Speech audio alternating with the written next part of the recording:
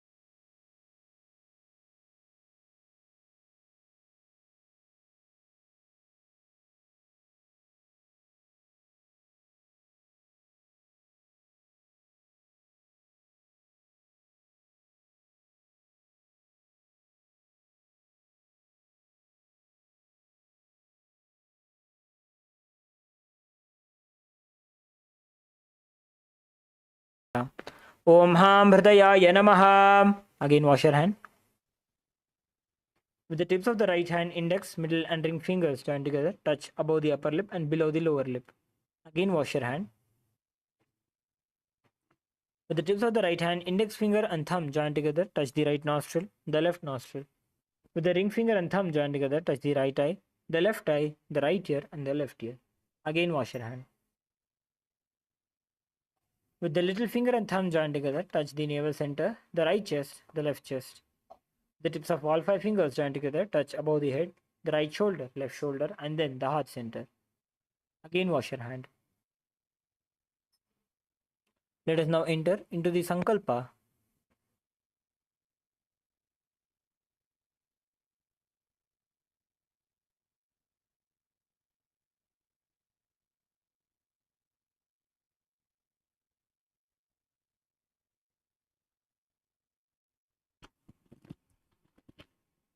Now, as we begin the Sankalpa, the conscious resolution, take a moment to first set your conscious resolution.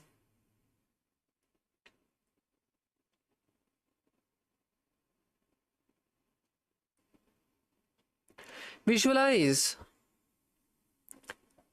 yourself in the way you want to manifest your body. Visualize the perfect health, yourself relieved of all diseases.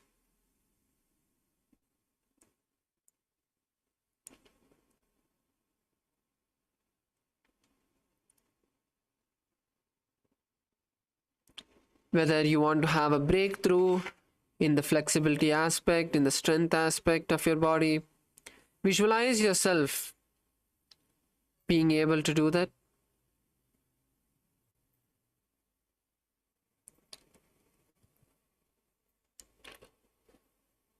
And now we will begin the Sankalpa mantra.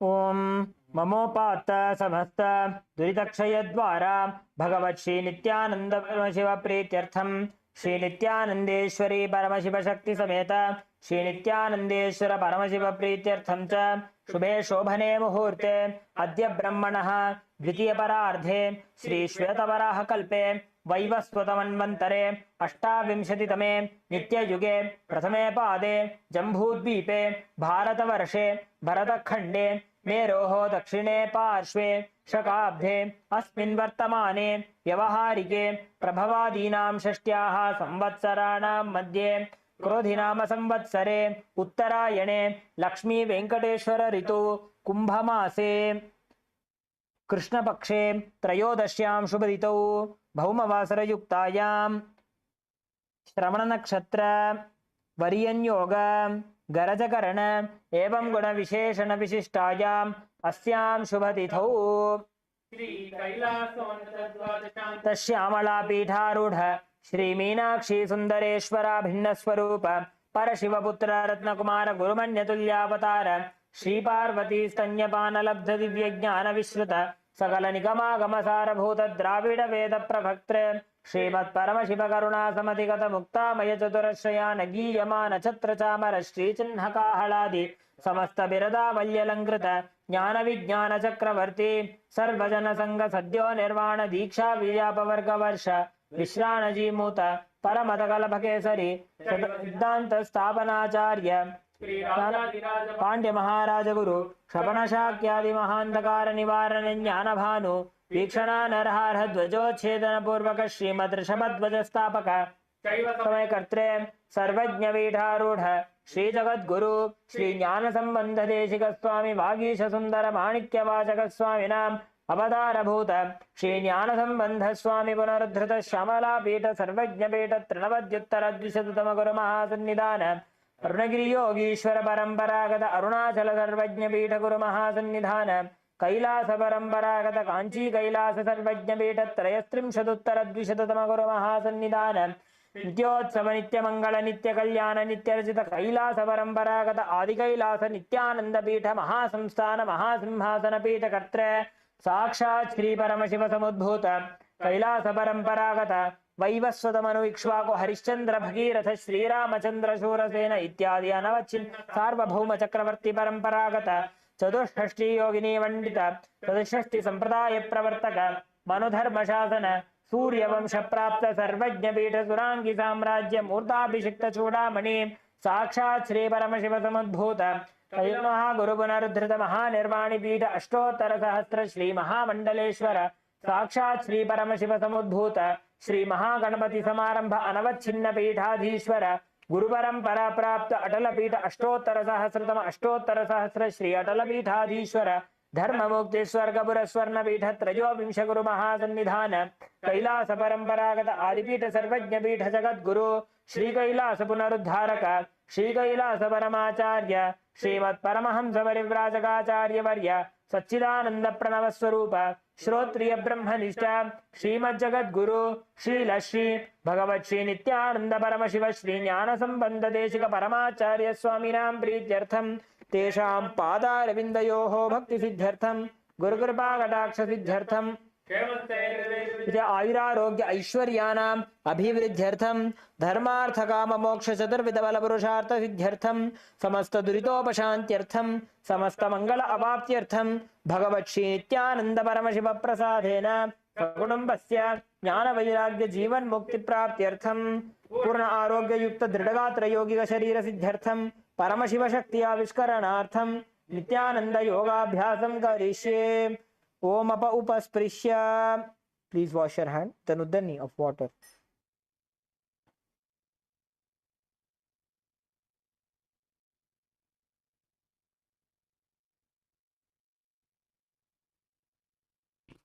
Yes, now we are going to be beginning with the skeleton dance. So let's all get up.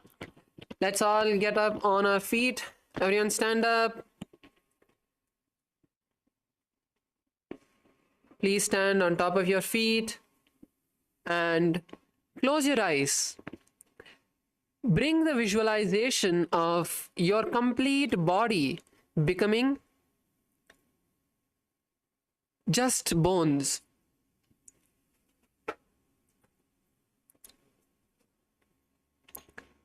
Now slowly start loosening your body, your hands, your fingers, your legs, and feel that all five of the four limbs on your head have become independent. They have got their own independent intelligence and moving like snakes in various different directions without any particular pattern or order. Start randomly and intensely shaking your body in every direction. Drop all of the laziness, tiredness, boredom, lethargy that you're experiencing, that you're having at Swamiji's feet.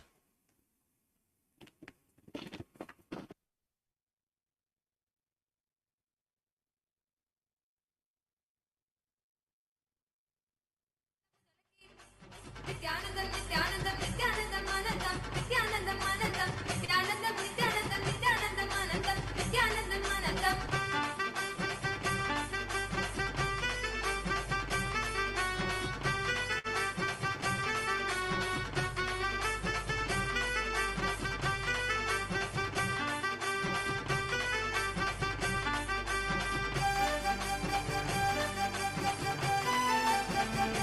Slowly start increasing the intensity.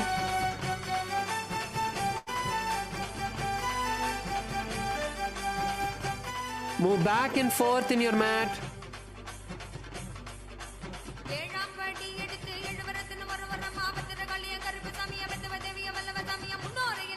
Continue to keep the visualization of the skeleton, that your body has become completely just bones.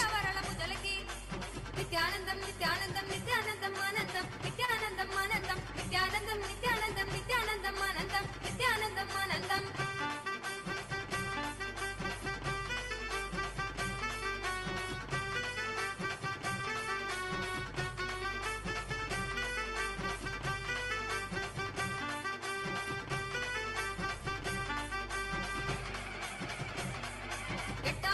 Intensely shake your body now. Shake, shake, shake, shake, shake.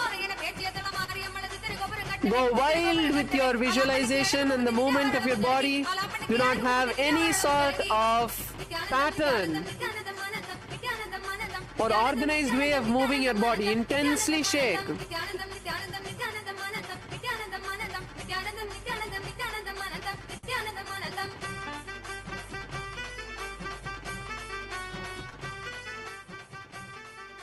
Slowly, very slowly, relax. Take a moment to just relax yourself and come to a stable position. Do not adjust anything. Just bring the awareness to the breath, the inhalation and exhalation.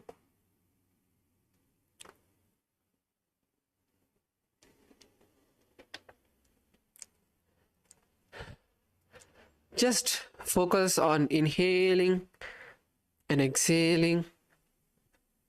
And the inhalation and exhalation of your body as deep as your knees.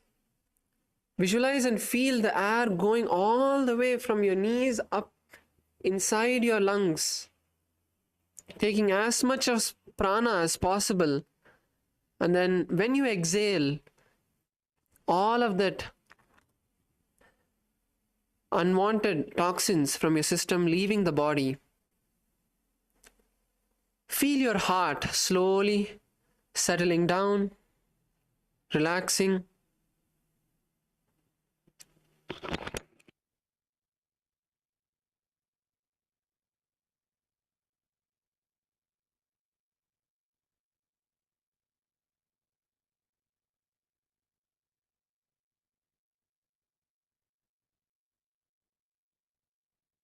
Now, slowly open your eyes. Now, if you need, you can adjust your mat, your dress, whatever you want to adjust, and then come to a seated position. We're going to be moving into the first asana of today. So today we are starting from asana 280. We are almost completed the Dvitiya Vinyasa Krama. Let's begin with the first asana, which is Swastikasana. Since Swastikasana, we are going to just sit in a cross-legged position. So there's a particular way of sitting. We'll focus on show you how the legs have to be. So each of your leg, the soles of your leg has to be between the gaps of the calves and thighs. So we are showing it to you now. So the right leg will be in the gap of the thighs and calves of the left leg, and the same with the left sole. Keep your back straight and place your palms in a comfortable position on your thighs, on your knees. And now gaze to your nose. So we are performing the visualization of swastika. So the swastika is the symbol of peace, well-being, good fortune and prosperity. And perform the Jiva Chala Kumbhaka. The Jiva Chala Kumbhaka is inhale, visualize the prana going all over your system, and then exhale.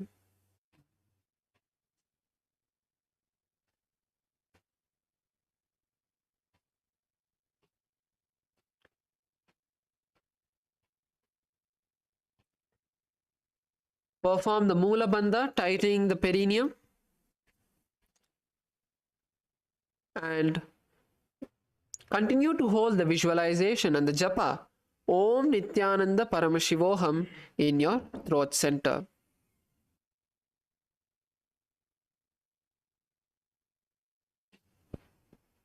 जानूर्गोरन्तरे सम्यक् कृत्वा पादतले उभे ऋजुकाय समासीनः स्वस्तिकं तत्प्रचक्षते.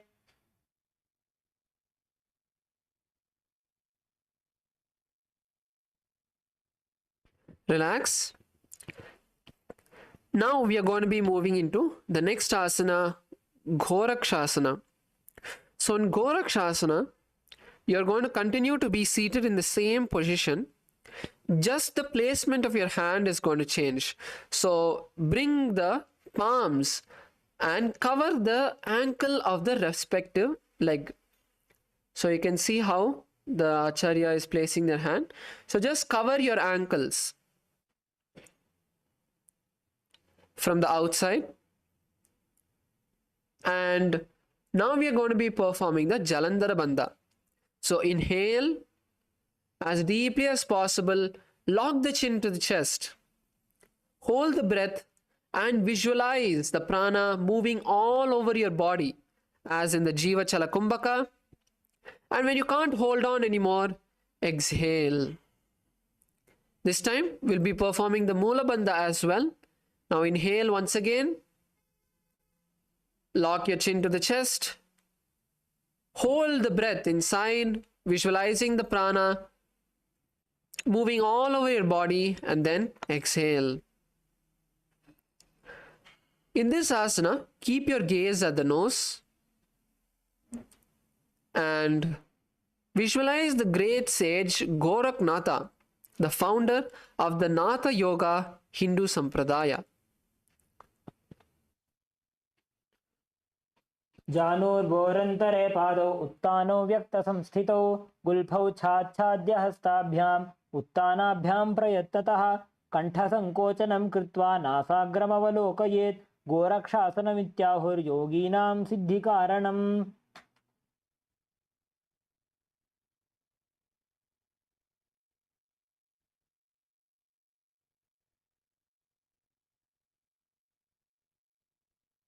Yes. Now we are going to be moving into the next asana, which is Bhagasana 2. So the Bhagasana is where we are going to be performing the Shanmukhi Mudra. So the Shanmukhi Mudra we had performed a few days before.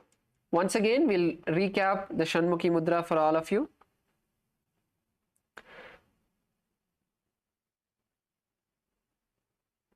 So the Shanmukhi Mudra is where you're going to lock all of your senses using the hands. So now let's first watch the screen.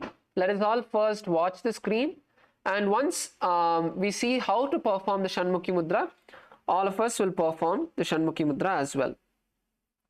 So now first is close the mouth with the little and index finger of both your hands. So with both of your hands, close your mouth.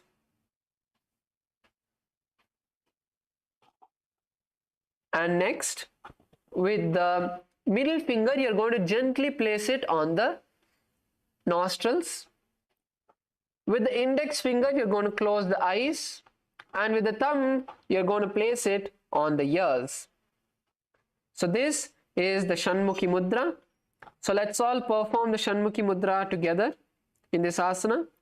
So you're going to inhale, take a deep breath, and then lock the, so you will keep your hands already on the mouth. So the little finger and ring on the mouth, on above and below the lips, closing the mouth. The index finger on the nose, the middle finger on the nose, the index finger on the eyelids, and the thumb on the ears. So when you inhale, you're going to inhale and gently close the nostrils with your index finger, with your middle finger. And when you can't hold on anymore, you will exhale. But do not remove the hands from the posture. Okay? So in the same seated position, perform the Bindu Mudra. The Shanmukhi Mudra. And visualize Swamiji in your inner space. During this asana, you're going to gaze to your third eye. Lock the eyes in the third eye and perform the Mula Bandha.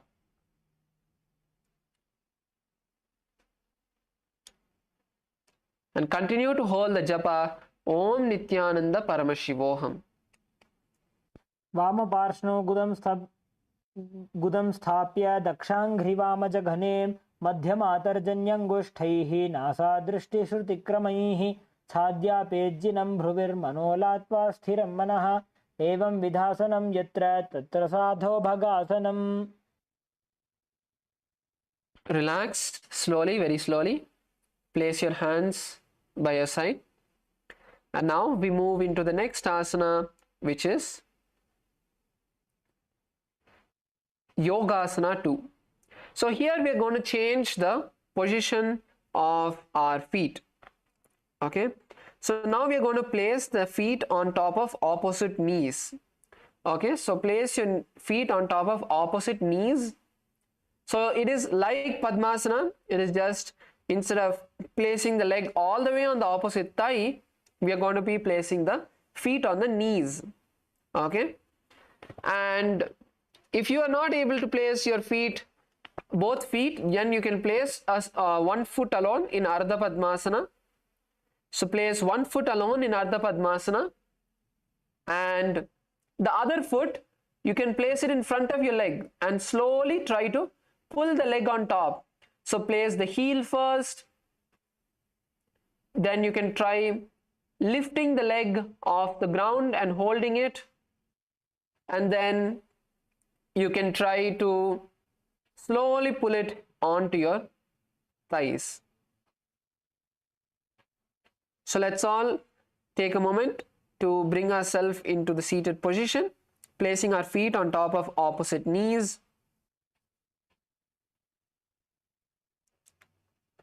And keep your back straight.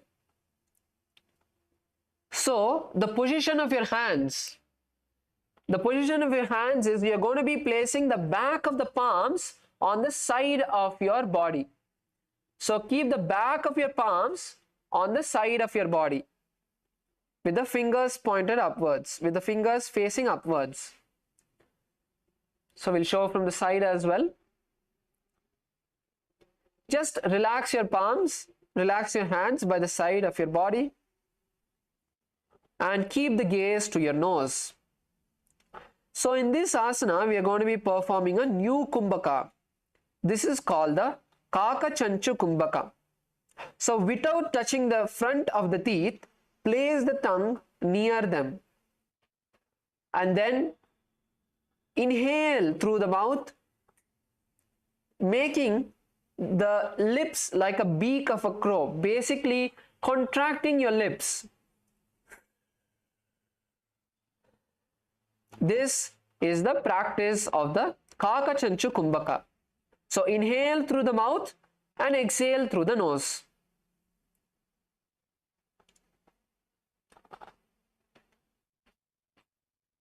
Now visualize Swamiji in your inner space and perform the Moola Bandha, tightening the perineum, lock the perineum,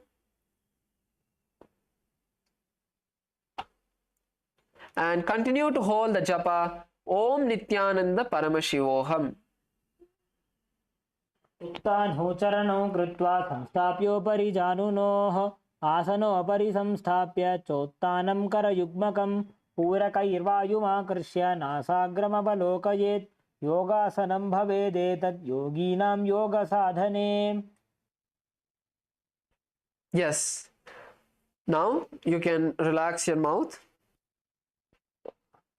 So the next asana is Urdhva Kukkutasana. So Urdhva Kukkutasana is where we will be continuing to place our legs in the Padmasana. So this time you can pull your feet even closer inside. Okay. So the previous asana we had the feet on the knees, opposite knees. This asana we are going to be placing our feet on the opposite thighs itself. So let's all place our feet on the opposite thighs.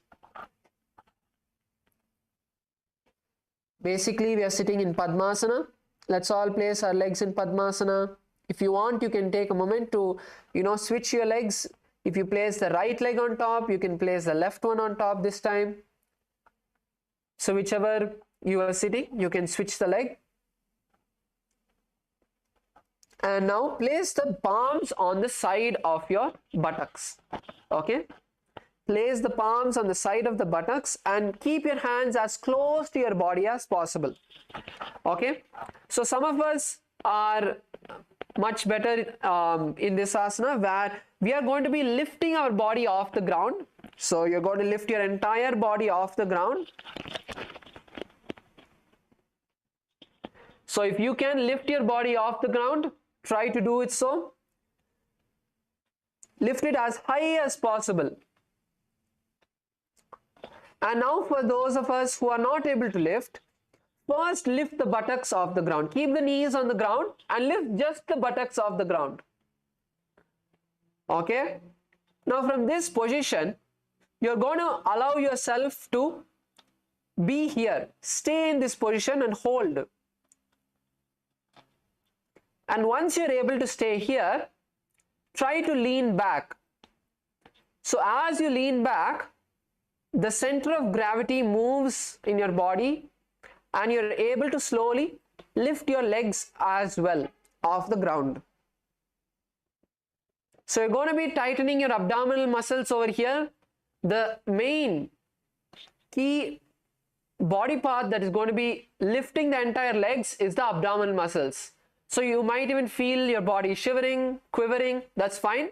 It's just your abdominal muscles tightening up.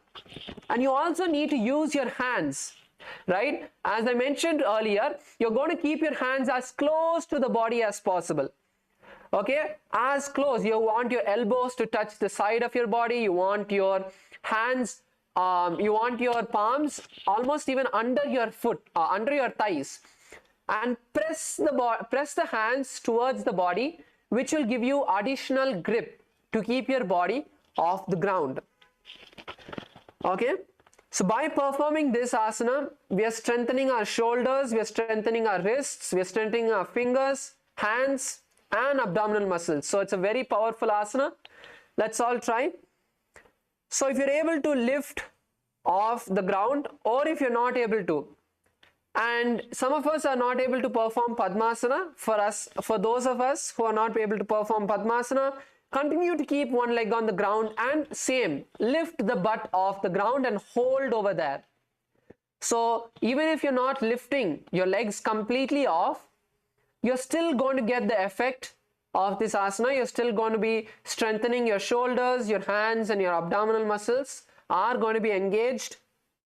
So lift the lift the buttocks off the ground and stay there as long as you can. When you can't, relax. Take a moment, take a quick breather of 2 to 3 seconds, and again lift up. So let's all once do this asana for 10 seconds. Let's all lift up first 10 seconds. So make sure legs are in Padmasana. Let's keep our hands. On your mark, get set, go. Lift your legs off the ground. 10, 9, 8, 7, 6, 5, 4, 3, 2, 1. Relax. Great. A lot of us were able to lift off the ground. That's beautiful. In KAILASA, Los Angeles, female side, there is someone lying down. If that person is fine, you can please ask them to just be seated and follow along with us. So we are not done with the asana yet. Just take a minute to, rotate your wrists, loosen them out.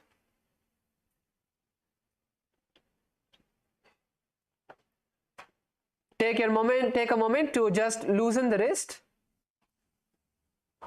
Push it back, push it down. Just open and close your fingers. Yes. Now we are going to be performing the asana once again. So once again, place your hands on the ground. Bring your feet back into Padmasana. This time we are going to be visualizing a rooster in our inner space, performing the Mula Bandha and lift our body off the ground. वाशिष्ठमत कौंडिन्यम ऊर्ध्वकुक्कुटमेव च अष्टावक्रमतोत्थानं मयूरं सेतु बंधनम. Relax, lower the body onto the mat. And now we are going to be moving into the next asana. So the next asana is Siddha Haratali Asana. So in Siddha Haratali Asana, continue to keep your legs in Padmasana. If you're able to sit in Padmasana, continue to keep your legs in Padmasana. Now place your hands in between of your feet. Okay, so you're going to not place your hand in the gaps of the thighs and calves. No, you're going to be placing your hands in between of the feet. So we lift it and we lift our legs and show you. So see, if you see over here, he's not placing his hands to the gap of the thighs and calves. He's just placing it behind both the feet in front of the perineum. So now you're going to be placing your hand there and keep your feet on the ground. That is all. So this is a simple asana. Just place your hands through the gap. We are not lifting our body. Do not lift your body off the mat. Continue to be seated. So continue to be seated and just place your hand over there. Okay, let's take a minute to all put our hand through the legs and be seated. So once again, showing to you how to do that. Just place it behind the feet. And now in this asana, visualize Swamiji in the inner space and perform the Kaka Chanchu Kumbhaka. So let me repeat the instructions of the Kaka Chanchu Kumbhaka. Contract the lips, open the teeth lightly, keep them apart. Place your tongue in between of the teeth, but do not touch the teeth to the tongue. And inhale through the mouth as deep as possible. Hold the breath there for a second and then slowly exhale through the nose. Let's perform the Kumbhaka again. Contract the mouth, contract the lips.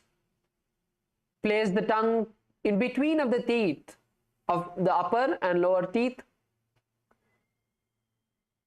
Inhale through the hollow of the mouth. Hold the breath for a second and then exhale.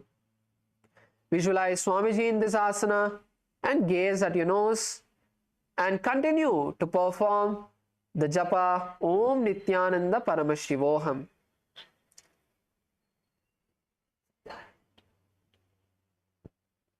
प्रथम पद्मासन को करे Astuto गोहोडासन दिगरे हृदय हथेली भूधरी राखे पोछा कोणासन में राखे दृष्टि हथेली की है जहां आसन लगवा राखे तहां नासा दृष्टि अचल ठहरावे सिद्धहस्तरी नाम कहावे. Yes.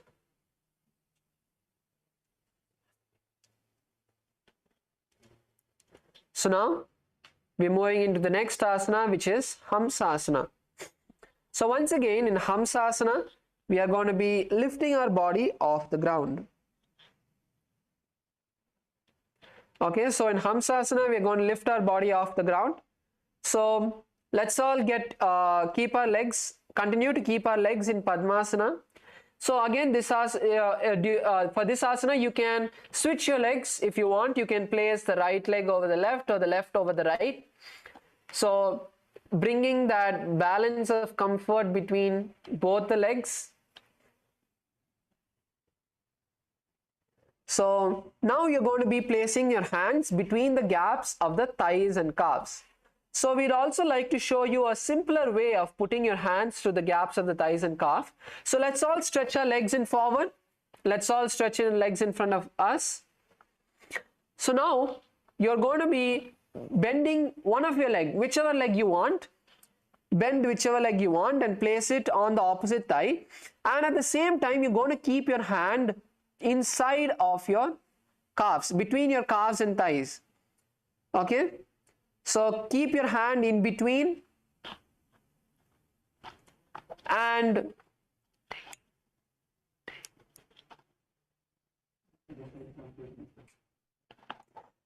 with the other leg, you're going to raise the other leg and place it onto the opposite thigh. So when you bring your leg, you are going to be crossing the leg on top of your elbows already.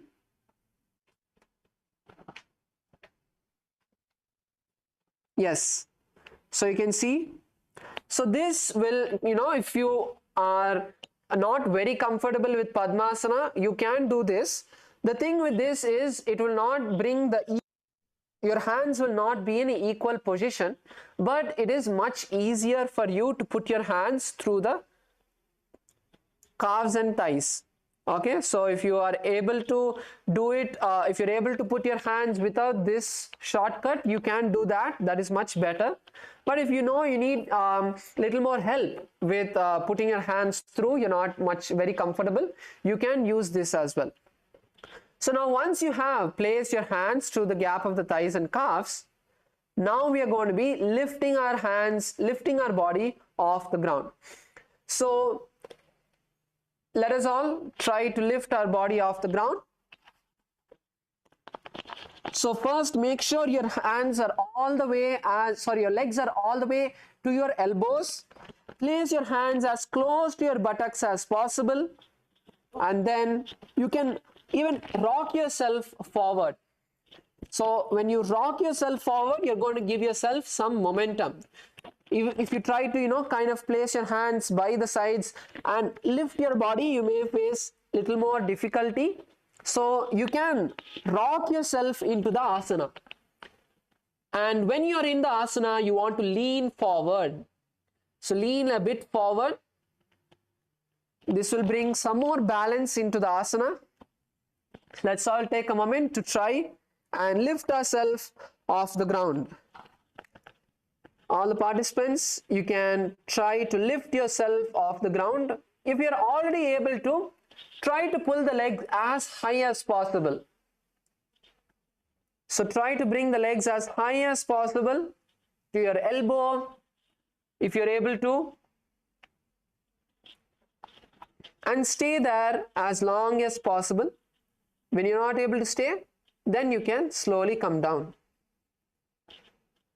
So for those participants who are not able to perform the Padmasana, you can place just one leg, continue to sit in Ardha Padmasana, and you can lift the body off the ground. So even if your legs, even if the front of your legs are still on the ground, if your knees are on the ground, that is fine. But at least let us try that. So lift your buttocks at least off the ground and stay on your hands. So your knees will be on the ground. Maybe if you're not able to perform the full Padmasana, one of your foot will be on the ground and your hands will be on the ground, but you're lifting your entire buttocks and thighs off the ground. So as we perform these asanas, it's going to strengthen our wrists, hands and shoulders. So let us all take a moment to first come into asana now, and we are going to stay over there for 10 seconds. So 3, 2, 1, lift your body off the ground. Visualize a swan in your inner space.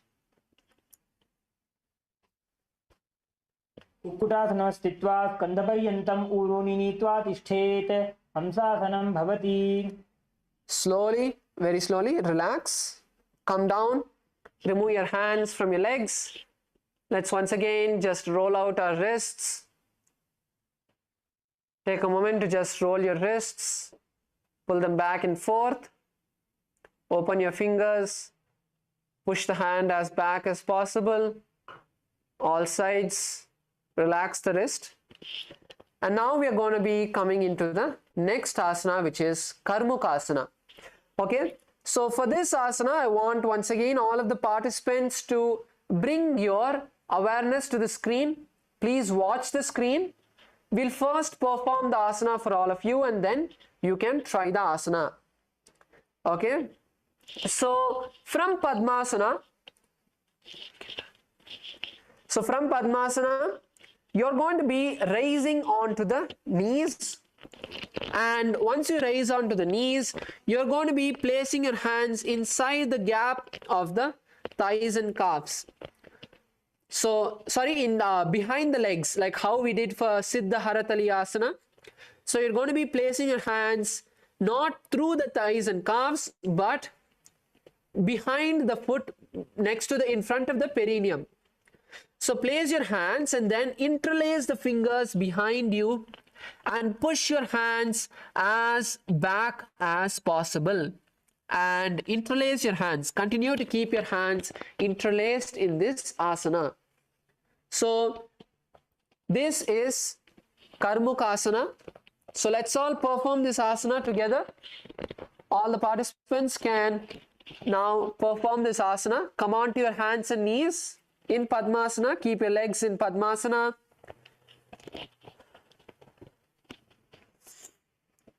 So keep your legs in Padmasana. Put your hands through the gap behind the legs.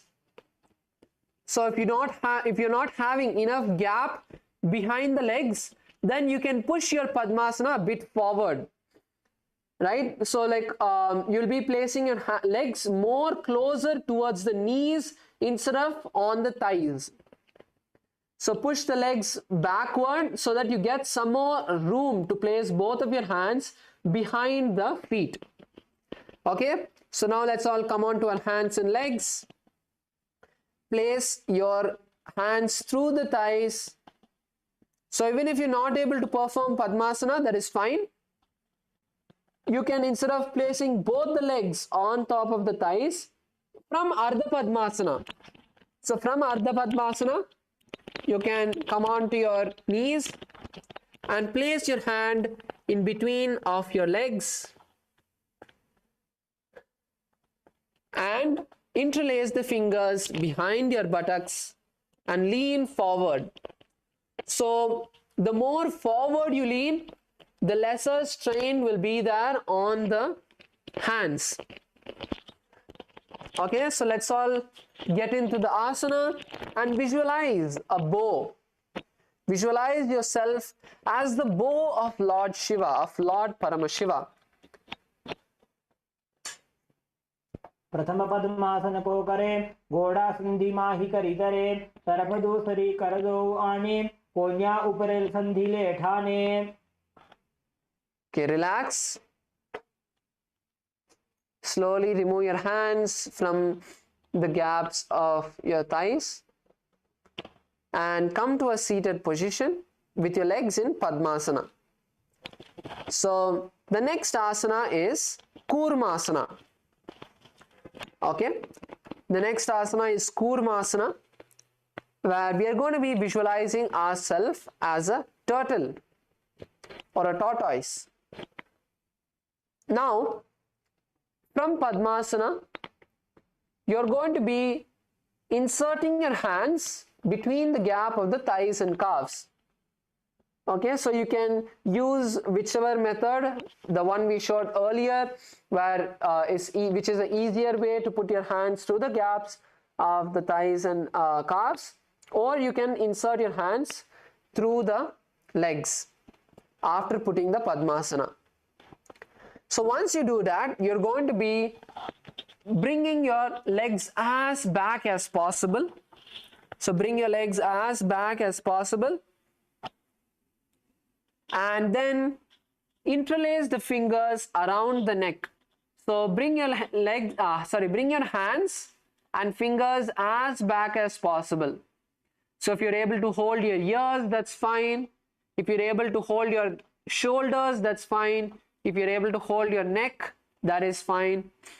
So interlace the fingers around the neck. Okay, let's take a moment to try this asana.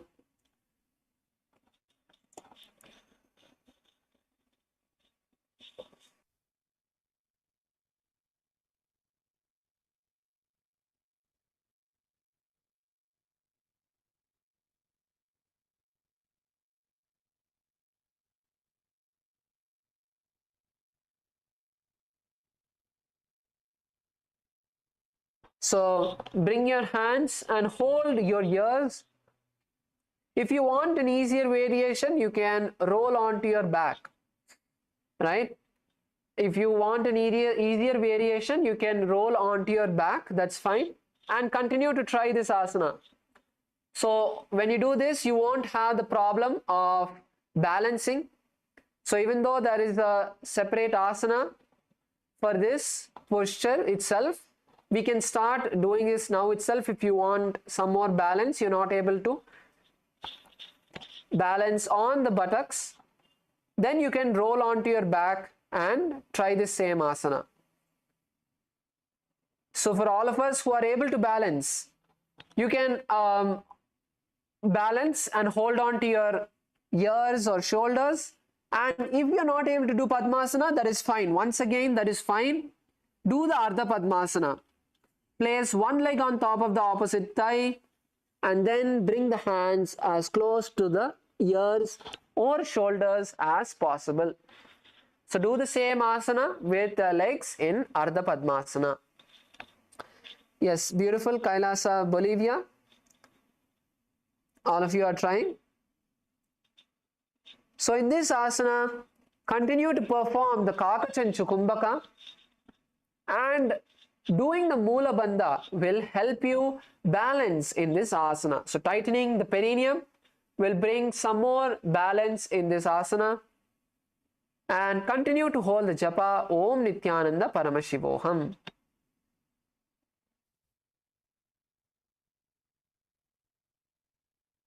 बाईजंग पर दक्षिण पावा दाईजंग परिबाइल्यावा पहल्या अंशरघाले हाथा. Okay, relax. You can open out your legs for a moment. Just roll your ankles as well, clockwise and anti-clockwise. Push the ankle, push the toes forward, and then pull it backward. Yes. So now the next asana is Granthi Bedasana. So Granthi Bedasana is a continuation of the same asana with just the Jalandhara Bandha, the addition of the Jalandhara Bandha. So let's all try this asana now. Let's all get into Padmasana or Ardha Padmasana. So let's all get into Padmasana or Ardha Padmasana and bring your hands as close to your head as possible. And now you are going to tuck your chin into the chest.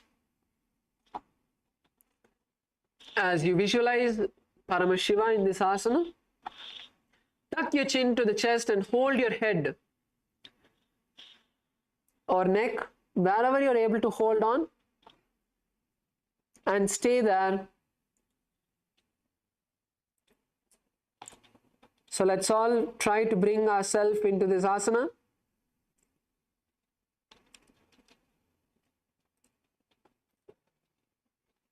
Pull your legs as close to your shoulder as possible. So pull your legs as close to your shoulder as possible. And then insert the hand through the gaps of the thighs and calf. And tuck your chin to the chest and perform the Jalandhara Bandha. So if you are able to balance, like in Kailasa, Bolivia, the first in Kailasa, Bolivia, camera 1, there is Amma who is able to balance. Actually, there are many of them. That's beautiful. You can all perform the Kakachanchu Kumbhaka, which is inhale with the mouth contracted, with the tongue slightly in between of the teeth. Inhale through the mouth, perform the Jalandhara Bandha, and then exhale through the nose.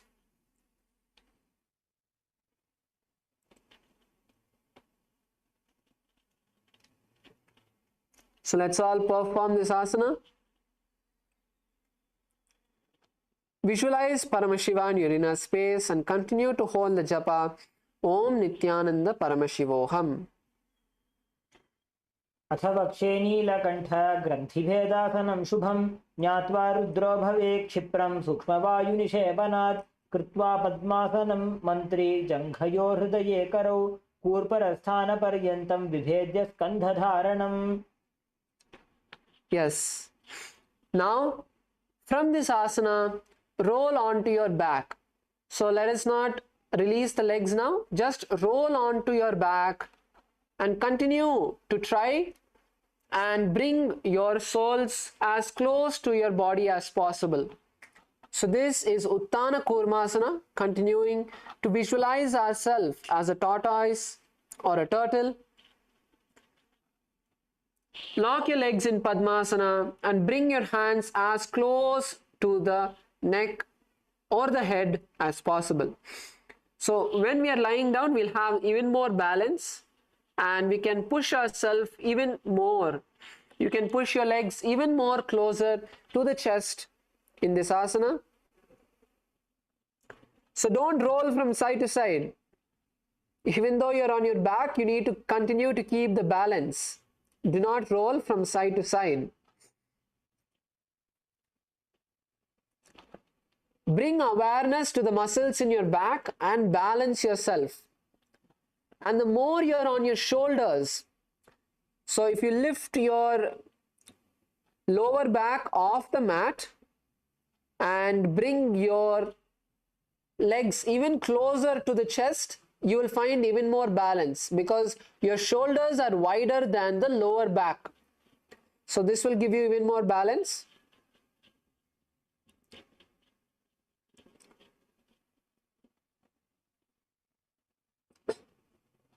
Over here, continue to perform the Kakachanchukumbhaka and gaze at your nose as you continue to hold the japa Om Nithyananda Paramashivoham inside of you.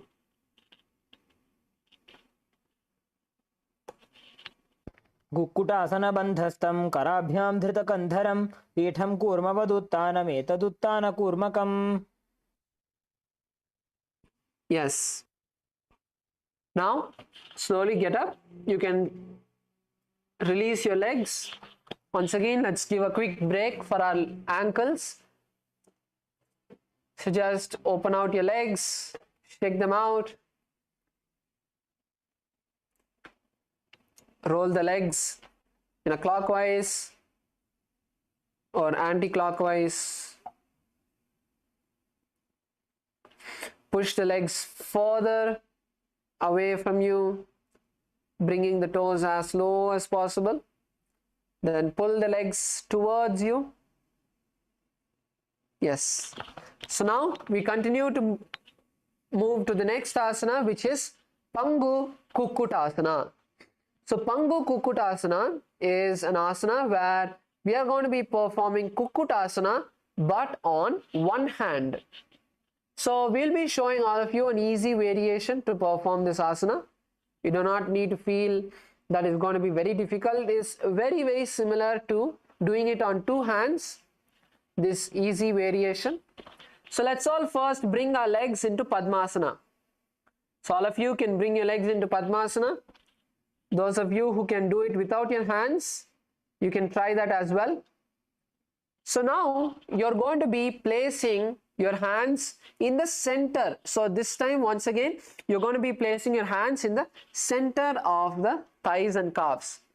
So place both your hands through the thighs and calves, and you're going to be placing the right hand on the ground. Place your right hand on the ground and then place your left hand on top of the right hand.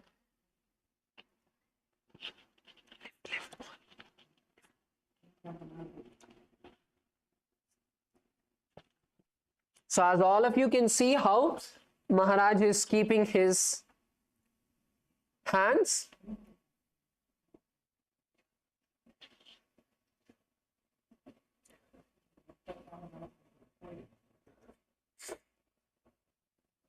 So as you can see how Maharaj is keeping his hand on top of the other hand, that's how you're going to be placing your hands as well. So now, once you place one hand on top of the other, now the same technique as Kukkutasana. So lean forward first and lift your buttocks off the ground, and then slowly lift the legs off the ground as well. So this is the easier variation for all of you to perform without using both the hands. So let's all try. Let's all try this asana now. So place your legs in Padmasana. Insert the hand through the gap of the thighs behind the legs, in between of both the legs, the gap that forms. Insert your hand over there. Then place the right hand on the ground, and then place the left hand on top of the right hand. So for some of us, placing the hands on top of each other, stacking them would be easier. For some of us, holding your wrist. For some of us, holding the wrist will be easier. Whichever is easier for you, whether it is stacking your legs or holding the wrist, you can perform whichever variation of holding your hand that is comfortable for you.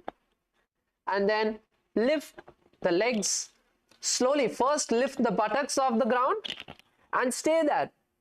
So lift the buttocks off the ground, stay there, and then lean back.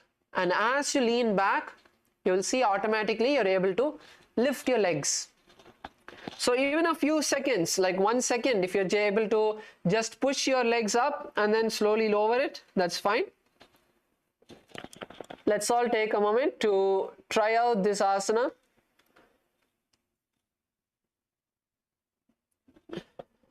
So if you performed on the right side, you can perform on the left as well. So if you performed on the right hand and you're able to lift, then place the left hand on the floor and then place the right hand on top of the left hand, and then lift your hands off the ground. So in this asana, you're going to be visualizing a rooster and perform the Mula Bandha. The Mula Bandha will also help you to tighten the abdominal muscles as well. Basically, you're going to be tightening the entire body during this asana. So lift your body off the ground, visualize the rooster, and hold the japa Om Nithyananda Paramashivoham.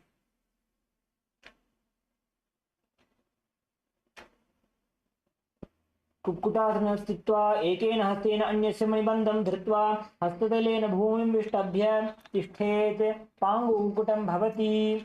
So how many of us were able to lift our body off the ground on either the right or left hand? Just raise both your hands if you were able to do. And let's take this moment to also just, rotate our wrists. So if you are able to lift your body, just raise your hand and rotate your wrist. Others can rotate your wrist with your hands on the ground, with the hands forward. So how many of you were able to lift your body off the ground? Okay, that's good. Some of us in KAILASA, Bolivia and KAILASA, Los Angeles were able to. That is good.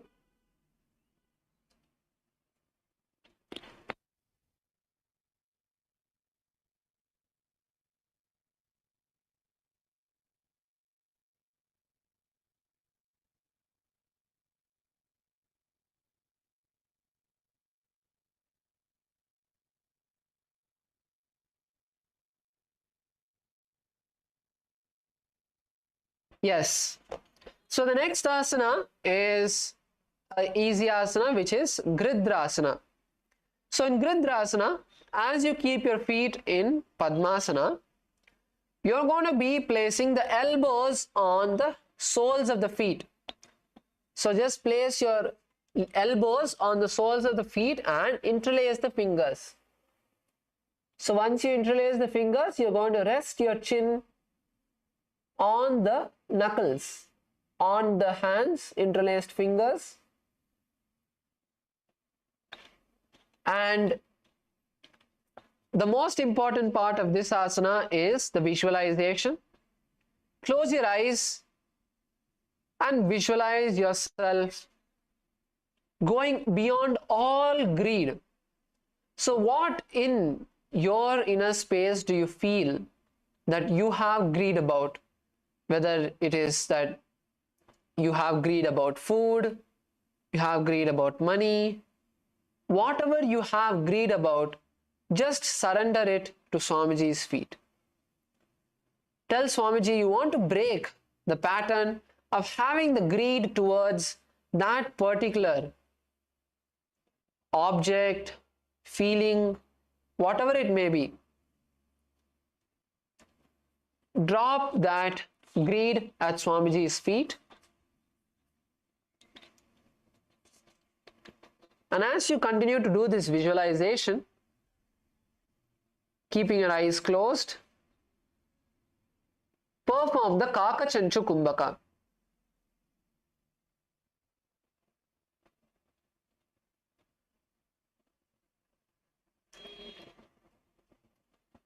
Perform the Kaka Chanchu Kumbhaka and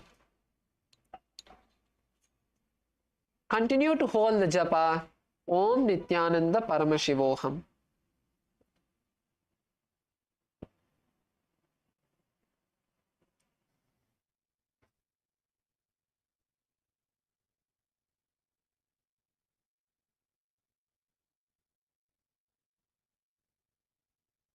तानोर्वोरन्तरे पादौ उत्तानो व्यक्तसंस्थितौ गुल्फौ छाच्छाद्य हस्ताभ्याम् उत्तानाभ्यां प्रयत्नतः कण्ठसङ्कोचनं कृत्वा नासाग्रमवलोकयेत् गोरक्षासनमित्याहुर्योगीनां सिद्धिकारणम्.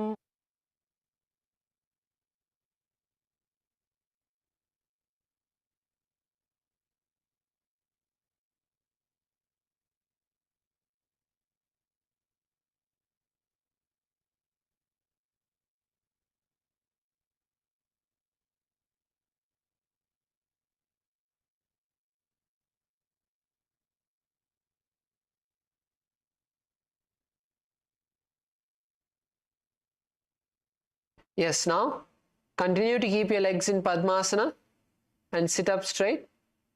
If you want, you can switch your legs, which if it's getting uncomfortable.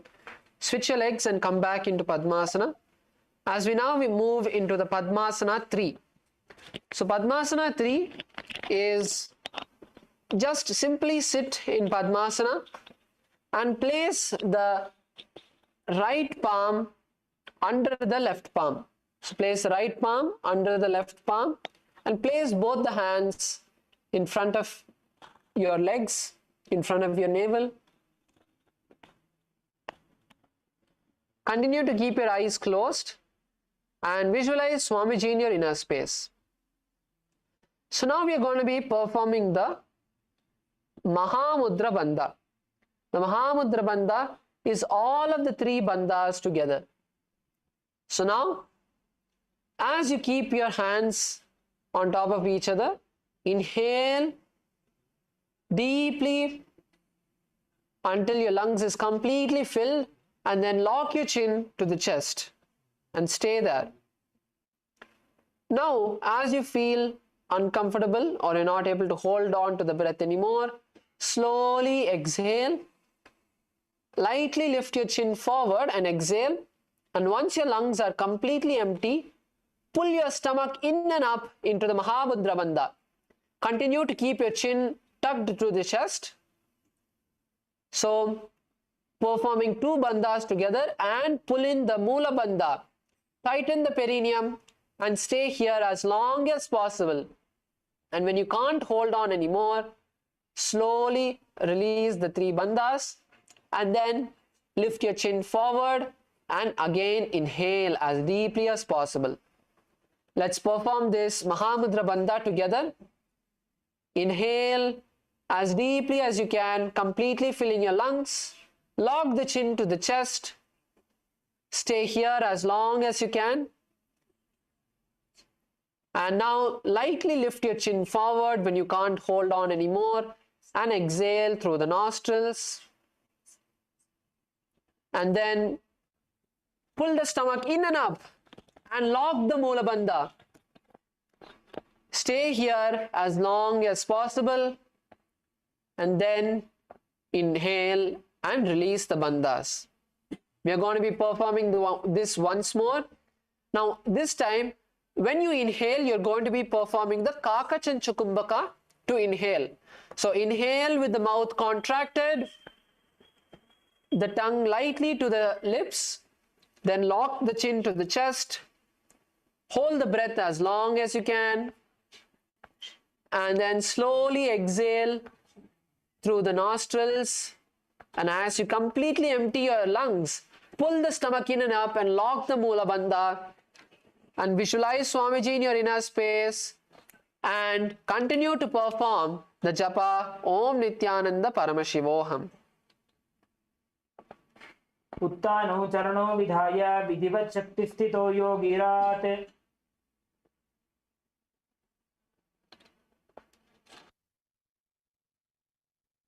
Yes. Now relax. And now we move into Padmasana 4. So Padmasana 4, continue to keep your legs in Padmasana and place the palms on the respective knees. So in this asana, you're going to visualize Paramashiva in your inner space. So now take a minute to visualize Paramashiva. Keep your eyes closed. Lock your eyes to the tip of the nose. You can keep your eyes closed and just bring the eyes to the tip of the nose and start visualizing Paramashiva. Visualize the 25 heads, 50 hands, 75 eyes, holding the various weapons, having Devi, Parashakti, in his lap, golden in color, with one hand in Abhaya, blessing you, and with the other hand in Varada, along with the 50 hands, continue to perform the Kakachanchukumbaka and hold the japa as well of Om Nithyananda Paramashivoham. एतत् पद्मासनं कुर्यात् प्राणवायु प्रसिद्धये शुभासनं सदा ध्यायेत् पूरयित्वा पुनः पुनः ऊरुमूले वामपादं पुनस्तद्दक्षिणं पदं वामोरि स्थापयित्वा च पद्मासनमिति स्मृतम्. Yes, relax and open your eyes. The next asana is Karmukasana 2. So Karmukasana 2 is where we are going to be sitting in Padmasana. Continue to be seated in Padmasana. And now place, so your left hand, let's start with the right side. So your left hand is continuing to be on the left knee. And with the right hand, index and middle fingers, you are going to be holding on to the big toe of the left leg. And you're going to pull the leg as back as possible and leave it front. So you're basically rotating the big toe and also the entire ankle. Okay, so you're rotating the big toe and as well as the ankle, pulling the leg as back as possible. And now once you have done it on the right with the right hand, next you're going to switch the leg. So then you'll be placing the, so if you sat with, for example, previously if you first sat with the right leg on top of the left leg, then you will do it with the left hand. If you placed your right leg on top of your left leg, you will do it with the left hand. If you sat with your left leg on top of the right leg, then you will do it with your right hand. So whichever leg is on top, that leg is with which you're going to be performing this Karmukasana 2. So rotate your legs like you are pulling a bowstring. pull it as back as possible. So if you're done a few rotations with your left hand, then switch to the right, then once again switch. Visualize yourself as Paramashiva's bow in your inner space and continue to hold the japa Om Nithyananda Paramashivoham. अथान्यासनमावक्ष्ये योगपूरकरक्षणात् कृत्वा पद्मासनं पाद अङ्गुष्ठजङ्घयो स्थितं हस्तमेकं तु जङ्घाय कार्मुकं कूर्परोर्धकं पद्मासने समाधाय अङ्गुष्ठं परिधावयेत्. So this asana, Karmukasana 2, is the basic asana for the next asana, which is Karmukasana 3. So in Karmukasana 3, what we are going to be doing is first open your legs out. So open your legs out in front of you, and you're going to be sitting back in Padmasana, but you want to bring the foot as deep into the thigh as possible. So pull your leg as deep into the thigh as possible, and you're going to be wrapping your hands around the leg. So you're going to cross your hands behind the back.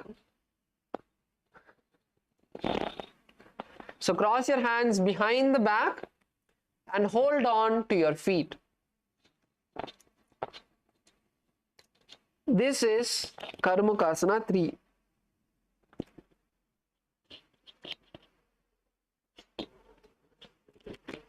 So for this asana, you can take the help of a partner, so they can help you to pull your leg or pull your hands as back as possible, so you're able to perform this asana. So first, place your legs as back as possible, cross your hands behind the back, help them to hold on to their legs, and then pull the leg as much as possible. All the way from the ankle you can pull the leg so that they're able to hold on. So let's all try this asana. All of us can try this asana. So even if you're not able to do the Padmasana, that's fine. Just sit with one leg on top, one leg in the bottom, cross your hands behind the back, and try to hold on to the opposite sides. So you can first do with one hand, then you can switch the foot and do it with the other side as well. So even if you are able to hold on one side, that is great.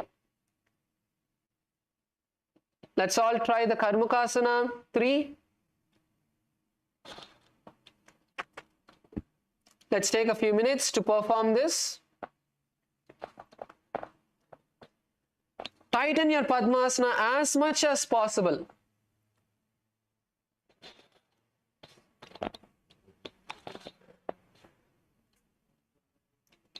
And when you exhale,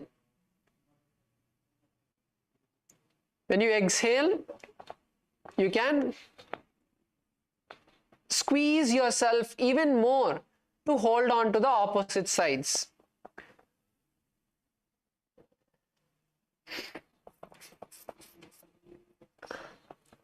So let's all try the Karmukasana. So in my experience, if you ask me what is the easiest way to do this, first I would keep my legs nice and tight, and then I would first hold on to the leg which is on top, because the leg which is on top is automatically going to move further away, because the leg on the bottom is already locked by the leg which is on top. So I would first hold on to the leg which is on top as much as I can, and then I would attempt to hold on to the leg which is on the bottom, which will make it much easier.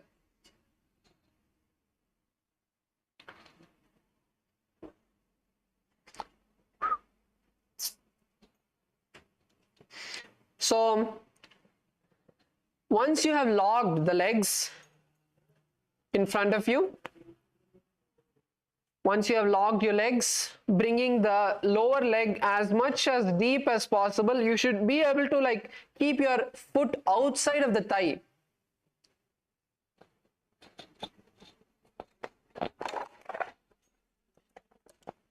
So you would keep your foot as back as possible. Your foot has to come outside of the thigh. So your foot has to come all the way outside of your thigh, and then you will bring the opposite leg as well. So again here, your leg is almost outside of the thigh. It's outside of the thigh, the feet, the toes are outside of the thigh. So then cross your hand. So cross the hand, hold on to the big toe, and then squeeze yourself lightly leaning forward, and then hold on to the opposite toe. So this is the Karmukasana 3. So once you have performed with your right leg on top, then you can switch your legs. So then place the right leg as the down leg, as the first leg on top, then the left leg. Wrap your hand behind the back and see if you're able to hold on. For some of us, one of the leg would be easier, so that is good. Try on both sides and see which is your comfortable side.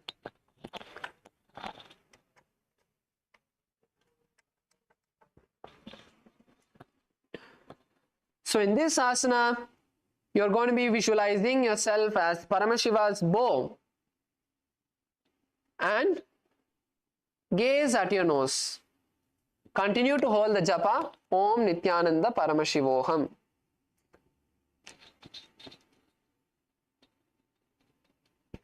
अथान्यासनमावक्षे योगपूरकरक्षणात् कृत्वा पद्मासनं पाद अङ्गुष्ठजङ्घयो स्थितं हस्तमेकं तु जङ्घाय कार्मुकं कूर्परोर्धकं पद्मासने समाधाय अङ्गुष्ठं परिधावयेत्.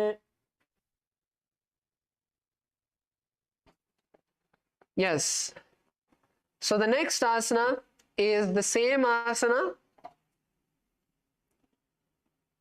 So in this asana, it is just the change of the visualization to visualize ourselves as Paramashiva, as Paramashiva's third eye, as the third eye of Paramashiva, bringing the visualization of the third eye and fixing your gaze at the third eye as well. So let's all continue to perform this asana. Visualize ourselves as the third eye. Bring your gaze to the third eye and continue to hold the japa Om Nithyananda Paramashivoham. कार्मुकासनमाक्षित्य उदरे पूरयेत् सुखं तदा वायुर्वसो याति कालेन सूक्ष्मवायुना कृत्वा पद्मासनं मन्त्री वेष्टयित्वा प्रधारयेत् करेण दक्षिणो नैव वामपादान्तिकं ततम्. Yes. So the next asana is Nagrasana. So now, keeping your legs in Padmasana, cross your hands behind the back. So you're going to, from this asana that we had done, the Karmukasana 3 and the Dridasana, you're going to interlace your, you're going to cross your hand behind the back, holding on to the opposite toes, and now try to slowly lie down. Try to slowly lie down, and at the same time keep the hands on the holding the toes. So this is the Nagrasana. So if you're not able to hold on to the toes, that's fine. Just hold on to one toe if you can, onto one side if you can, and lie down on the back. Visualize a snake in your inner space and you can perform the Sahaja Kumbhaka. Sahaja Kumbhaka is where you inhale the prana through the nose.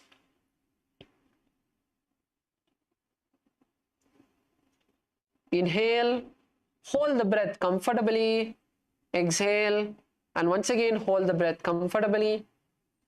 So lie down on your back with the hands crossed. If you're not able to hold on to both of your toes, that is fine. Just lie down with your hands crossed behind the back. And if you're not able to keep the Padmasana, that is fine. You can go a step lower where you just keep one leg on top of the other and lie down with your hands crossed behind the back. Try to keep the knees together.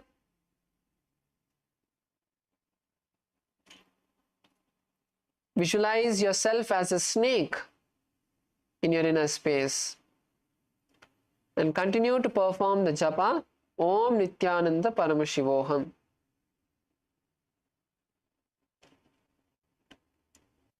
प्रथम पद्मासन कोठाने दो हाथ पाछाने आने पाद अंगूठा पकड़े आनी सोबई कहुन्या कुल्या पानी गोड़ा जंघ अग्र को दाशे मस्तक को समसूधो राशे नासा अग्र दृष्टि को धरे आसन नग्र ऐसे विधि करे नासा रोग जो ना रहे विशाल pin सजोय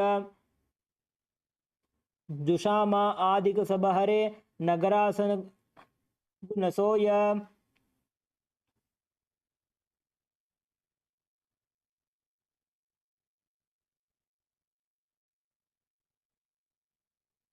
Now continue to lie down on your back and slowly release your legs from the Padmasana. Straighten the legs and then slowly bend the knees to your chest and wrap your legs.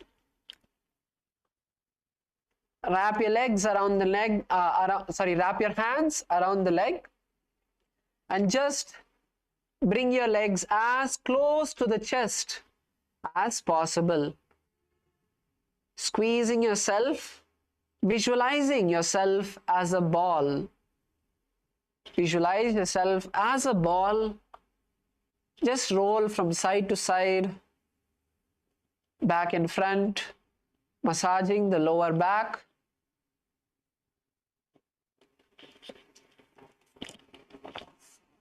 Let's take a minute to settle into this asana.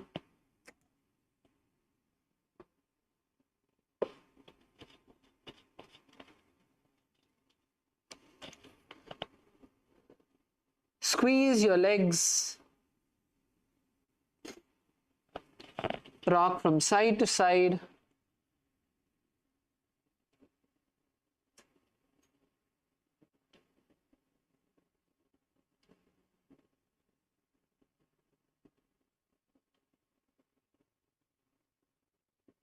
Continue to hold the japa Om Nithyananda Paramashivoham in your inner space.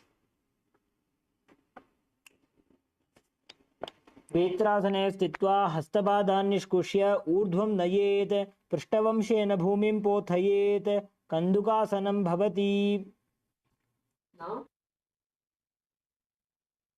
Now relax. You can release your hands from the legs. And now we move into Urdhva Pavanasana. So this asana, a lot of us are already experts of. Now just keep your legs keep your feet flat on the floor with the knees pointing up. Interlace your fingers behind the neck and just lie down, relaxing yourself. So a lot of us are already experts of this asana. So during this asana, visualize yourself as Swamiji, gaze to the nose and continue to hold the japa Om Nithyananda Paramashivoham.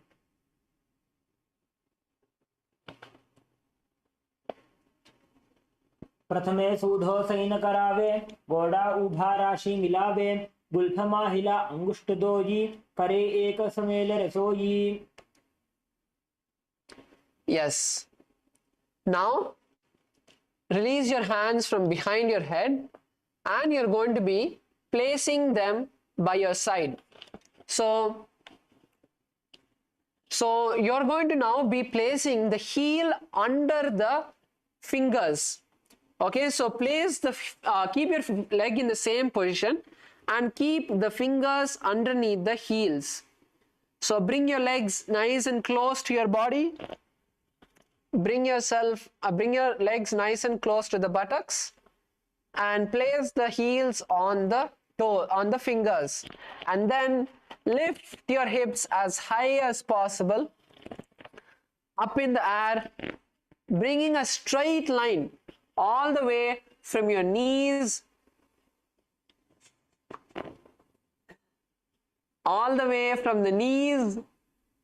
to the shoulder.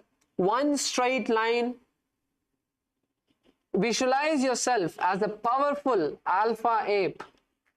So bring that power and lift your hips up. Let's all stay in this position for a few seconds. Lift your hips up. Tighten the perineum with the Mula Bandha. Tighten your abdominal muscles. Push your shoulders onto the ground.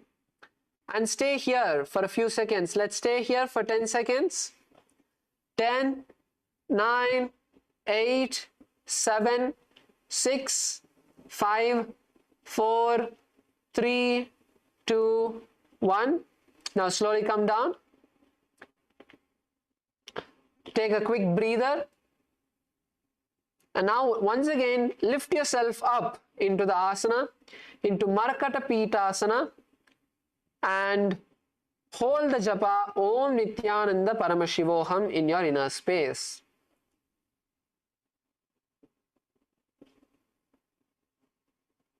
उत्तानशयनं पादतले उत्तानहस्तयोः स्थापयेत् पृष्ठभागमुत्तमयेत् मरकटपीठं भवति. Yes. Now slowly place your feet onto the ground, your buttocks onto the ground. So the next asana is Uttana Shikihi Pitakasana. So this asana is a continuation of the previous asana. So we'll first show you the asana and then you can perform it. Okay, so lift your hips up off the ground, and as you lift the hips up, you're going to be bringing your hands onto the hips. So bring your hands onto the hips and support your hips. Okay, and now slowly straighten the feet. Straighten the knees as much as possible. Straighten the legs as much as possible. Even if your feet come off the ground, that's fine. Try to straighten the knees as much as possible. So this is why you're placing your hands on the hip for the balance. So place your feet as straight as possible. This is the Uttana Shikipitakasana. So let us all perform this asana together. Let's all lie down onto the back. So place your hands by your hip, and as you raise your hip up onto your shoulder, bringing the entire body onto the shoulder, slowly bring the elbows under the hips.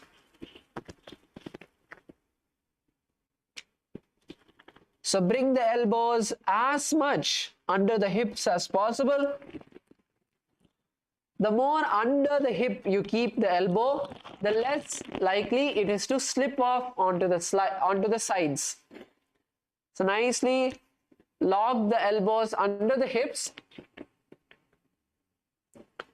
and visualize Swamiji in this asana. Gaze to the nose and perform the japa of Om Nithyananda Paramashivoham. जङ्घूरुबलहीनश्चेत् उत्तानशिखिपीठकम् अप्रमत्तः प्रकुर्वीत भुक्तेः प्राग्विजितेन्द्रियः. Now slowly bend your knees and lower the body down. Bend your knees and lower the body onto the ground. As we now move into the next asana, which is Narakasana. Okay, so for this asana, we are going to be lying down on the ground, and from this lying down position, so first bring the knees, bend the knees, and then you're going to be placing the hands like how you did in the previous asana. You're going to be placing the hands on the hip. Then kick the legs up. Kick the legs up and come on to your shoulders.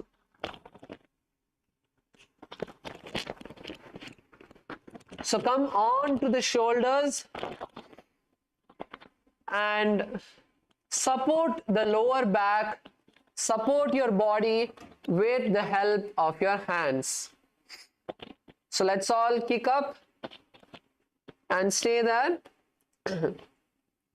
So if you're not able to lift your back off the mat, that is fine. Just lift the legs alone up and try to straighten the legs as much as possible. And if you're able to, push the hip up. Push the hip up and stay there.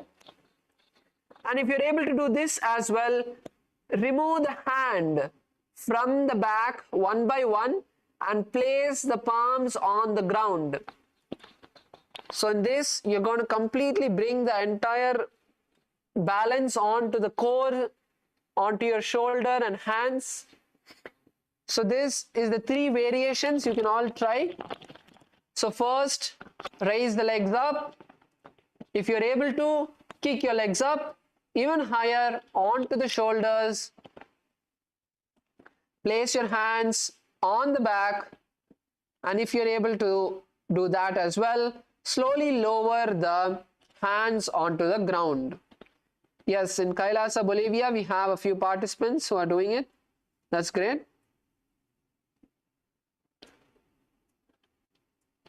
Visualize yourself traveling through Naraka, which is the hell,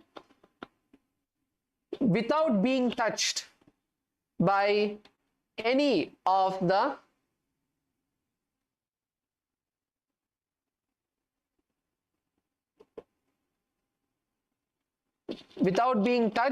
anything, just traveling through the hell downward.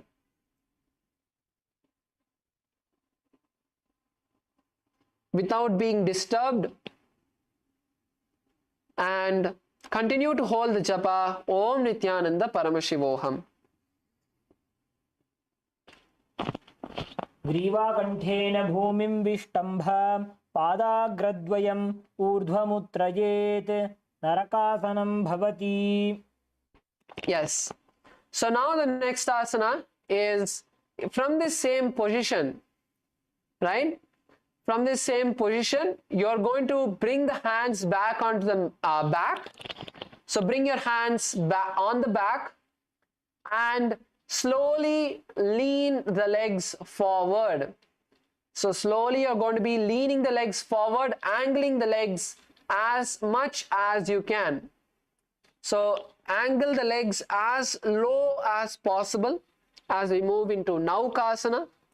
So let's all try this asana now. So bring the hands back, raise the legs up, raise the legs up. Place your hands on the back to balance yourself. Then slowly lower the legs as low as possible. Even if your legs slip, you're not able to hold on anymore, just lower the legs onto the ground. And then once again, lower the legs as much as possible. Okay, so it's not lower to the head, but on the opposite side. So if you're not able to lift your hips off the ground, raise your legs up. So we'll show that variation as well.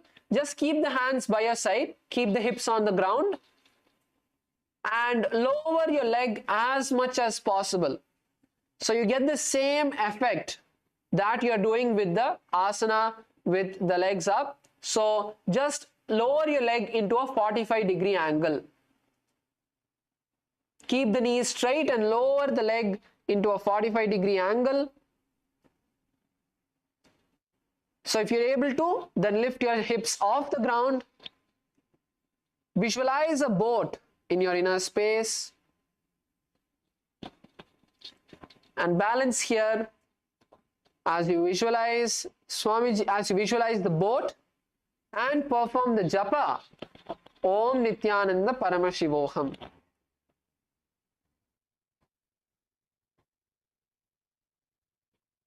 नौकावत् स्थित्वा ऊर्ध्वं पादाग्रद्वयं नयेत् तिर्यन्नौकासनं भवति. Now let's take a quick break. Lower your legs onto the ground. We have another asana which is Dvajasana, which is in the same type of asana. So lower yourself onto the back. Let's have a quick breather. And now once again lift your legs up and place the hands on the back and lift the hips up. Come on, lift the hips up. And now you're going to slowly place the hands onto the mat, visualizing a flag. You can visualize the KAILASA flag in your inner space.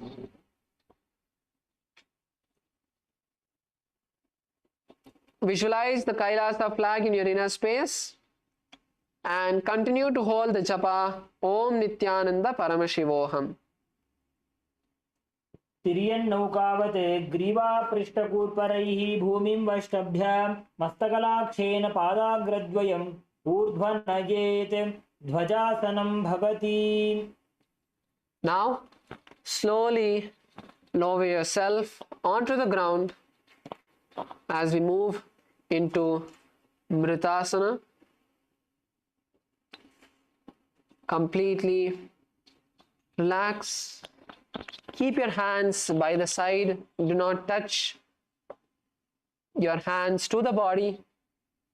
Just relax the hands by the side.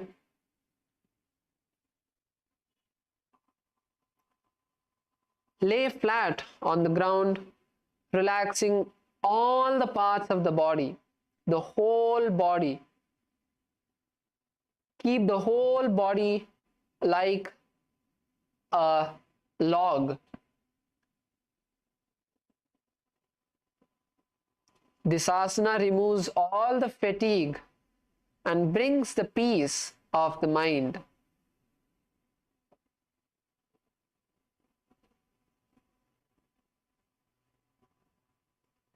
The mudra for this asana is the Shakti Chalana Mudra. So let's perform the Shakti Chalana Mudra. As you visualize the Kundalini energy moving through all of the 7 chakras, pulling the Kundalini energy through all the 7 chakras to the crown center. So visualize inside of you, there is a golden energy in the root of the spine. Start visualizing this golden energy move up from the Mooladhara, which is the root center, the base of the spine, moving up to the Swadhisthana,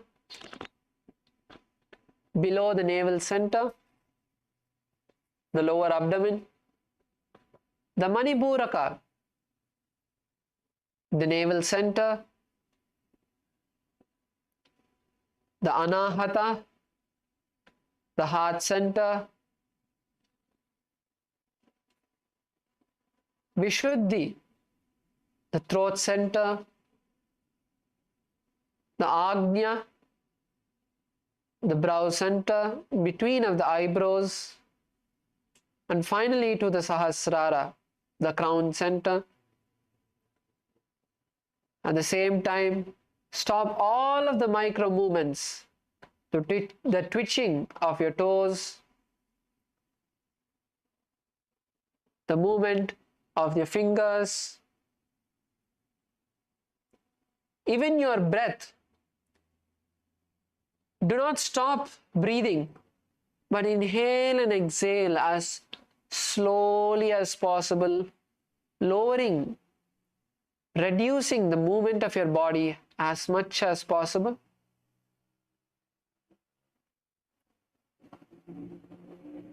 Reduce the movement of your tongue.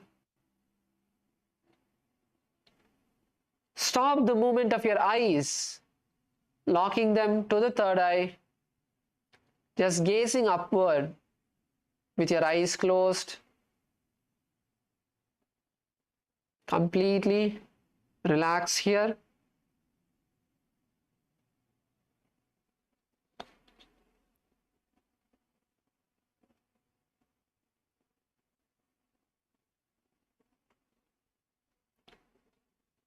And now visualize Swamiji in your inner space. Whichever form, whether it is day before yesterday's darshan, the new dress and style that Swamiji had graced each one of us, the 3 or 4 pendants on his chest, the bright red dress with the golden spots and the small crown, or it is a form of Swamiji where he is not having any jewels, casual, with the hair just tied above the head, or with a simple turban on the golden simhasana. Or maybe you have seen Swamiji physically during some of the programs.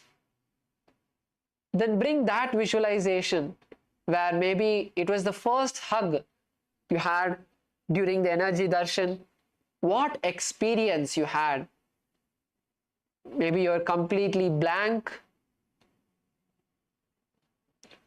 or you had some particular vision inside of you. Bring awareness and cherish that moment.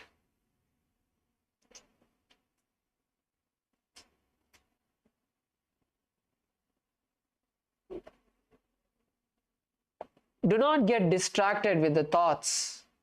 Unclutch from all of the thoughts. Do not think about what today's breakfast might be, or maybe you have a very urgent thing that is waiting for you back home. Maybe your stomach is not fine. Whatever it may be, do not allow the thoughts to come inside of you. This space of just unclutching, if you slip into that space of restful awareness with awareness, knowing that you are there, that is samadhi. Without awareness, unconsciously going into that state is what we call as sleep. So do not allow yourself to slip into the sleep or the tiredness. Be aware of your entire body, bringing the visualization of Swamiji in your inner space.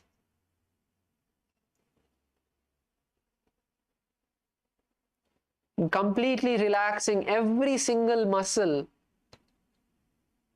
internal and external.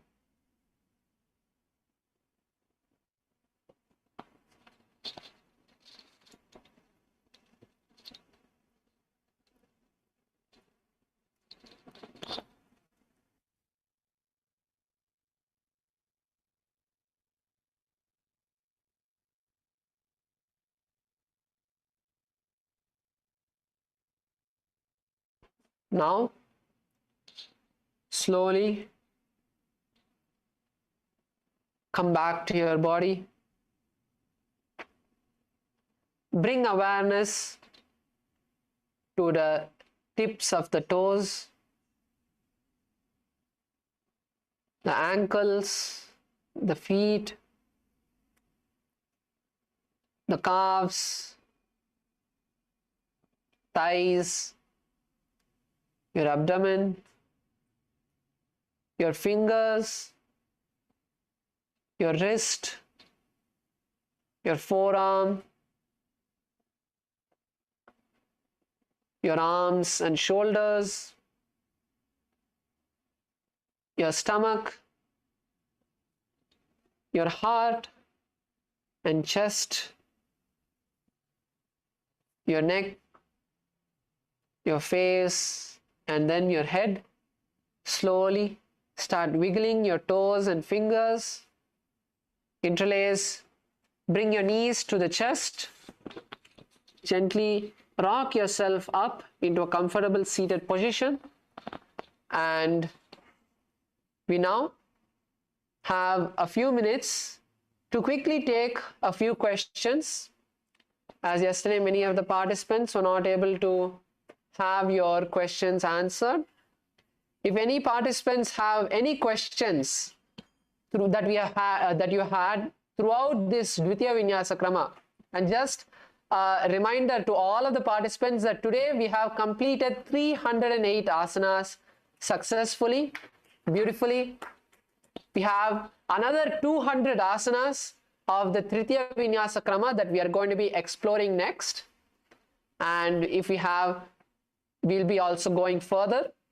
So if any participants have any questions, maybe you had some experiences, you had some pain or discomfort during any asanas, or you want to know the meaning of particular asanas, whatever it may be, you can come forward to the mic and ask your questions.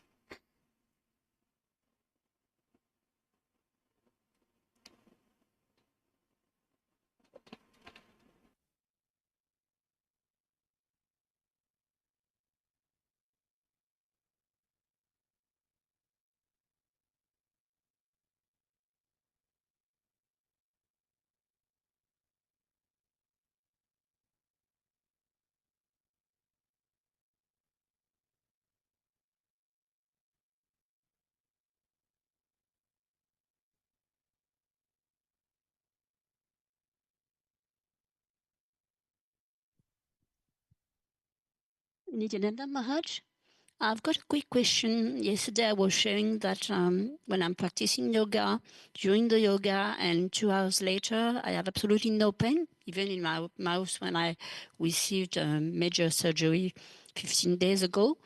Is there something specific or any specific asana that I could practice so that the pain goes away even longer?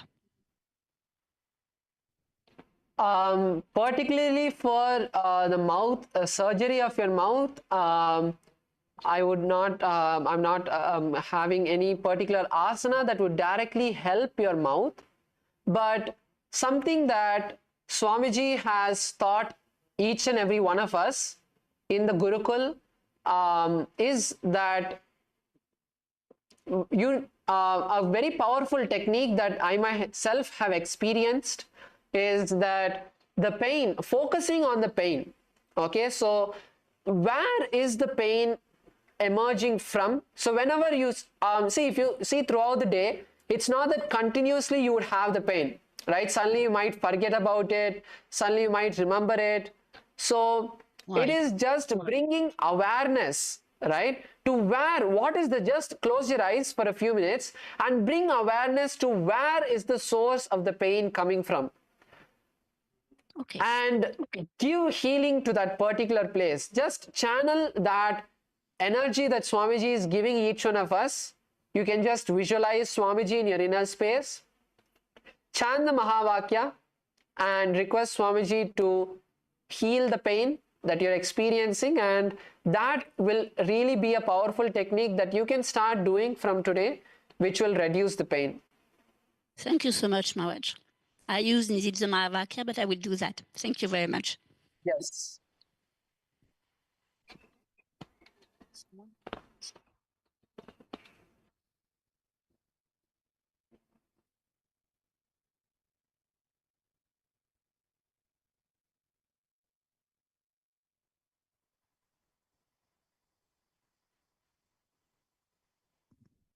Nithyananda Maharaj. This is Jessica from LA. Where can we learn more? Nithyananda Ma, where can we learn more about the animals, the visualizations, and their meaning? So we can share the Dvitiya Vinyasa Krama book with all of you.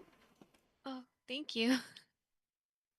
So actually, if you go to the Pinterest, so I hope you are familiar with the social media platform Pinterest. So in KAILASA's SPH Nithyananda Pinterest account, we have uploaded the complete 508 asanas of the Dvitiya Vinyasa Krama. So that is one place where you can look at all of the various visualizations of the asanas. Or if you want more details also, we can share with you the book. So we will share the book with all of you, the Dvitiya Vinyasa Krama and Tritiya Vinyasa Krama book, maybe today or tomorrow, and you can use that to go through the complete asanas and the visualization. Thank you so much. That's wonderful, Maharaj. Thank you. Dhyanam.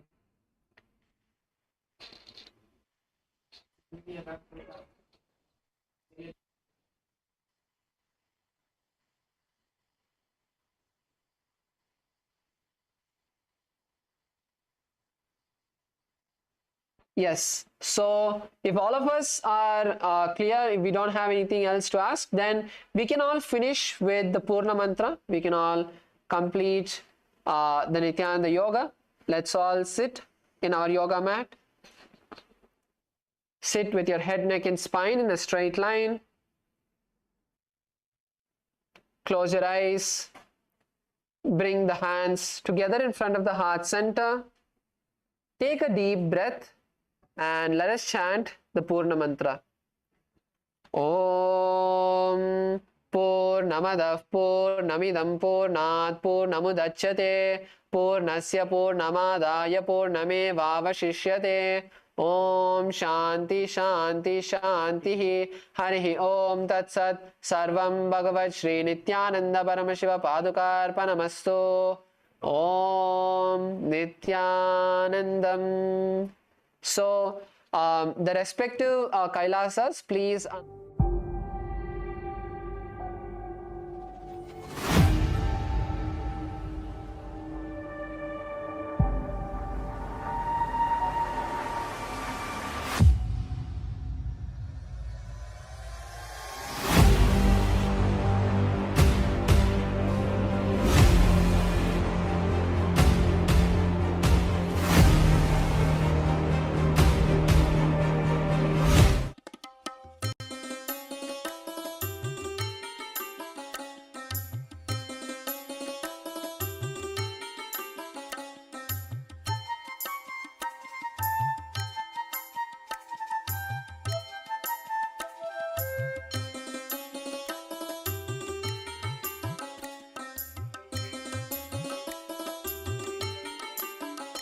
Nithyanarayana Govinda Madhava, Nithyanarayana Govinda Keshava, Nithyanarayana Govinda Madhava, Nithyanarayana Govinda Keshava, Nithyanarayana Govinda Madhava, Nithyanarayana Govinda Keshava.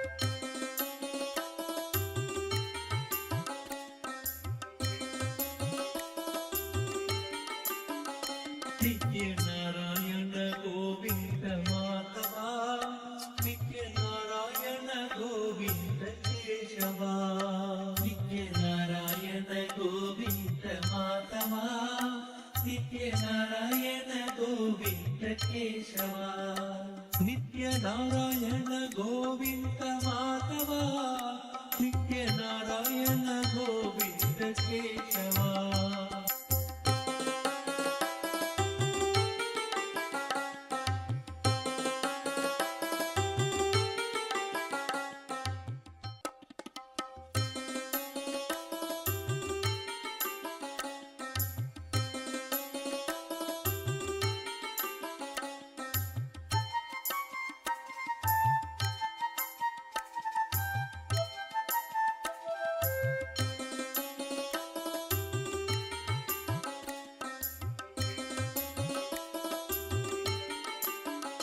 नित्य नारायण गोविन्द माधवा नित्य नारायण गोविन्द केशवा नित्य नारायण गोविन्द माधवा नित्य नारायण गोविन्द केशवा नित्य नारायण गोविन्द माधवा नित्य नारायण गोविन्द केशवा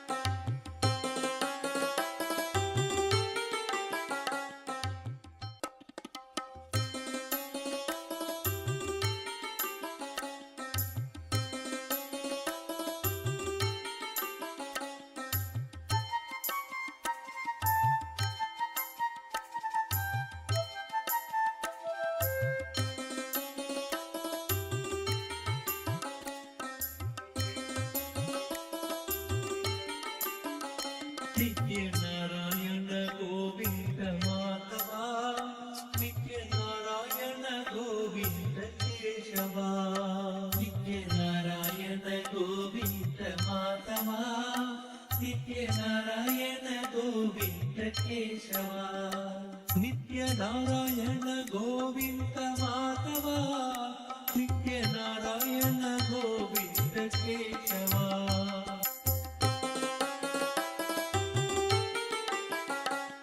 नित्य नारायण गोविन्द माधवा नित्य नारायण गोविन्द केशवा नित्य नारायण गोविन्द माधवा नित्य नारायण गोविन्द केशवा नित्य नारायण गोविन्द माधवा नित्य नारायण गोविन्द केशवा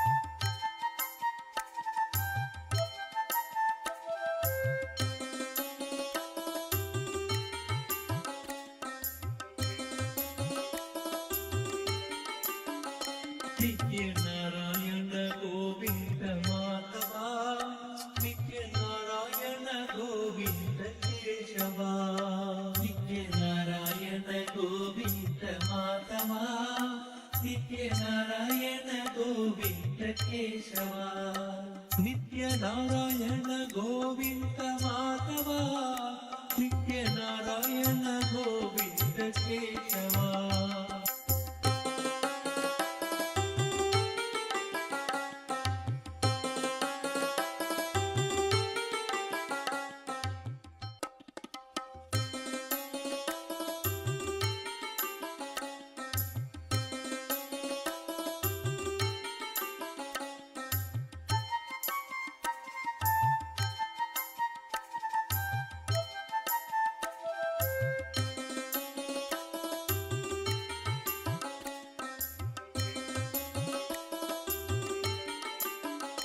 नित्य नारायण गोविन्द माधवा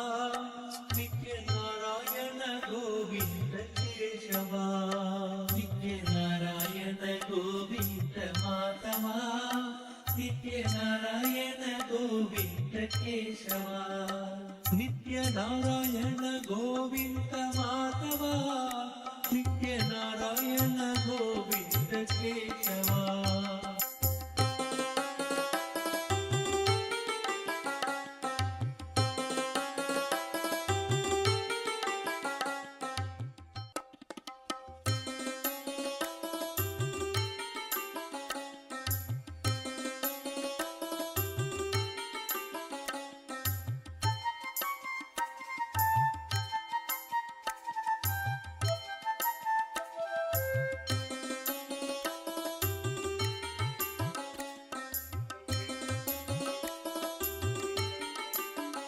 ನಿತ್ಯ ನಾರಾಯಣ ಗೋವಿಂದ ಮಾಧವ ನಿತ್ಯ ನಾರಾಯಣ ಗೋವಿಂದ ಕೇಶವ ನಿತ್ಯ ನಾರಾಯಣ ಗೋವಿಂದ ಮಾಧವ ನಿತ್ಯ ನಾರಾಯಣ ಗೋವಿಂದ ಕೇಶವ ನಿತ್ಯ ನಾರಾಯಣ ಗೋವಿಂದ ಮಾಧವ ನಿತ್ಯ ನಾರಾಯಣ ಗೋವಿಂದ ಕೇಶವ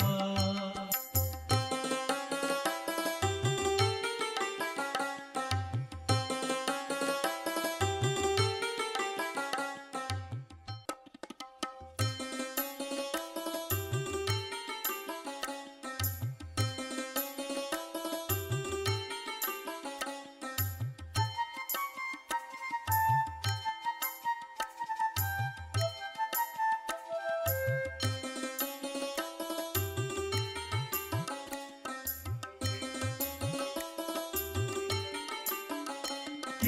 ನಾರಾಯಣ ಗೋವಿಂದ ಮಾಧವ ನಿತ್ಯ ನಾರಾಯಣ ಗೋವಿಂದ ಕೇಶವ ನಿತ್ಯ ನಾರಾಯಣ ಗೋವಿಂದ ಮಾಧವ ನಿತ್ಯ ನಾರಾಯಣ ಗೋವಿಂದ ಕೇಶವ ನಿತ್ಯ ನಾರಾಯಣ ಗೋವಿಂದ ಮಾಧವ ನಿತ್ಯ ನಾರಾಯಣ ಗೋವಿಂದ ಕೇಶವ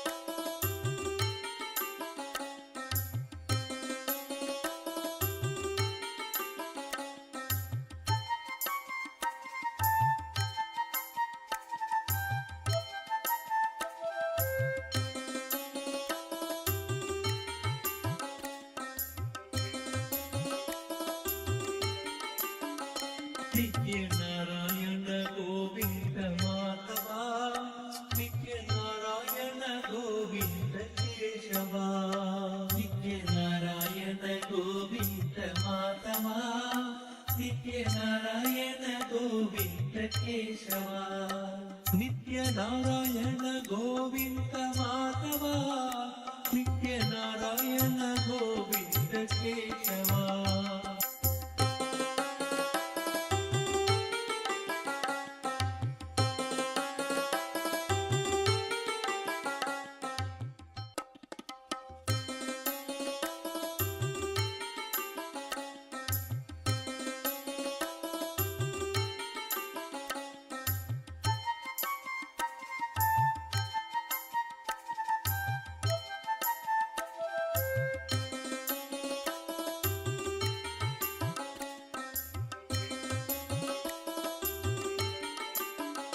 ನಿತ್ಯ ನಾರಾಯಣ ಗೋವಿಂದ ಮಾಧವ ನಿತ್ಯ ನಾರಾಯಣ ಗೋವಿಂದ ಕೇಶವ ನಿತ್ಯ ನಾರಾಯಣ ಗೋವಿಂದ ಮಾಧವ ನಿತ್ಯ ನಾರಾಯಣ ಗೋವಿಂದ ಕೇಶವ ನಿತ್ಯ ನಾರಾಯಣ ಗೋವಿಂದ ಮಾಧವ ನಿತ್ಯ ನಾರಾಯಣ ಗೋವಿಂದ ಕೇಶವ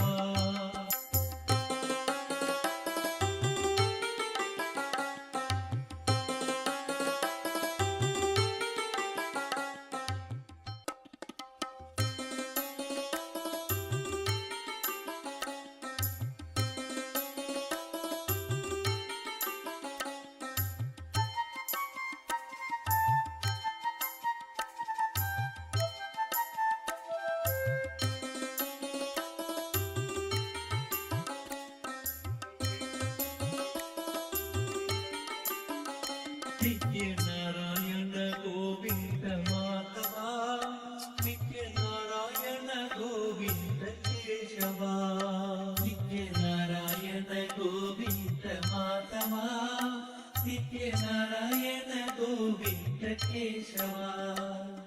ನಿತ್ಯನಾರಾಯಣ ಗೋವಿಂದ ಮಾಧವ.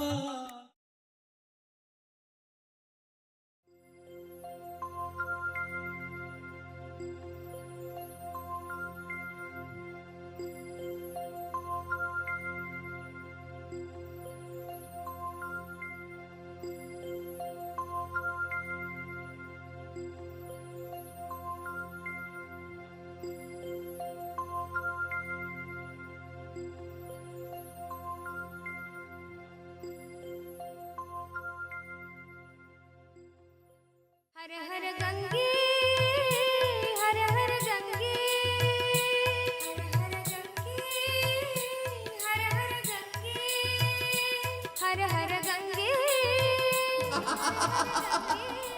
गंगा आयाम. हे नटराजा हे नित्यानंदा हर हर हर हर गंगे. हे नटराजा हे नित्यानंदा हर हर हर हर गंगे. हे नटराजा हे नित्यानंदा हर हर हर हर गंगे.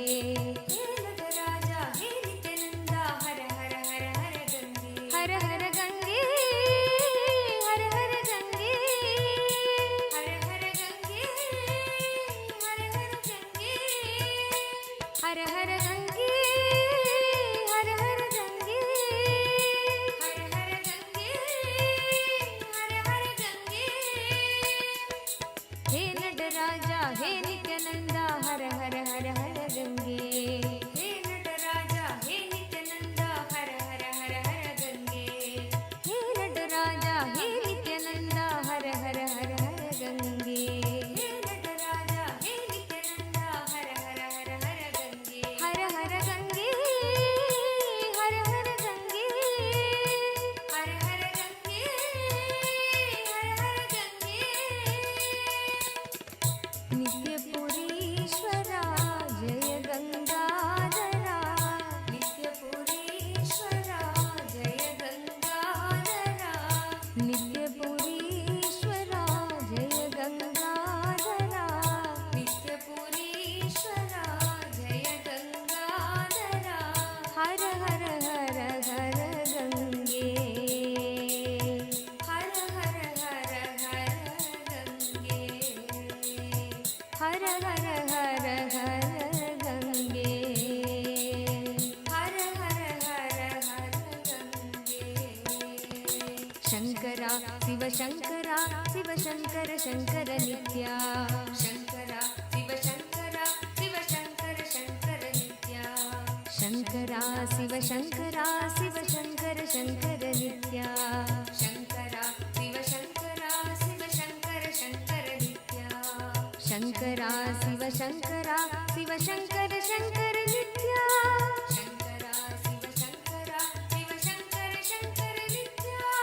शंकरा शिव शंकरा शिव शंकर शंकर नित्या. शंकरा शिव शंकरा शिव शंकर शंकर नित्या. हर हर गंगे हर हर गंगे हर हर गंगे हर हर गंगे हर हर गंगे हर हर गंगे हर हर गंगे हर हर गंगे. हे नटराजा हे नित्यानंदा हर हर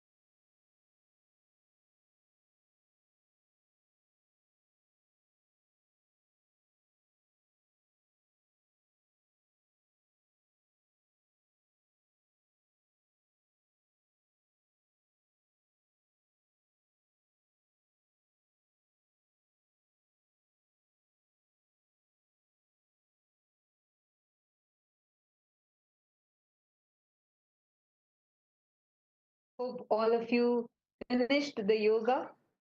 Nityanandam, Anam Bansalaya, Ma Iqbal Bano, Nityanandam. How was the yoga? Did all of you enjoy the yoga? Great.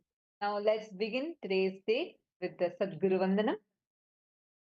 Nithyanandam Paramasukadam Kevalam Jnanamurtim Dvandvatingadana Sadrisham Tattvamasyadhilakshyam Ekam Nityam Vimachalam Sarvadi Sakshi Bhutam Bhavatitam Triguna Sadgurum Tam Namami.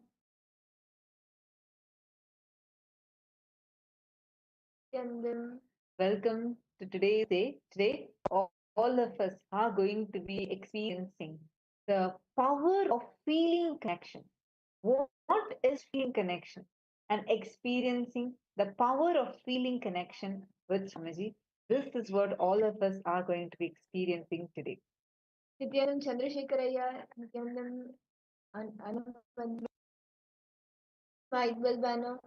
So yes, now after that powerful yoga that all of us just did, we did the Prathama Vinyasa Krama and the Dvitiya Vinyasa Krama. Now we will be entering into the power manifestation. Understand the yoga, what we do during the yoga prepares our body to hold these deep truths that Swamiji is teaching us. See, and actually, yoga means experiencing cosmic union with the cosmos. That is the real meaning of yoga. That is why when you do the Nithyananda yoga, see, yoga is not just a few asanas, not even just pranayama with asanas or some specific mudras with asanas. No, 12 components are there. And those 12 components are what Swamiji has revived in the form of Nithyananda Yoga, in the forms of Prathama Vinyasa Krama Yoga, Triti Vinyasa Krama Yoga, Tya Vinyasa Krama Yoga. Now, I see why it smiles so sweet to see all of you today. Now, let's directly enter into power manifestation. See, we're going to do it slightly differently today. How many of you really want to manifest the power of seeing through the third eye? How many of you feel, I really, really want to manifest this power where I can see through my third eye? How many of you want to have a breakthrough in this power? Raise your hands. Great. Wonderful. Now listen intensely. We'll guide you step by step. I request all of you to just follow along and we will walk you through the process. And actually, you can see here, I'm having some cards. So these cards are random colors. There are different colors behind it. There are different words behind it. And they're like completely random words. You're not going to be able to even guess it. Okay. So what we are going to do is, I'm going to be showing the card to all of you. You're going to tie your eyes. And exactly in a minute, whatever came, you're going to type and post it. Let's chant the Mahavakya, connect to Swamiji intensely, and just type what exact things are coming. You're going to type and post it. Is this clear? And what you can also do is just keep seeing clear third eye. See, if you have your Atmalinga with you, can I request all the participants to please take your Atmalinga? Take your Atmalingas if you have, and place your Atmalinga in your Anandagandha chakra. Anandagandha. See, take your Atmalinga and put it on your Anandagandha. Anandagandha is below your heart center and above your navel center, that region. Then, Ma Iqbal, if you don't have, visualize Swamiji in your Anandagandha. Just you'll actually feel like your Anandagandha is flowering. Just feel like your Anandagandha is flowering and bring your whole awareness now to your third eye. Put the eyes and the whole awareness should be in this region. And completely block the light by tying the blindfold upon yourself. Tie your eyes completely, block the light completely. There should be no light coming in. Completely block your eyes. Chandrasekharaya, Anand Vansalaya. Can I request each of you to tie your eyes? Before we get into the power manifestation, bring your awareness, chant the Mahavakya intensely, and bring your awareness to the third eye. We will be doing multiple rounds.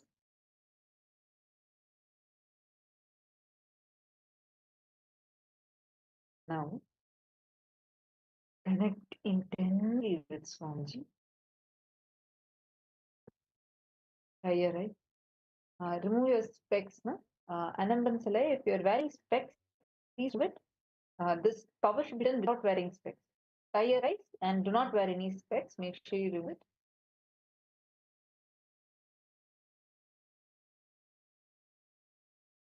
Chandrasekharaya, are you tying your eyes?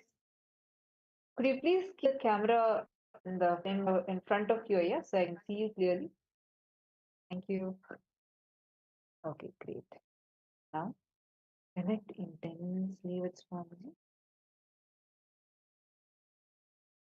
See through your third eye and describe what is the exact color. What is the exact color of the card that I'm showing to all of you? And what is it that is written in this card? And Bhava. Whatever Swamiji reveals to you, let it be revealed. Be aware of whatever is being revealed in your life. Just start verbalizing everything. Chant the Mahavakya for a few minutes. Bring your complete awareness to your third eye. You will start seeing now in your third eye. Chant the Mahavakya.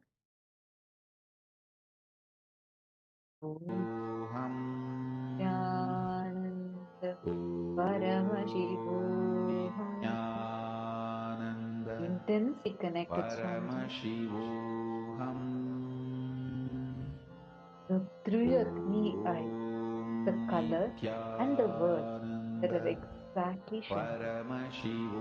Whatever is revealed to you, start verbalizing it. Continue to chant the Mahavakya. Paramashivoham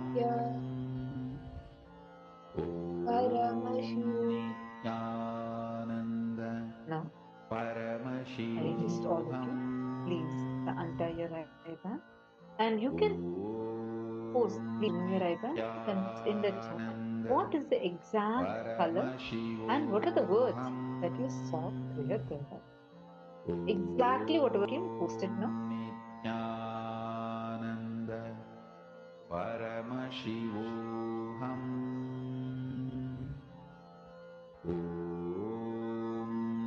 Nithyananda Paramashivoham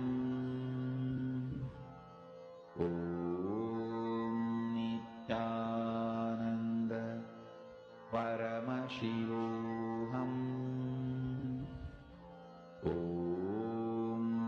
Nithyananda Paramashivoham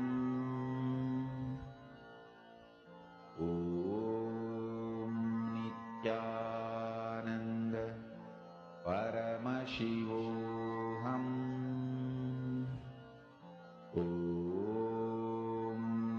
Nithyananda Paramashivoham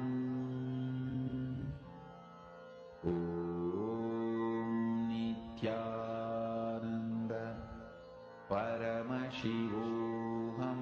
Okay. So you all have posted your answers. Shall I show you now what the actual color was? Ready? 3, 2, 1. This was the exact card that was shown. This is the pink color card that was actually shown. And the words written here is love, inner chattering. These are the words that are written. Hope you're able to see this.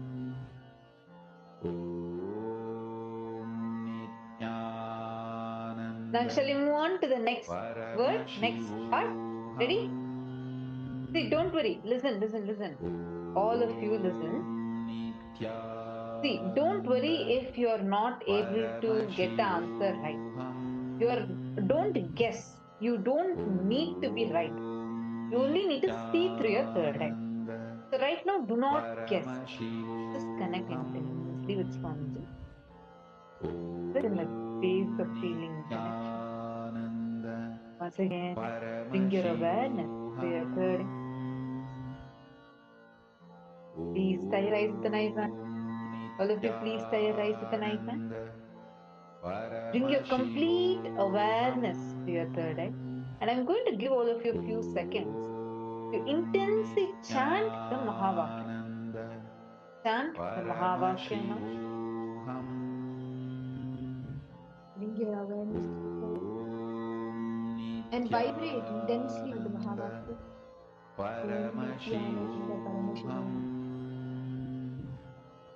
Om Nithyananda Paramashivoham.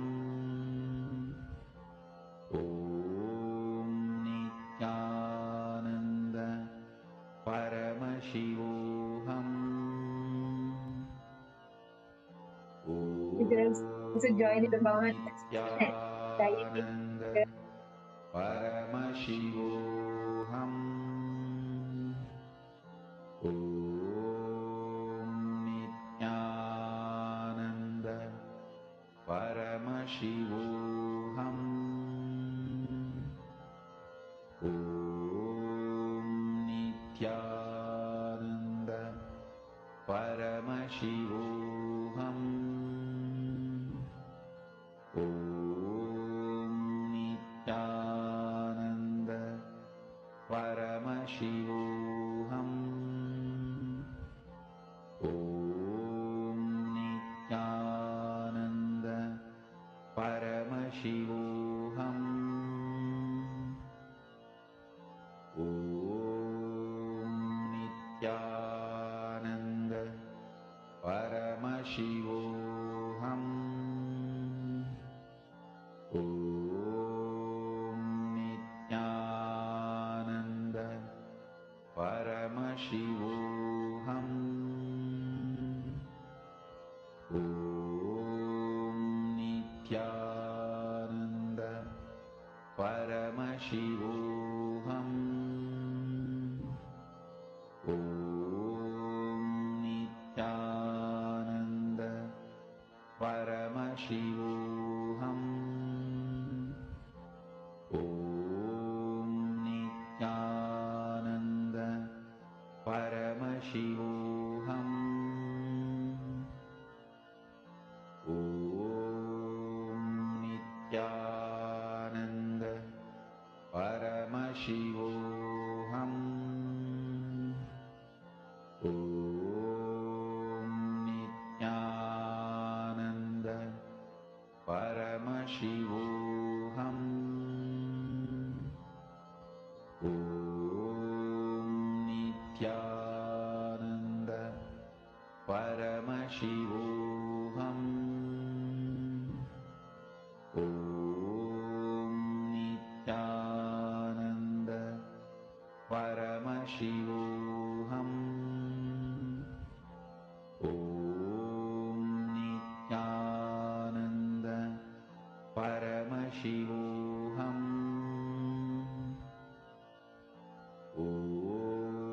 Om Nithyananda Paramashivoham. Om Nithyananda Paramashivoham. Om Nithyananda Paramashivoham. Om Nithyananda Connect with Swamiji. Paramashivoham. And now we are going to be showing you a card and you're going to see through your three eyes. I request all the participants to please say, connect deeply with Swamiji. Anavansalaya, please could you show yourself clearly? Yes, I can see you now. Connect deeply with Swamiji. See, bring your awareness to your third eye. All your See, I should focus on your third eye. Bring your complete awareness on the third eye. And Swamiji is going to be showing you in your third eye. Now we are going to be showing you a card. I hope all of you are able to see this card. Paramashivoham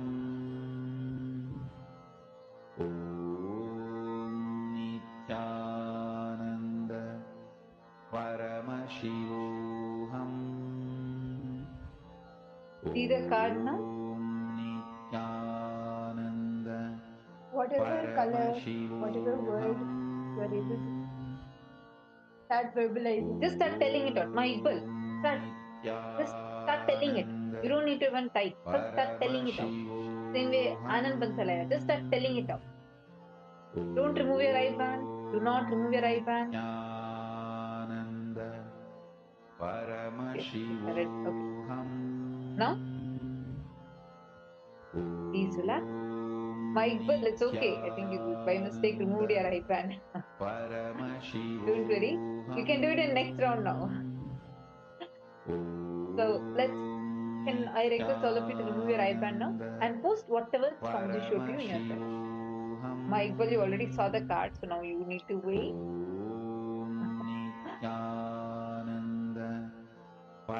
Anam Vansalaya, Chandrasekharaya, Matthew Veskaraya, what were each of you able to see? Please post it now.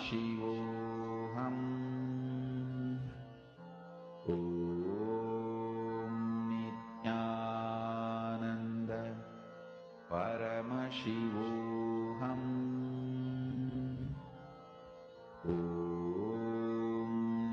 Nithyananda Paramashivoham Nithyananda Paramashivoham Nithyananda Paramashivoham. Have all of you posted? Okay, shall we see now what the actual answer is? Ready to see the actual answer? Okay, pink color card, written. Okay. Anam Bansalaya, actually I have a great news for you because you have manifested. This is not a pink color card, it's a purple color card. You're almost manifested. So that is wonderful. It almost looks pink only. And the words written on it is compare, looking at big picture. So this was the exact card that was shown. And now shall we do one more round? Are all of you ready for one more round? Please tie your eye bands. Okay, this time I'm going to be showing. I'm going to take a different card. I'm going to show. Can't even guess. So let's see. Ready? Please tie your eyes with an eye band. I'm ready with my card right now to show all of you. Intensely connect with Swamiji and the Mahavakya. Bring your awareness to your third eye. Now, I'm going to be showing the card to all of you. Yeah. Start seeing through your third eye. See through your third eye. Start verbalizing whatever Swamiji is showing you. What is the color of this card? Whatever Swamiji reveals in your third eye, start verbalizing it. It could be words, it could be letters, it could be colors, whatever you see. Bring your awareness completely to your third eye. And you'll literally feel your Kundalini Shakti flowing from the spine, the base of your spine, all the way to your third eye. Experience that intense energy, Swamiji, who's flowing through you and manifest. See through your third eye. Swamiji will clearly show to you now what is the exact color, what is the exact word. See intensely.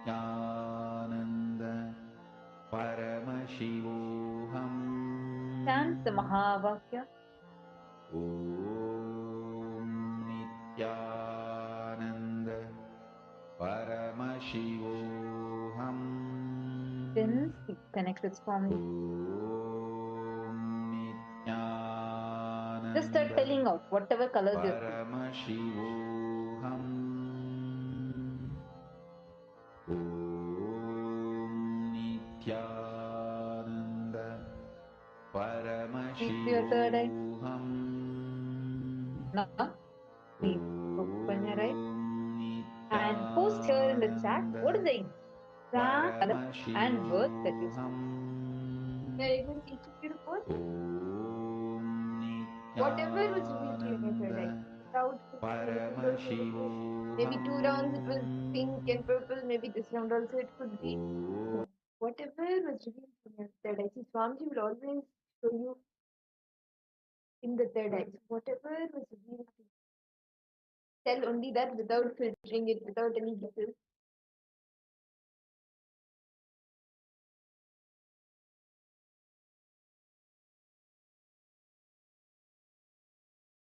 Gray or purple color card, okay? Anand Bansalaya, do not guess. Tell exactly, actually you saw. What did Swami show to you?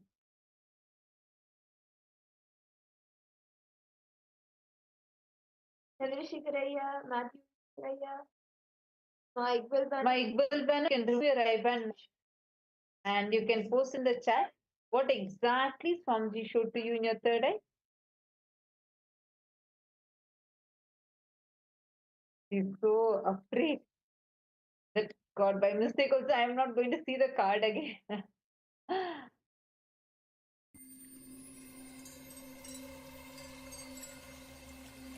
I welcome you all with my love and respect. Let you all open all your three eyes. Om Nithyananda Paramashivoham.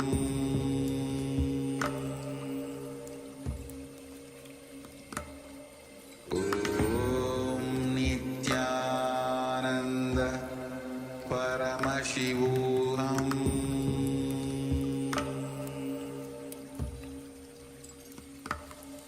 Om Nithyananda Paramashivoham.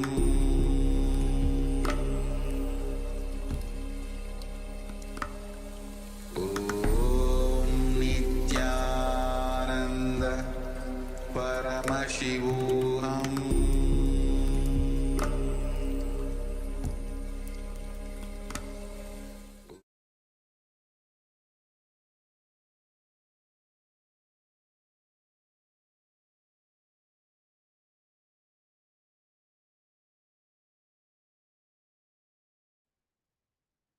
नित्यानन्दं परमसुखदं केवलं ज्ञानमूर्तिं द्वन्द्वातीतं गगनसदृशं तत्त्वमस्यादिलक्ष्यम् एकं नित्यं विमलमचलं सर्वदी साक्षिभूतं भावातीतं त्रिगुणरहितं Sadgurum Tam Namami.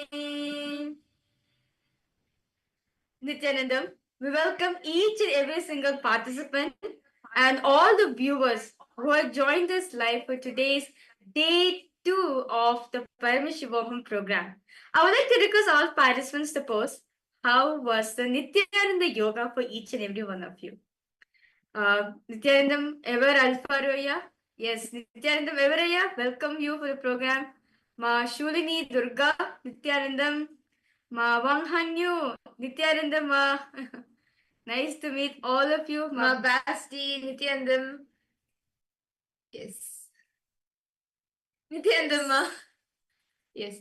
Yes, course is going to start now, ma. We're going to start now. First is the yoga all of us had, and now we're starting. Yes. Ever Alpha Roya, Nithyanandam, welcome to the program. Yes. To all the viewers who's watching us through YouTube, welcome to you too for the day 2 of the Paramashivoham program. I would like to request all the viewers and all the participants who's watching us live right now to share how's the Nithyananda yoga. How did you experience the yoga? For some of you do the Nithyananda. So how do you experience yoga? What is the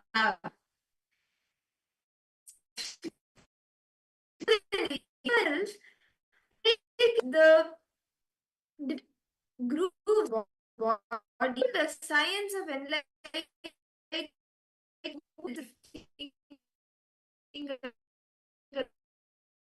like even hold that science. Yoga helps the body to become ready to hold that.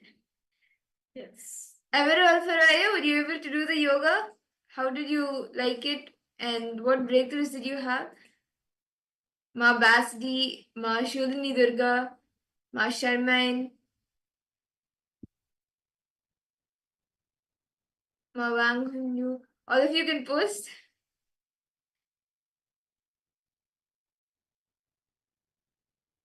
Yes. Okay. Okay. See, actually, if you do the yoga every day, you will see, sometimes, see, in the Nithyananda yoga, there are 12 components. Sometimes one or two, you may be like, okay, I'm doing the japa, I forgot the visualization. I'm doing the visualization, I forgot the pranayama. But as you start doing every day, when those 12 components become a part, like when you're able to do all the 12 components of the Nithyananda yoga, you will see how it like actually doing one component itself brings uh so much benefits to the body. Doing all 12 components, you will see you have like a really huge breakthrough, not only physically but even mentally, and in all different aspects of life also. You will start seeing that you start having breakthroughs. And in that same space that we are in now after the Nithyananda yoga, we will be entering into the power manifestation. Yesterday, all of us were initiated into the different powers. We learned about the science of power manifestation, and we were initiated into the Shiva Diksha. And Swamiji blessed us all with the different initiations. And every day, all of us will be starting our day with power manifestation. Right after the yoga, we will be starting our day with the power manifestation. We will be starting with the power of the third eye reading. And then throughout the day, we will be manifesting different powers. So, can I request all the participants to quickly bring your eye band? You can bring your eye band or a cloth with which you can tie your eyes. And we will be entering into the power manifestation. See, this power of third eye, the third eye reading, it gives you the ability to see anything not only in front of you, but even far off distances with your eyes closed. Actually, throughout the next few days, you will even be learning different powers like remote vision, body scanning. For all of this, see, the third eye is not just limited to something in front of you, it can even see far off distances. And anything, like even if you keep a partition and all of that, you'll be able to see. So, with your eyes closed, with your eyes blindfolded, whatever is there in front of you or around you, you'll be able to start seeing that. So can I request all the participants to please quickly bring the eye band or any cloth with which you can tie your eyes. Today, all of us will be seeing numbers. So we will be projecting a few numbers to all of you. And what you will be doing is you will be seeing through your third eye what the number is, what number is being projected. So can I request all the participants to now please close your eyes. Sit straight. And intensely chant the Mahavakya. Just connect to the space of oneness with Swamiji. In the pure space of unclutching. Just become a vessel or like something that Swamiji can flow through you. Just become a vessel for Swamiji to fill you. Become an instrument for Swamiji to flow through you.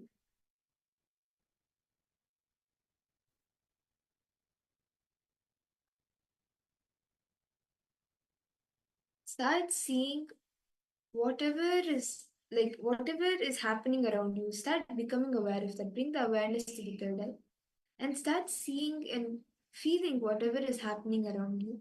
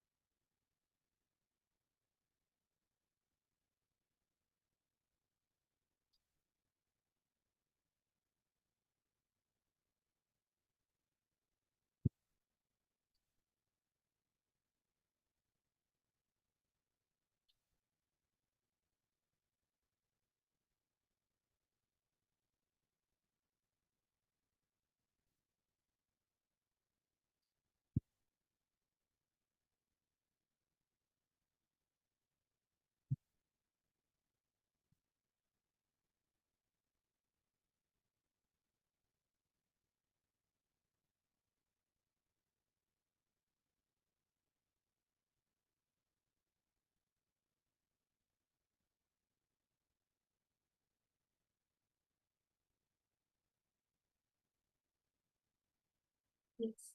Now we will be projecting a number for all of you.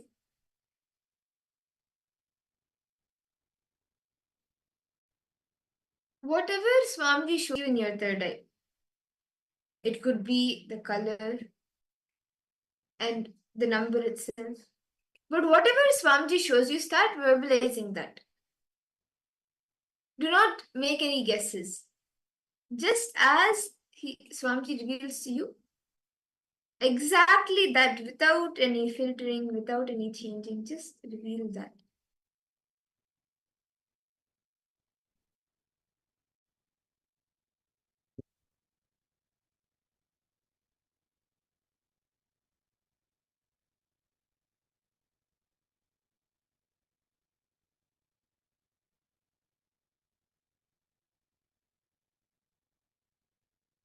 We are now projecting a number for all of you. Intensely chant the Mahavakya. Om Nithyananda Paramashivoham. Om Nithyananda Paramashivoham. Om Nithyananda Paramashivoham. Whatever Swamiji shows you, start verbalizing it.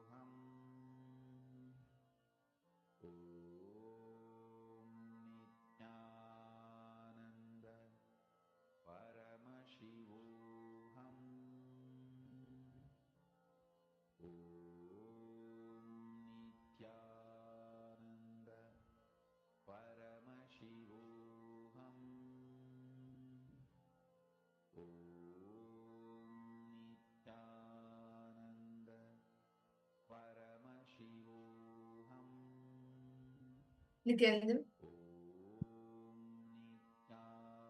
I request all the participants to now please relax. You can open your eyes.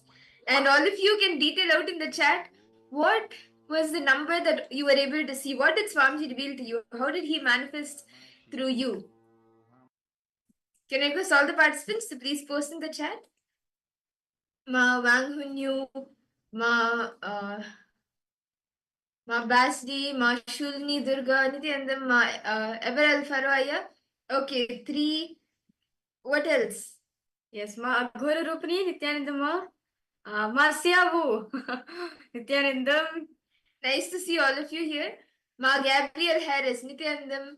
Okay, 3 with lights in it. It's that red. Is red. Okay. What else? Ma Basdi and Ma Wang Hunyu. All of you can post. What else did Swamiji share? What else did Swamiji show you?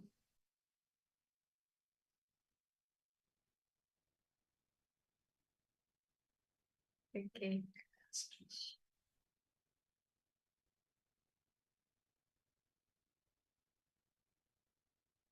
Okay.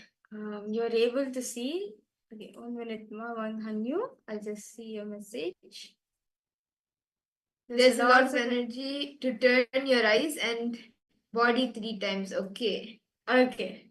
Oh, okay. You felt the energy. Okay, that's nice. So shall we all see the answers? This is quite interesting. Shall we see the answer now? What was the number being projected?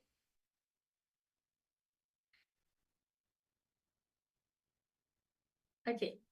So the number which is being projected for all of you is 3, number 3. And you can see the 3 is in red color outline and it's like a purple color background. And all of you have gotten spot on. That's wonderful. Ever Faroaya, Ma Anandagurni, Ma Wanghunyu. Ma Wanghunyu, you actually, what you saw was interesting. You maybe didn't see the exact number 3, but you could see like you were feeling the energy 3 times. So that's very nice, Ma. And all of you have gotten spot on. Ma Gabriel. Yes. So shall we all do another exciting round? Shall we all do another round? I request all the participants to please wear your eye bands. You can tie your eyes again.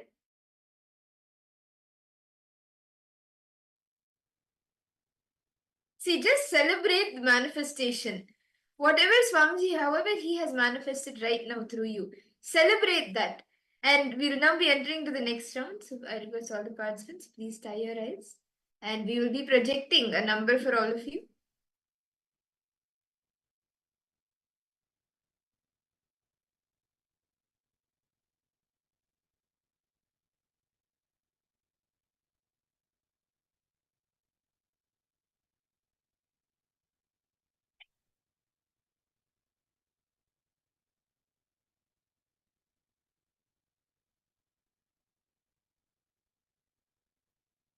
Now we are projecting an image for all of you. We are projecting a number for all of you. I request all of you to please start seeing, chant the Mahavakya. Intensely connect to Swamiji in the pure space of oneness. And whatever Swamiji reveals to you, start verbalizing that.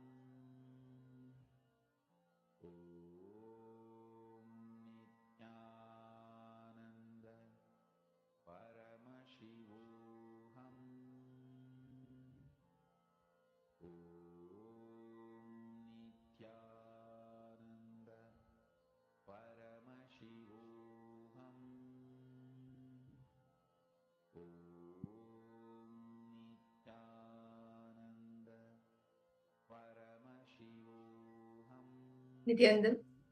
I request all the participants to now please relax. You can open your eyes and you can post in the chat what were you able to see? What was the number that Swamiji revealed to you? Everel Faruaya, Ma Basti, Ma Anna Fan, Nithyanandam, welcome Aya. Ma Wangunyu, welcome Ma. I see a Chinese participants logged in. Nithyanandam to you too, welcome for the program. I request all of you to post. Yes, Ma Anga Gori Rupini, you can remove your eyes, Ma. You can post what Swamiji is showing to you. 8. 8. Okay. Ever Alpha 8. Okay. How about for the rest of the participants? Ma Fang Li Chow. Ma Gabriel.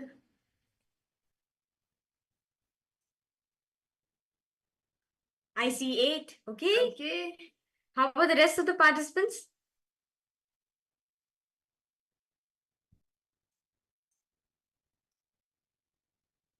Anita Trogger. Nithyanandam to you. Yes, Everaya got it. You saw 8. Okay, that's nice.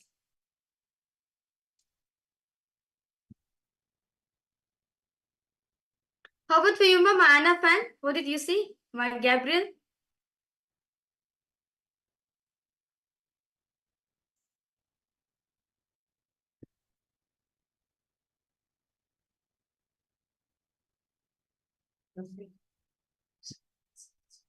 Okay, you saw. Okay. No issues, Ma. Okay, so shall we all see the answer now? What was the number that was being projected? Okay, so yes, Nithyananda Manadeshri, welcome. Okay, so let's now verify the answers. So the number which has been projected for all of you was the number 8. The number 8 is in a neon background, it's in light blue color. And this is the exact image which we are projecting for all the participants. Okay, so that's nice. Evel Faraya and Ma Gabriel and Masiabu. Yes, you both have gotten spot on. Yes. See, just celebrate the manifestation. Whenever you manifest any power, just celebrate that manifestation. And yes, I request all the participants even share whatever you experienced during the power manifestation. Like Wang, when you shared how she was able to feel some energy, right? How did each of you experience it? How did Swamiji show you the number? Did it appear to you as a number, or did you see it in a different way? Did you hear it? How did you experience it?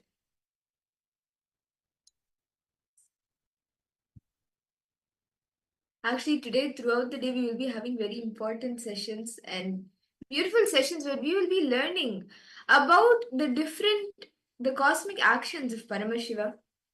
And today is actually going to be a very important day where all of us are going to be understanding how to establish ourselves in easiness. See, just like how Bhagavan Sadashiva is today, all of us are going to be receiving a darshan of Bhagavan Sadashiva Murti.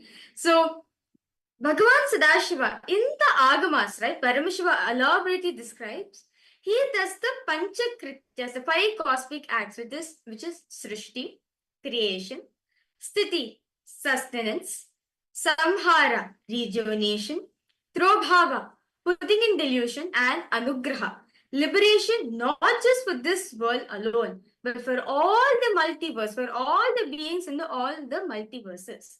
So in the first session, Swamiji is going to be expanding about, there's something called as, there's 3 things, called as Jiva, Jagat, and Ishvara.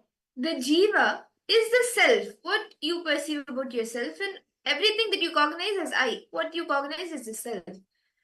And how all of these, then the Jagat is the world around you, anything and everything around you. And Ishvara is the God.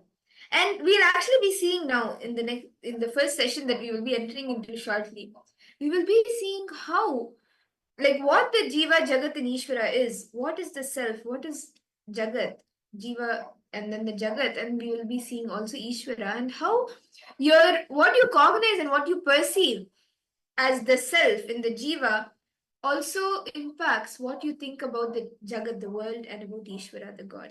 So let us all now listen to these beautiful revelations from Swamiji directly.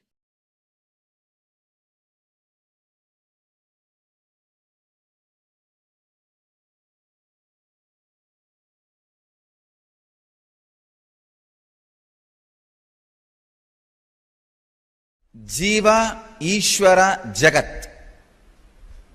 The exact English translation of these three words is self, God and world. Jiva, Ishvara, Jagat. All three are made of same stuff. How you respond to all three will always be same. Please understand. If you are confused about self, you will be confused about Ishvara, God.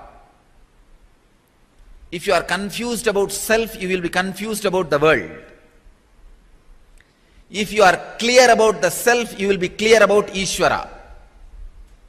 If you are clear about the self, you will be clear about the world. If you have visual understanding about yourself, for example, when you look inside what you are, if you get an idea visually, you will be able to see Ishvara visually. You will be able to see the cosmos, anything, anywhere visually. If you close your eyes and see yourself, you have only verbal idea what thoughts are going inside. You can see Ishvara also only verbally. And about world also you will have only verbal knowledge. The basic thing needed for enlightenment is psychological revolution. Clarity about the self, world and God. Jiva, Jagat, Ishvara. Jiva is the self.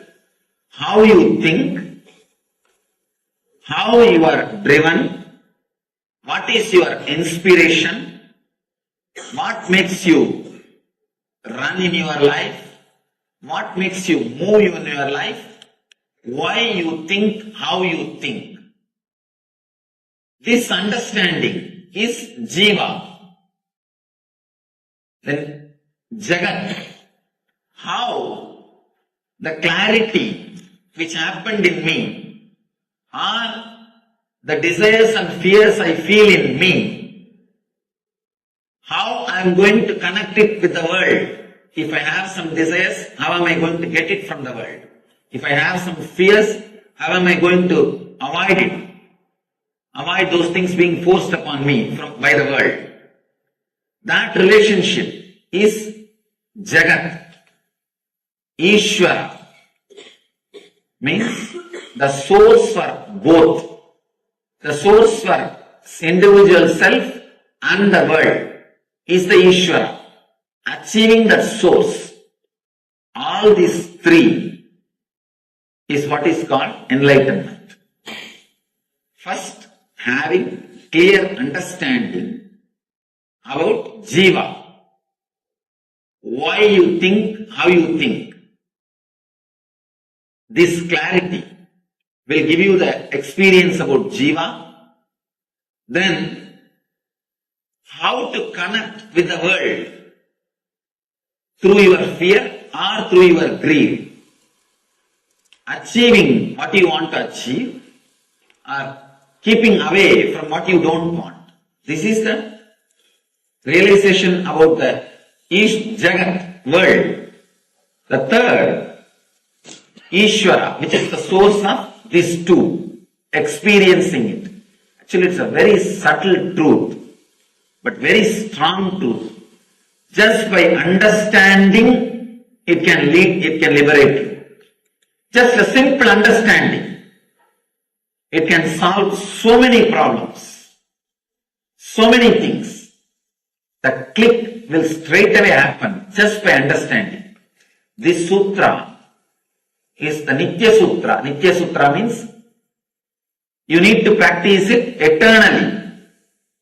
25 states of consciousness, Jiva, 11 dimensions of the universe, Jagat, 5 operations of the Sadashiva, Ishvara, Jiva, Jagat, Ishvara.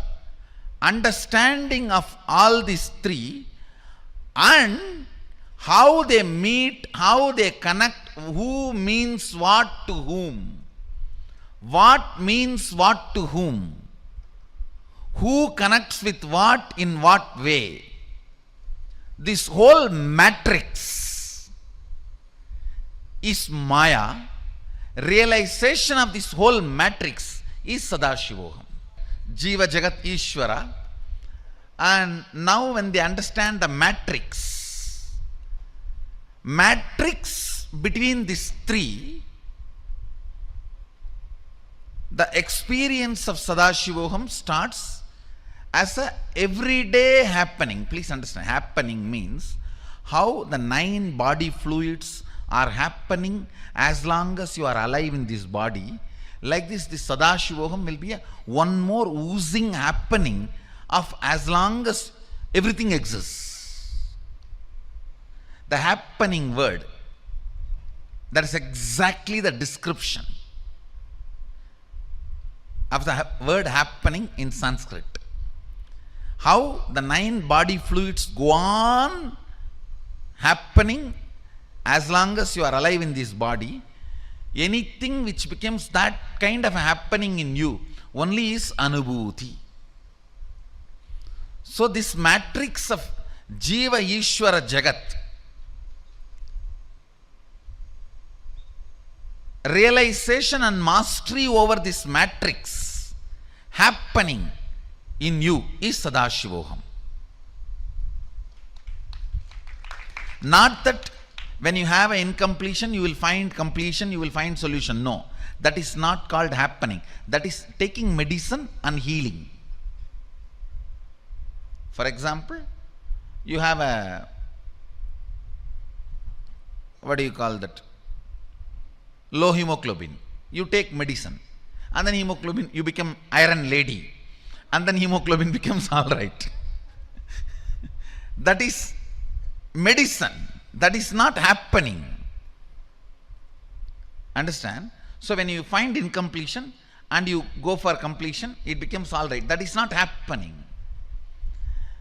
The moment hemoglobin starts coming down, automatically body secretes whatever is needed and it becomes all right, is only happening. So now this matrix and mastery over this matrix will become happening in you guys. That is Sadashivoham. When I am introducing, it is only a medicine. Wherever you have a problem, take this and heal, work, breakthrough. It's a medicine. But when this matrix is mastered, it becomes happening.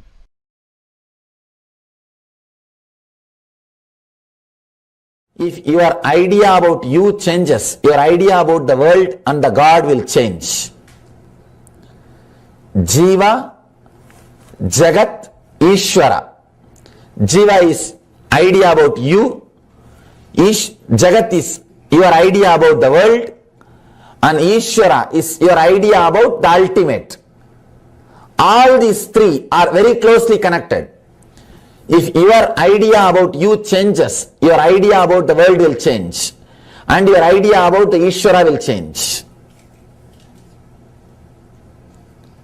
If you are fear-based, you will feel very connected to the deities with all weapons. 1800 Kali or Muniyasami, Karupannar, with all the deities which are violent. You will feel very connected because you are deeply feeling insecure. You want somebody to protect you with all the weapons. If you grow, if your idea about you changes, if you raise to the level of anahata, love, suddenly you will feel connected to Krishna. More love, more bliss, more joy.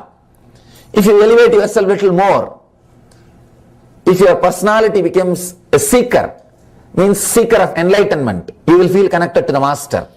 No, with no other God you will feel connected. All those gods are okay, but you won't feel connected. Only the connection will be with master. You will feel master is everything.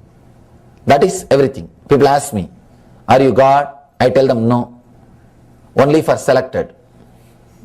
I am not God for all, but only for those few who are seekers. People come and ask me, Swamiji, I heard that fellow has had some miraculous experience in his life by you.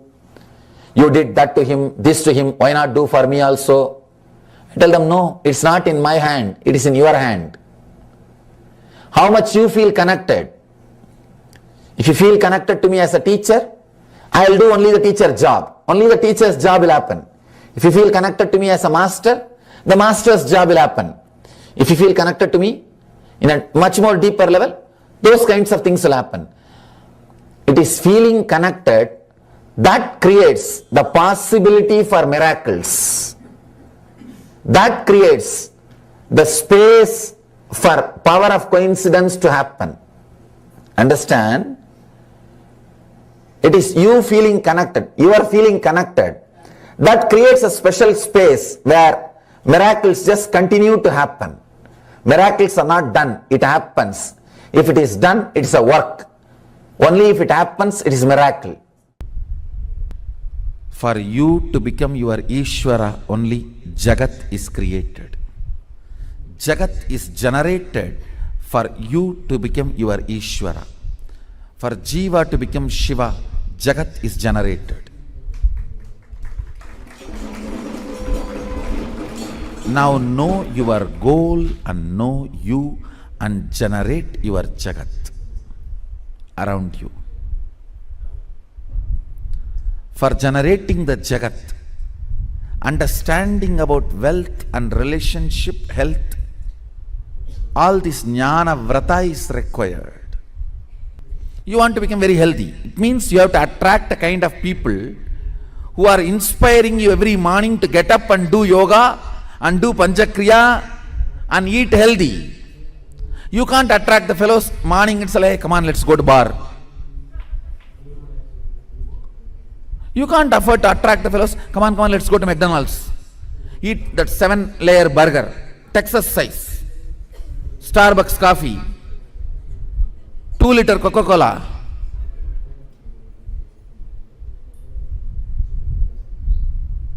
If you attract that kind of friends and that kind of world around you, then don't expect to be healthy.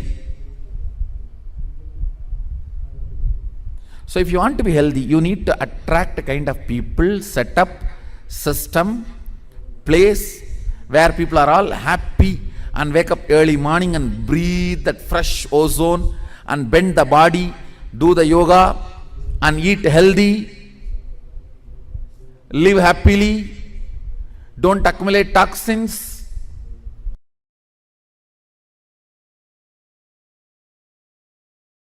Jiva. Listen, first let me define Jiva.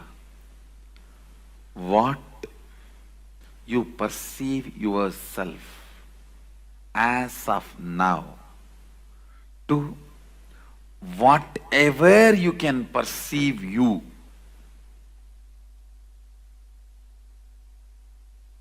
Till that level, you are called Jiva.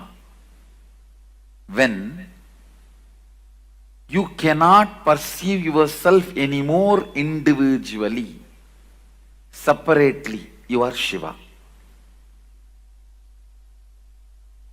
Listen, let me repeat once more. Whatever you perceive as you, as of now, from this point to whatever you can perceive as you, whatever you are perceiving as of now to whatever you can perceive as you. Understand? Even if you perceive yourself as Sadashiva, you are only Jiva. It's within the matrix.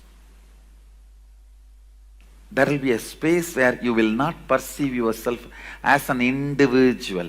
Only then you are Shiva.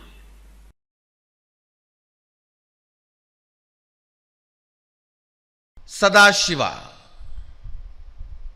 Please listen. What Vedas describe as Brahman, Agamas describe as Sadashiva, is not what English word God means. God means generator, operator, destroyer, three. Very clearly Agama says Sadashiva does Panchakritya, not three. Panchakritya means creation, protection, destruction, delusion, liberation.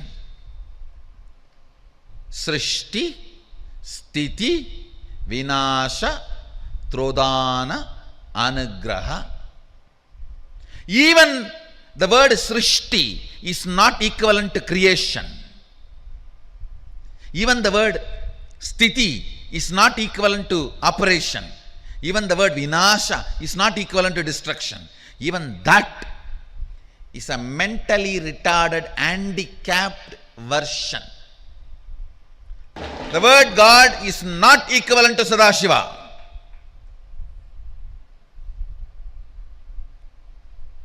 The very scope. West does not understand something called delusion and liberation. It understands only creation, operation and destruction. What they understand from their scope, they created their God. Understand what they could grasp, based on that they created their concept of God. What we experienced, from that we expressed Brahman and Sadashiva. So the Brahman in Vedas, Sadashiva in Agamas is not described, presented properly by the word God. I am first making this statement clear. So, the moment I have discarded even the word God, where is the question of getting absorbed into that God? Understand, supernatural, paranormal, magical, all these words no way relates with what Agama describes, Upanishad describes as Shaktis.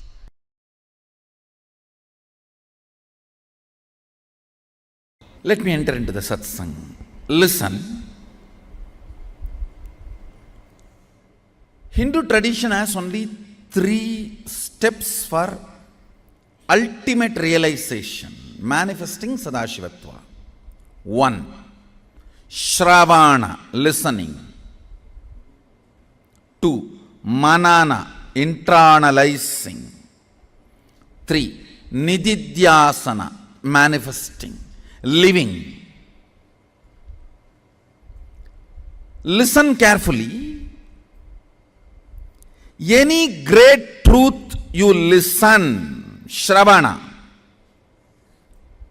which goes into your length logic dimension, should become part of your depth cognition.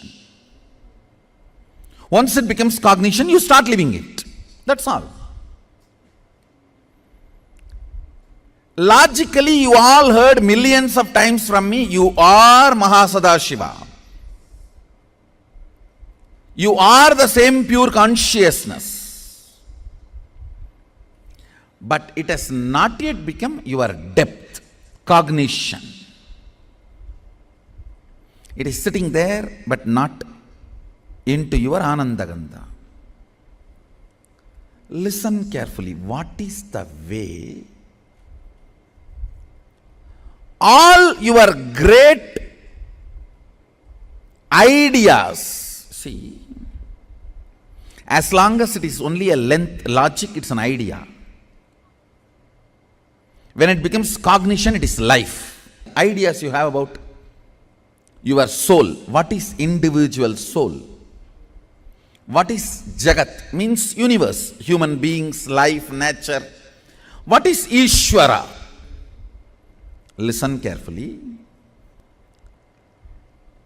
You have all the right ideas now. Nothing more need to be taught. That is why no guru can stand in front of my disciples. You guys know too much. No doubt. Amazing ideas about self means Jiva, Jagat, universe, Ishvara, God. You know too much and it is in your logic, in your length. But it has to become your cognition, depth. How? How? Understand, when all the great ideas about Jiva, Ishvara, Jagat, self, universe and God is sitting in your logic, it is yet to become your depth cognition. You all have all the right things. I have seen many people, when they advise others, the way they advise, oh God. Understand, it does not need to be our weakness. It can become sadhana. Listen. How many of you feel when you solve others' problems, so many clicks happen inside you and many of your problems are solved? Raise your hand. That is always the technique. Start causing others. That is what I am saying.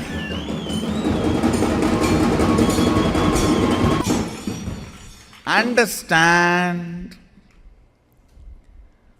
All the great understandings you have about each self, universe and God, Jiva, Ishvara, Jagat. Jiva, Ishvara, Jagat. All the great things, great ideas you have need to become part of your cognition, depth. How many of you feel, everything I have in my length, if it becomes depth, now I will become enlightened. I have so much. What is the methodology then? Causing, that's all. Understand, causing is a spiritual practice, because every time you cause others, you just lift yourself to the higher understandings, cognitions, where the understandings you have in the level of logic length becomes part of your depth cognition. Sivam, ungal பெயர் அல்ல, ungal சத்தியம். Shiva is not just your name, it is your Satya, it is your Satya, it is your existence, it is you, it is you, it is your very you, the core of your existence is Shiva. Shiva, Shiva, Shiva. Listen. Even when you have self-doubt, see, always, all of you move from one thought to another thought, because your mind moves from one thought to another thought. You get self-doubt about anything you try to understand. Understand? The believers will have a self-doubt about their bhakti. Non-believers, even atheists, will have a self-doubt about their atheism. any philosophy you try to believe, you will have a self-doubt. Only when you experience your self-doubt will be burnt. Self-doubt, when it is unattended, becomes self-hatred. Self-hatred, when it is unattended, becomes self-denial. That's what I call SDHD, just like ADHD. How kids have ADHD, adults get into SDHD, self-doubt. Unattended self-doubt becomes self-hatred. Unattended self-hatred becomes self-denial. The SDHD leads to doubt about life. Doubt about your own life. Doubt about your life becomes hatred for life and denial of life. LDHD, life doubt, life hatred, life denial, only becomes frustration, anger, depression about life.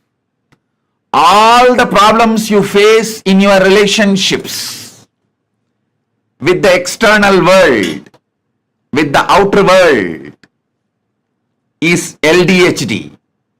Listen.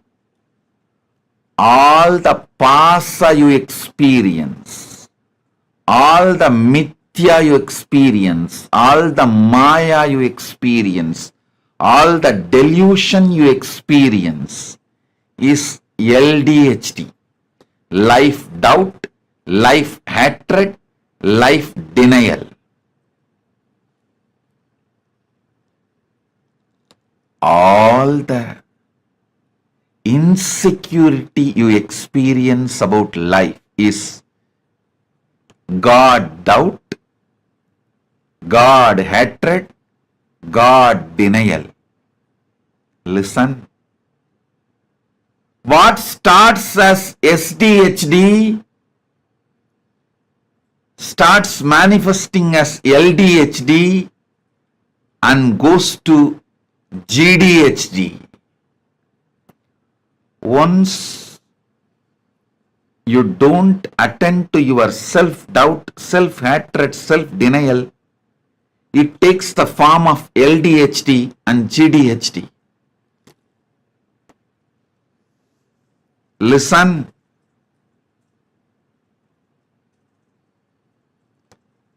Come to the source core of you.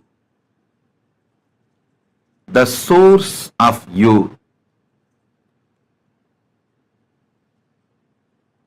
through experience. How you experience, you exist with that same strength, power. You can experience Paramashiva exists today. With that experience of Paramashiva, your SDHD, LDHD, GDHD, all of it will disappear, dissolve. You will experience Paramadvaita. Parama Advaita. Understand that first. You always think, only if I can visualize the great truths inside me and concentrate on it without getting oscillated, I will get enlightened, I will experience Paramashiva. No. Paramashiva is larger than your ability to visualize. That is why Upanishads declares. Upanishads very clearly declares, Avangmanati kocharam. It is beyond your ability to visualize and verbalize. He is the frequency which cannot be verbalized. He is the vibration which cannot be visualized. The nada which cannot be verbalized, bindu which cannot be visualized. He is Satya, only can be experienced. Before entering into the sutra, just few understandings, few words about the scripture, Shiva Sutra. This book is not even just a manual for enlightenment. It is a manual to create spiritual traditions.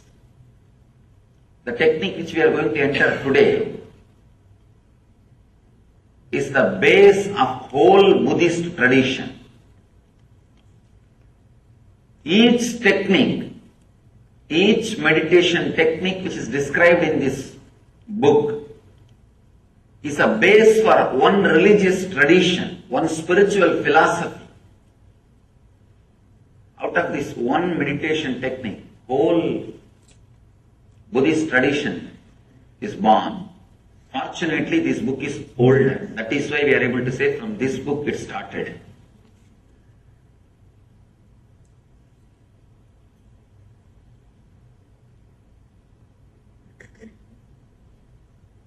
People ask me, how can you keep Buddha also along with gods? Because Buddha did not accept Vedic gods.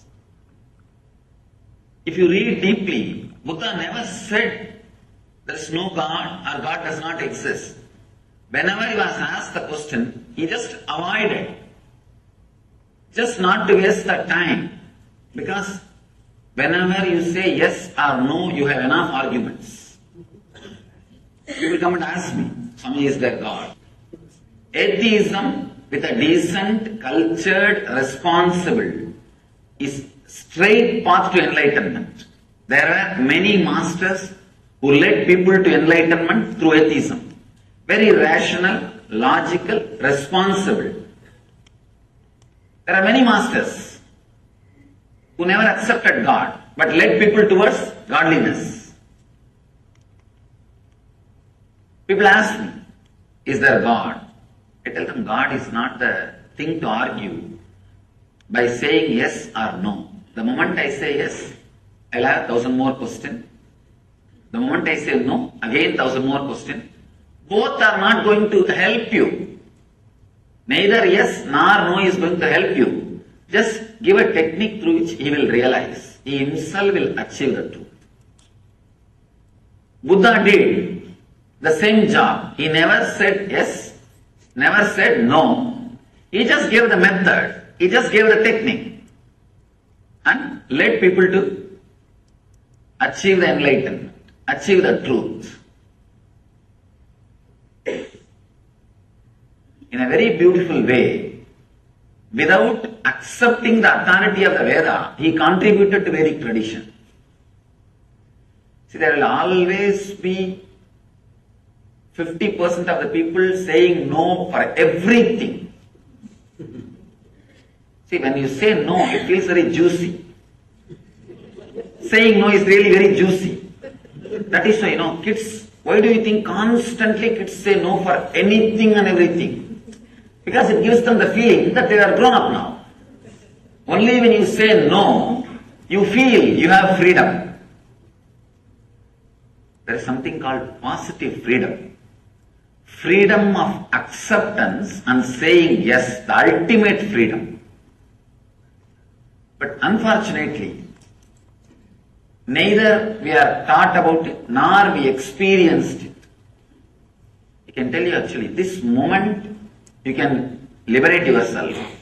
All you need to do is accept you as you are in the outer world and the inner world. Suddenly you will see you are untouched. You are clutched by only one thread, non-acceptance. Sutre Maniganaiva, Krishna says, I am the thread running through the whole existence. There is one thread in you which is running through the whole suffering of your life, non-acceptance. Just like a Lord is the thread. Krishna is the thread running, connecting the whole existence. Your non-acceptance is the thread running and connecting your whole sufferings. What you call as samsara roga, bhava roga, suffering of disease.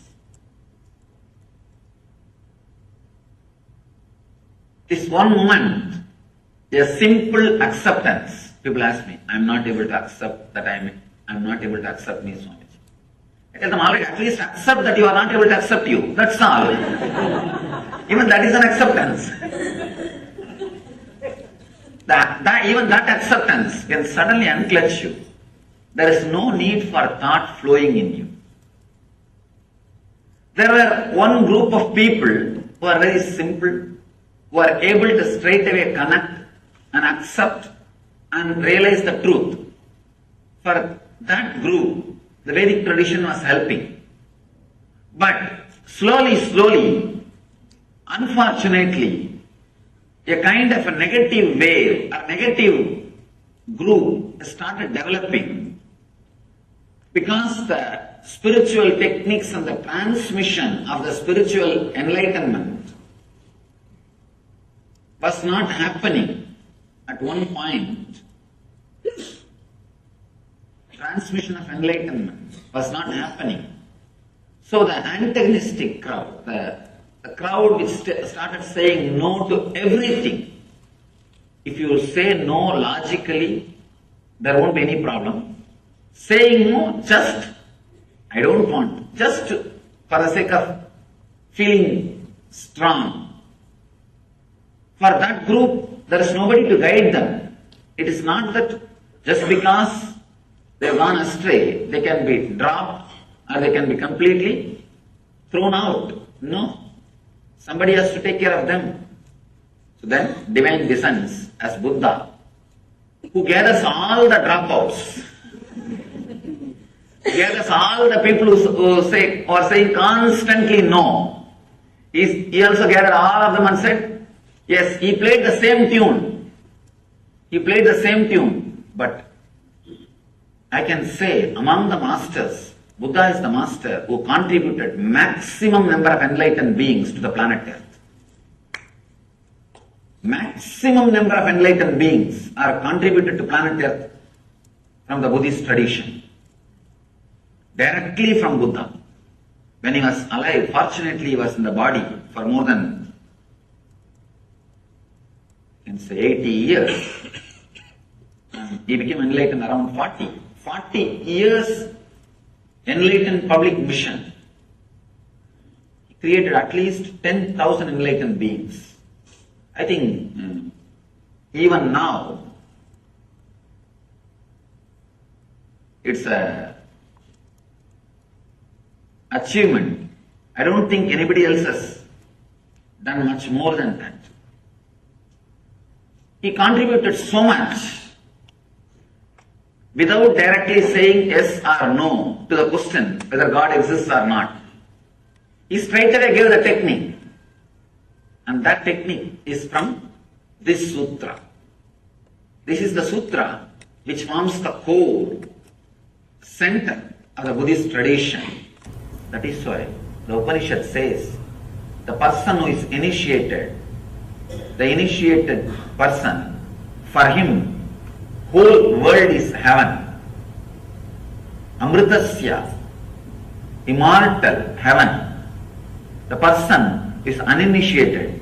See, understand the word initiation. It means not that doing some ceremony or ritual. Initiation means the click happening in you.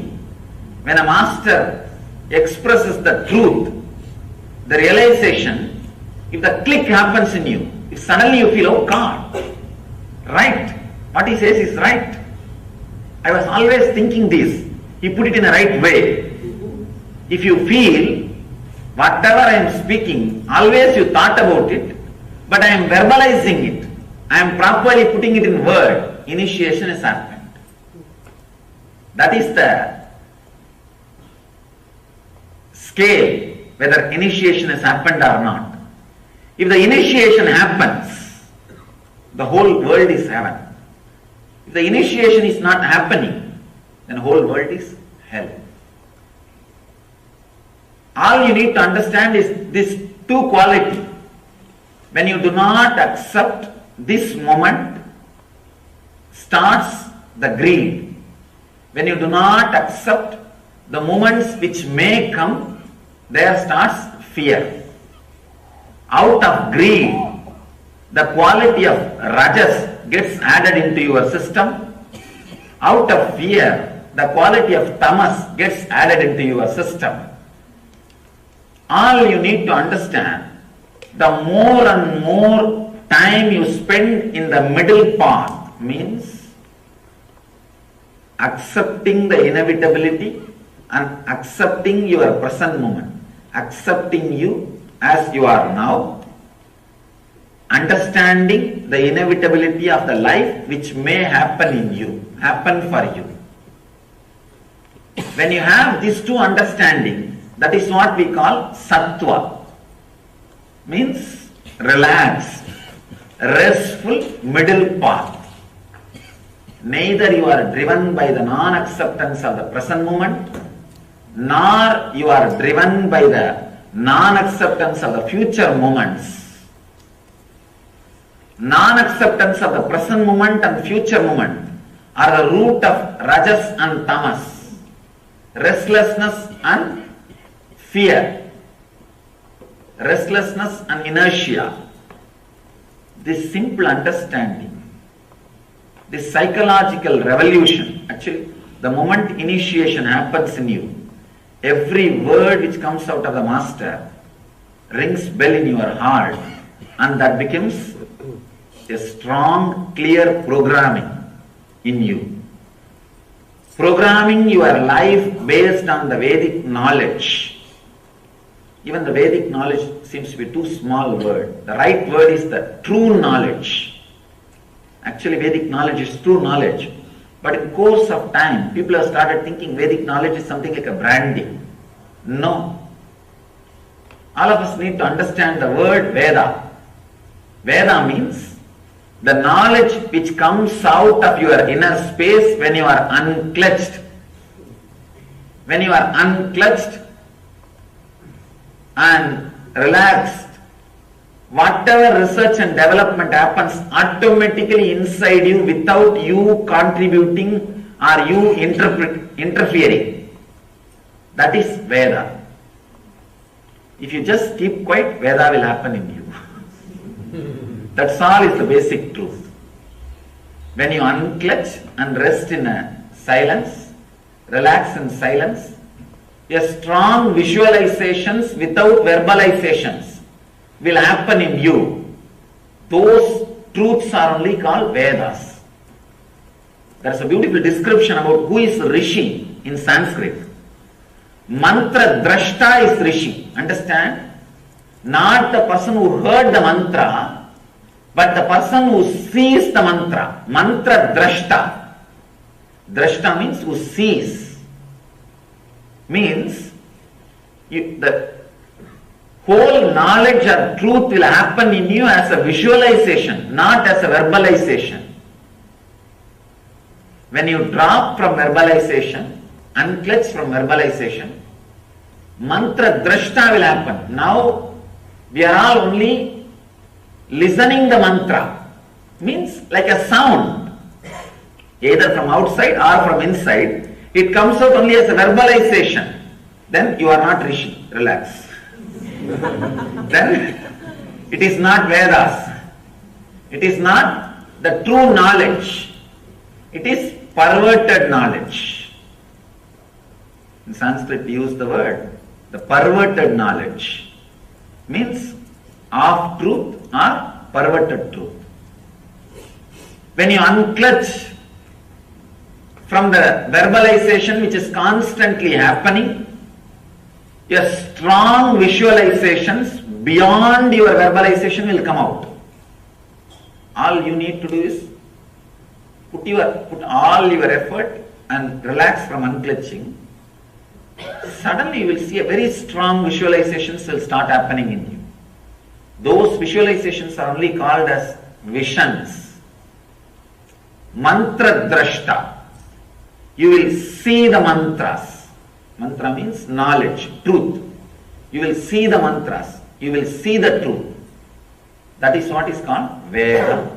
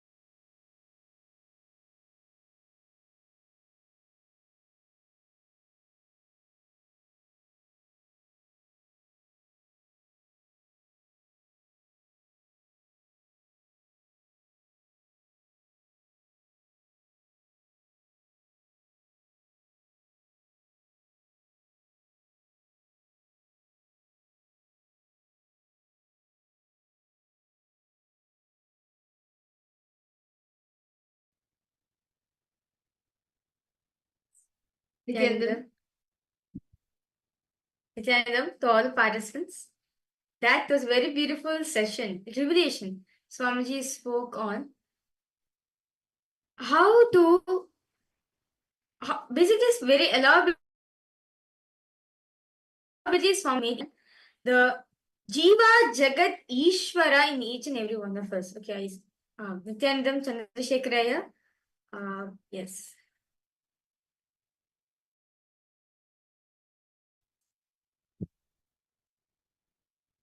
See, beautifully Swamiji revealed to us in this session about the Jiva, Jagat, and the Ishvara. How the Jiva, the self, affects or like what we perceive about ourselves, about you, within you. What you cognize about the self, the Jiva, is how you see and you perceive even the Jagat, the world, and Ishvara. Your perceptions, based on how you think about yourself, your perceptions about Jagat and Ishvara also change. How many of you are able to see this actually happening in your life? When something within you changes, when a thought current within you changes, or within you feel a certain way, then the way you, like, if you feel very positive inside, very happy, then even the situations around you, the Jagat around you, you start seeing it in a different way. You start feeling life is auspicious, life is showering me. But the moment you start using life negative words towards yourself, or you start feeling powerless, even the Jagat around you, the world around you, you start feeling as if life is bad, life is unfair. How many of you are seeing this actually happen? You see that what you think about the self, the Jiva, affects your perception you have about the Jagat and about Ishvara. And how many any questions, any ask. In this session, right, all of us like Jiva, Jan, Ishvara. Jiva is the individual consciousness. Jiva is the 25 states of class. Jagat is the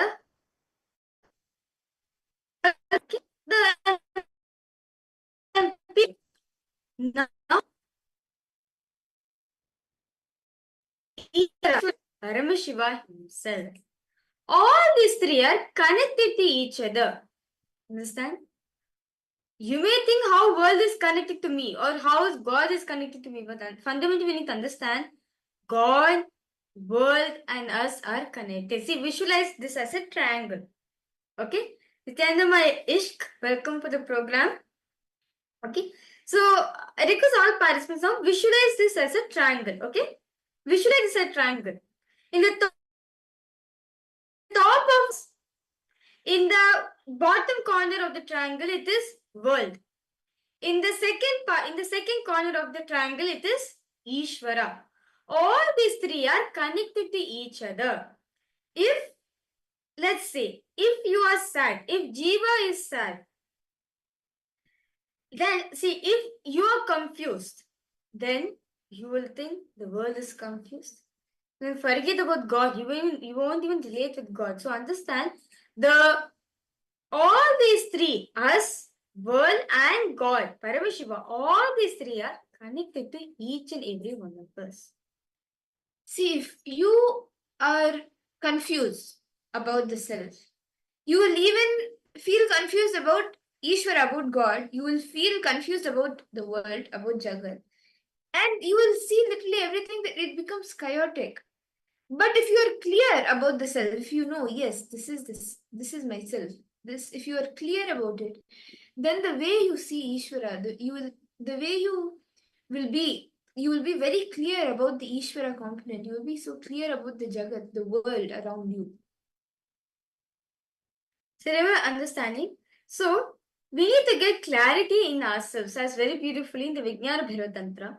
Sutra 63, Dharana 40. Paramashiva very beautifully says, Sarvam deham chinmayam hi dagatva paribhavayet yogapanirvikalpena manasa paramodayaha.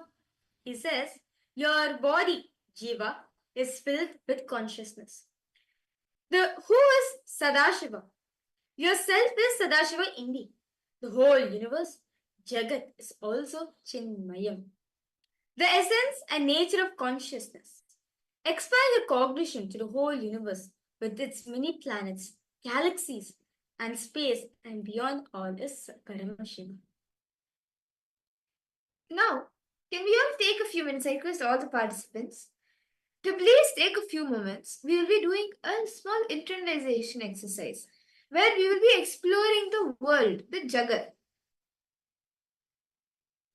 So, what all of you will be doing right now is just think about, look in and think how you perceive the world around you, the people, the society, everything around you, how, life as a whole, how do you perceive it?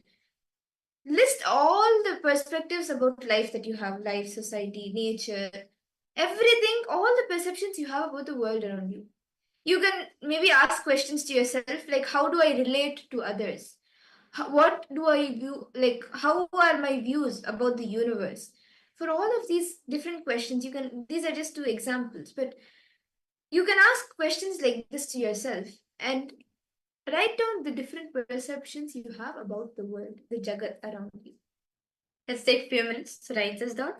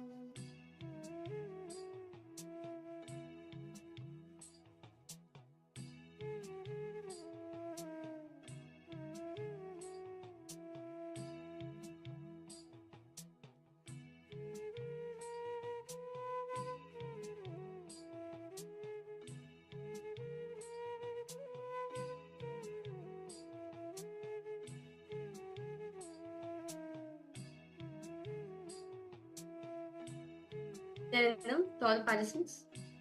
Hope all of you are done right. So in the first round, right, just now, all of us wrote about the ideas, what we carry about the world, right? Or various different concepts, various different ideologies we carry about the world. Now, can I request all participants to please take few minutes and now write your concept of God. All the ideas, beliefs that you have about the higher power or about God, about the Ishvara. Write down your thoughts about the divine. It could even include what you think and how you interact with the God, how you interact with the Jiva and Jagat. It could include this also. You will actually find similarities. Please start writing it. What is it that you think about God? Whatever ideas, whatever beliefs you carry about God, just write it down.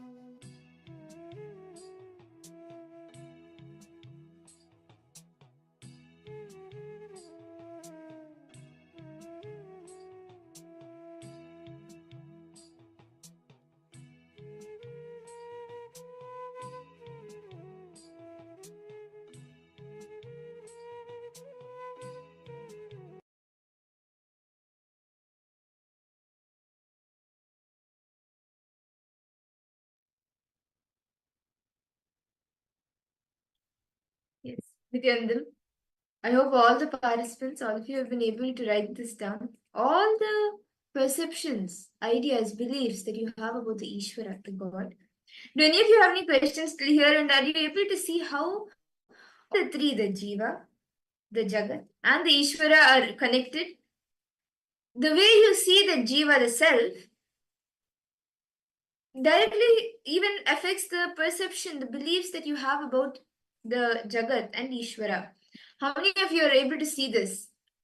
Masyahu, you have any doubts, any questions, ma? Are you understanding? Ma Wanghunyu, Masyahu, Ma Shuldini Durga, Ma Gabriel, Ma Margarita. If any of you have any questions, you can post. Ma Ananda, Agora Rupini, you have any questions, ma? I request all participants to post if you have any questions, any doubts you have. Do feel free to post in the chat section. See, so many Chinese participants are here. So I kindly request, like, if you have any questions, he doesn't understand this concept, do feel free to post in the chat section. Quicksing, Vengaya, and how Chennaya. Nithyanandam to all of you. Okay. So in this round, in this exercise, right, all of we wrote about how we perceive about the God, right? The various different ideologies and the perceptions we carry about God. Now, let us analyze the situation. Now, I request all of you now, let's create a mind map with 3 circles. Jiva, Jagat, Ishvara. Can I request all of you to get 3 circles, draw 3 circles and come?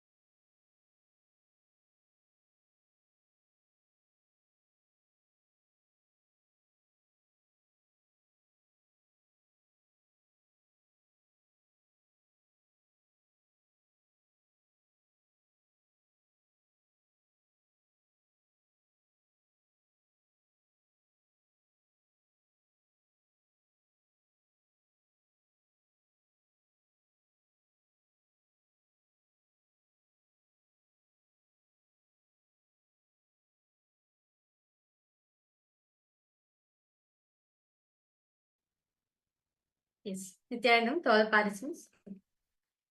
Sorry for technical glitch. So, we are going to make each and every one of you understand this Jiva Jagat Ishvara.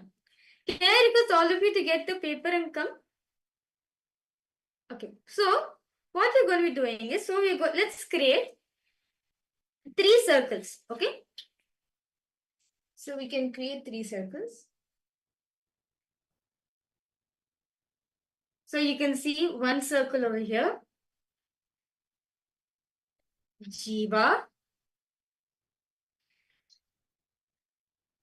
Jagat,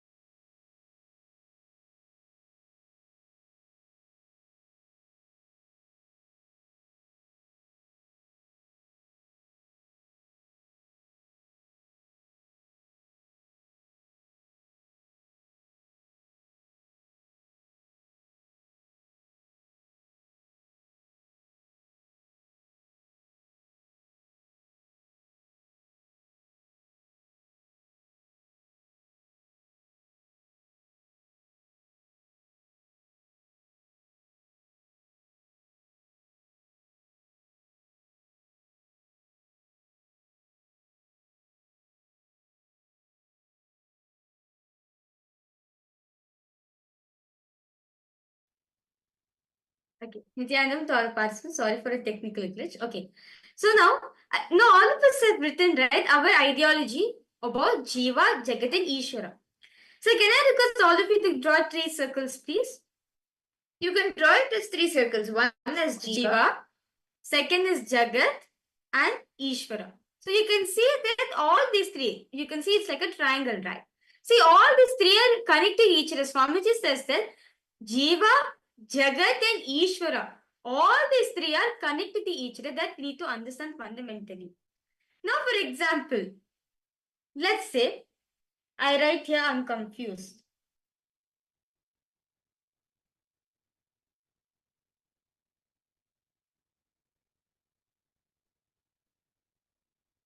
Okay, so I write over here that I am confused. Now what will happen? Even, see, now if I approach the world out of confusion, right? It will be out of, I see the world as chaotic. It's so chaos. I'm not able to take it, so chaotic. Now, Ishvara. Ishvara, I'll think it as distant, unapproachable. So, only for, see, the space in which we see matters a lot. The clarity we carry about ourselves matters a lot, as that affects the Jagat, the world, and if it affects the Ishvara, the God you perceive. So I request all participants now, may I request all of you now to let us understand how these 3 are connected about each other. See, Swamiji says, if we are clear about you, right? If you're clear about yourself, you may perceive world as an interconnected and harmonious thing.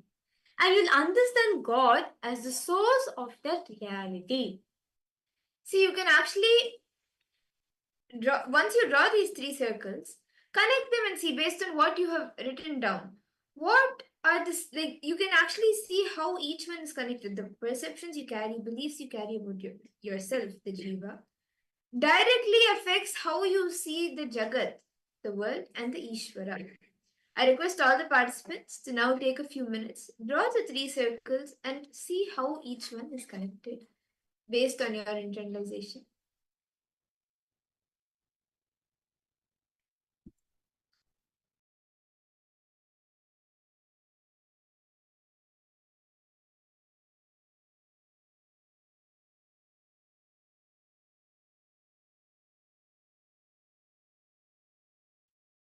Based on your internalization, the different connections that you see, how your perceptions affect the Jagat and the Ishvara, the way you see the Jagat, the world, and the Ishvara.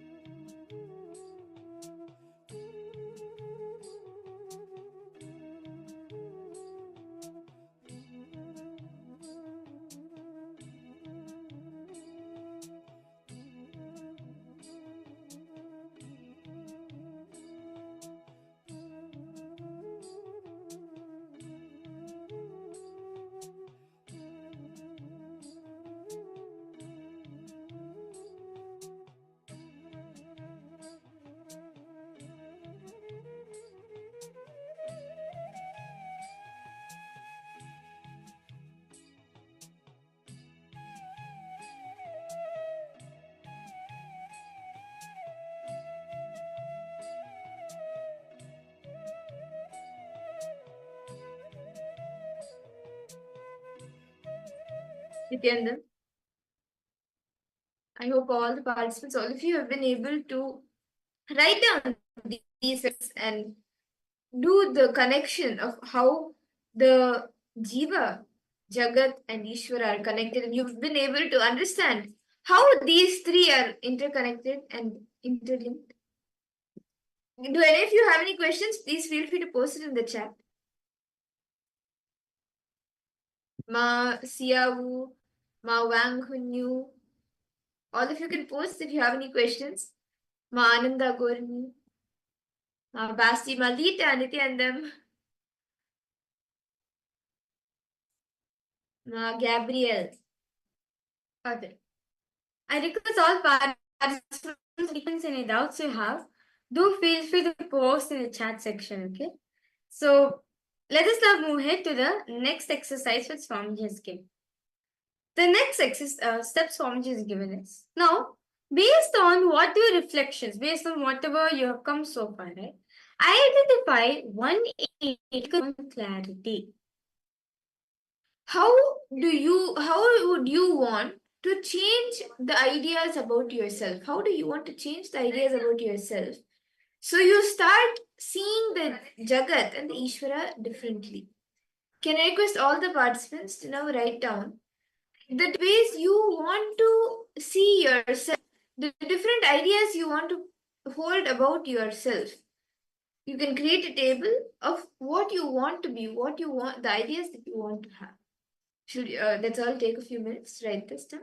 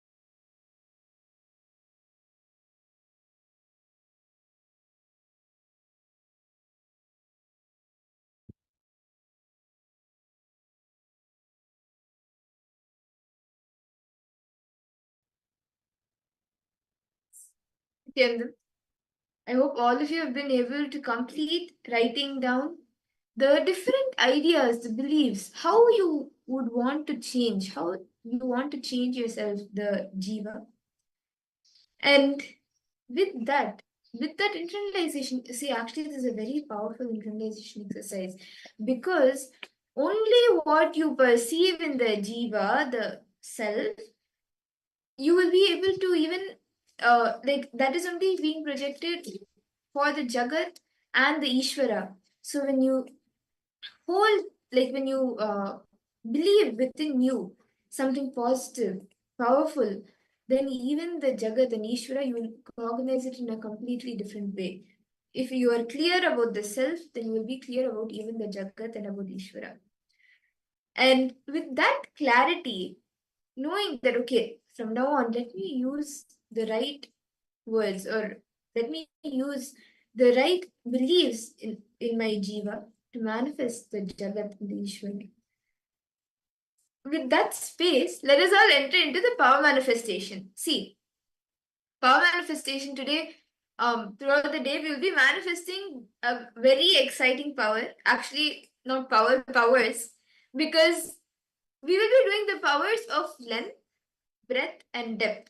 See, today, as all of us will be blessed with Sadashiva Murti, form of Paramashiva, Sadashiva actually manifests the all forms of Paramashiva, including and even you, continuously do the Pancha Krityas, the 5 cosmic actions. And in each of these, there are there are actually 11 dimensions, but the 5 base dimensions, length, breadth, depth, time, and space, these are the 5 dimensions that we understand. And these are actually powers also by themselves.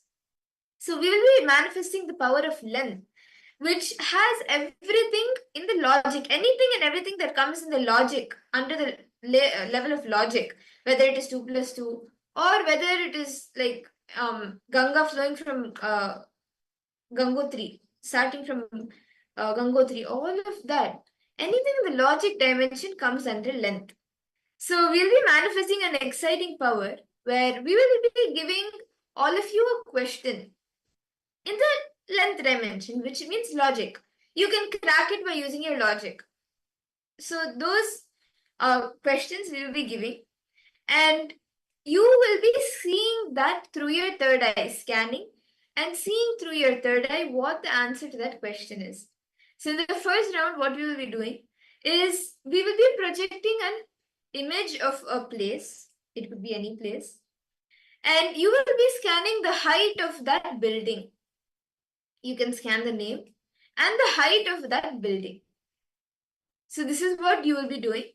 Now, can I request all the participants to please settle down and you can sit straight. Intensely chant the Mahavakya. Connect to Swamiji intensely. Om Nithyananda Paramashivoham. Om Nithyananda Paramashivoham.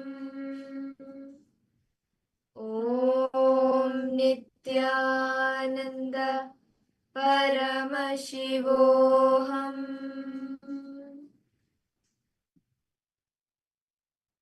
Now we will be projecting a question for all of you, a building for all of you. All of you can start scanning and seeing what is the height of this building. Whatever number Swami shows you, whatever he shows you, even if he shows you the name of the building, the place where the building is, the country, the city, start revealing everything, all the details, whatever Swamiji shows you, you can all post it in the chat.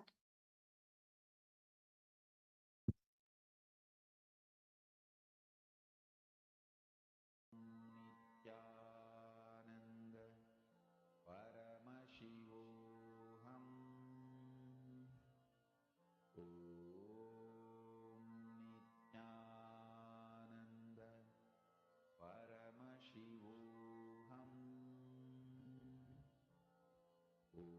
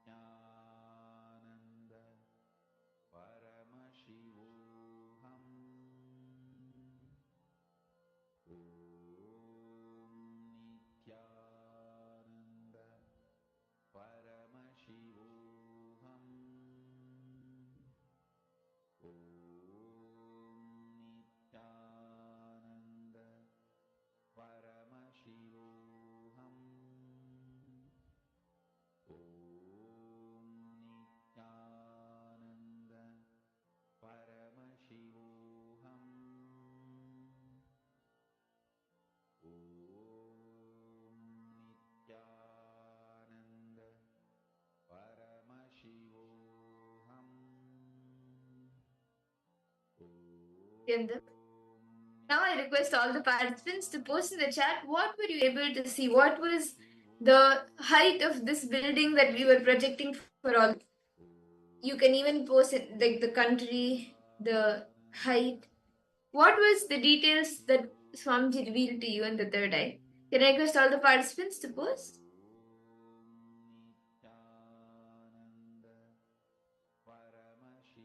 Whatever you saw, whatever numbers you saw, see, do not guess. Okay, this is a small image, it may not be this tall, or no, it may be more taller than this. Don't guess based on your logic. Right now, use the logic of Paramashiva. What Swamiji shows you, please, you can share that. Come on, I request all participants to post. What did Swamiji show for each and every one of you? Yeah, all of you can post in the chat section. Ma Isaac, Ma Lita, Ma Anandeshwari, Ma Xiaodan Lau, Kiksing Wingaya, How Chanaya, Chandrasekharaya, yes, Ma Ananda Gorini. All of you can post. Ma Wang, you can share. What was the height of this building? Okay, 6,405. Bangalore, Cambodia. Okay. Is this some feet, meters? Did Swamiji show you any unit, ma? 8, 9, 427, 174. Okay. How about for you, ma? 100? What does Swamiji show for you, ma?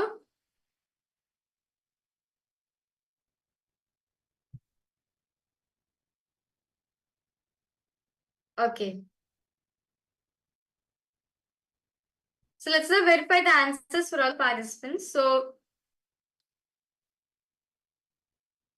this tower, this building,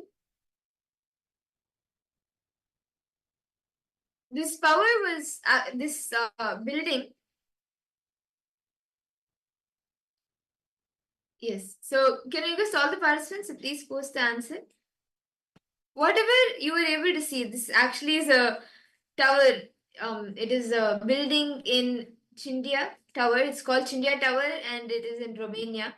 The height is 27 meters, which is 89 feet tall. Okay, let's see. I think someone posted over here. I think my Ishq, if I'm not wrong. Just felt the energy, no problem. Yes. My Ishq, you got the first letter, 8. Wow, we got the first number. Yes, no. Yes. So, see, actually, as throughout the day we'll be manifesting this power, try going more deeper. When you see one number, ask Swamiji, Swamiji, is there anything more? Just continue to remain in that space of oneness and go more deeper into more details. See what is the next. And as you see, start revealing it. You will actually be able to see you start manifesting the power more. And with that, this actually is a very exciting and fun power to play with. Then, like if you go to school, you go to work, you go to anything, you'll be able to crack anything in the logic dimension. And now with that, we'll actually be entering into the next session of our day, where we will be listening to what are the 25 states of consciousness. Beautifully, Paramashiva reveals that all of us have 25 states of consciousness. So what are these 25 states of consciousness that all of us experience? Let us all now listen to these revelations from Swamiji directly.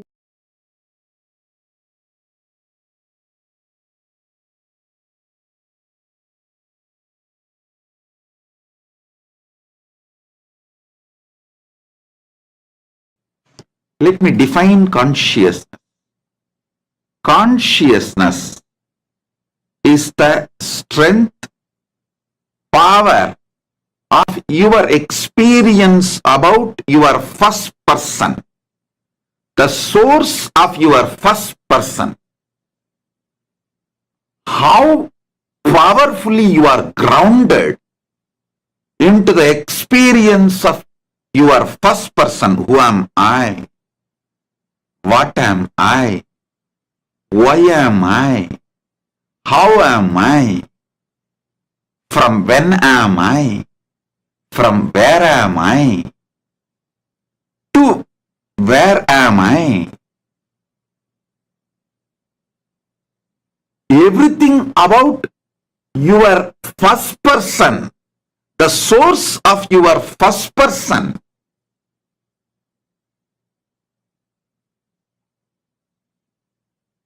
your experiential cognitions about the source of your first person is what I call consciousness. By focusing your energies, your kalas, your manifestations. What are your manifestations? Your emotions, your ability to cognize, your ability to think, means your manaha, chittaha, buddhihi,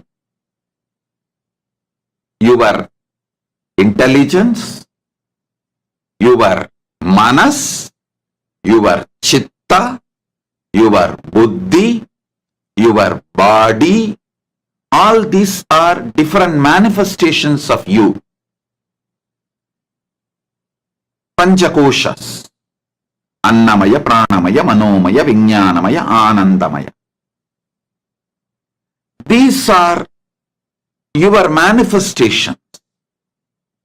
If you make all these five focus on the source of your consciousness and raise the frequency of your existence, that is only strength going to come with you, for you, save you during this whole AI revolution. I wanted to reveal some of the sacred secrets, nuances of this 25 states of consciousness, 5 aspects of Sadashiva, 11 dimensions of the universe. Please understand. The moment I utter these big words, you think this is going to be useful for me after my death. Let me accumulate it and keep it like a death insurance. No, please understand. Understanding 25 states of consciousness will directly help you even your day-to-day dilemma. Should I smoke or not? Should I live with this husband or not? Should I divorce this wife or not? Should I go for this diet or not? Even as simple as these dilemmas. In this situation of my life, given the time, intelligence, money and future I have, is this decision right? Is this decision going to be the best possibility for me? Even in your day-to-day business, career, life, relationships, everything. In every level, the 25 states of consciousness can give you an amazing breakthrough. Understand? All dilemmas and doubts are nothing but your dream state interfering with your waking state without you calling it or invoking it. Your waking state, Jagrat. Without you calling, dream state comes in attacking you, interfering with your waking state. Constantly keeping you in a very low frequency, overlapping or unnecessary interference. Actually, whenever you are in dilemma, confusion, very simple. Just sip 30-40 ml of neem juice. No, because of the taste of the neem juice, you may never fall into dilemma and confusion afterwards. That is secondary. Very simple. I'll give you, it's like an experiment. Try. Because neem juice rudely brings you to the waking state.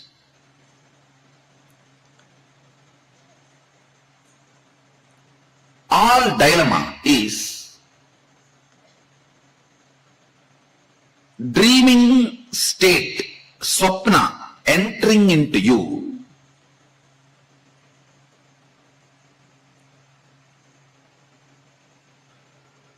and convincing your waking state that dream state is part of your waking state. So the deluded information, less informed frequency of you, actually, less informed frequency of you is your dream state. Little more informed frequency of you is your waking state. Completely, fully informed, awakened state of you, dimension of you is Turiya state. Not only fully informed, all empowered to manipulate, manifest, play with any of the, where knowledge is power, that state is Turyadita. Understand, this less informed dream state entering into your waking state and convincing your waking state that your dream state is part of your waking state. So it is like a less informed person and more informed person having a debate. How it will be?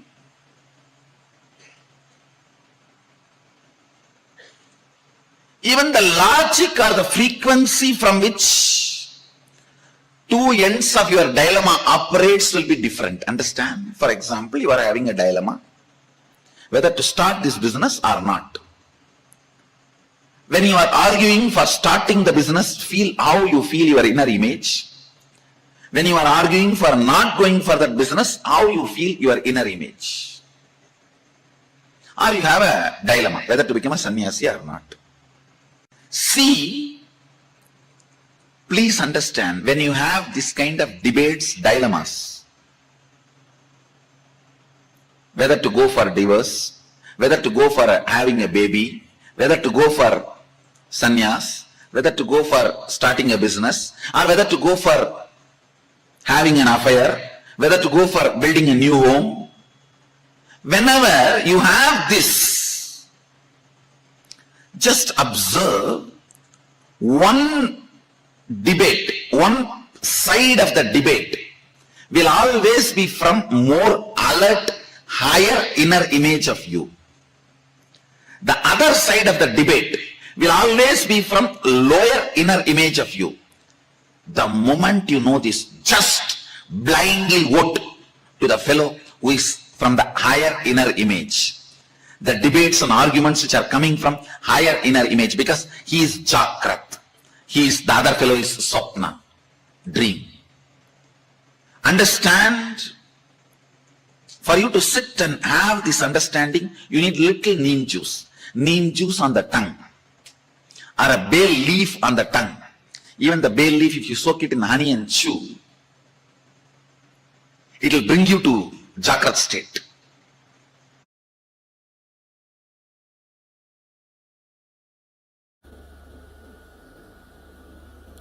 You have two levels of existing. Listen carefully. Two levels of existing. One with the thought currents, without the thought currents. With the thought currents means an active inner image, constantly spitting thoughts.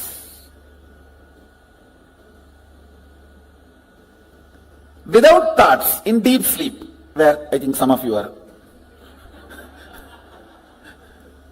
in that state now. If you are not hearing me, you are in that state. If you are hearing me, you are not, fortunately.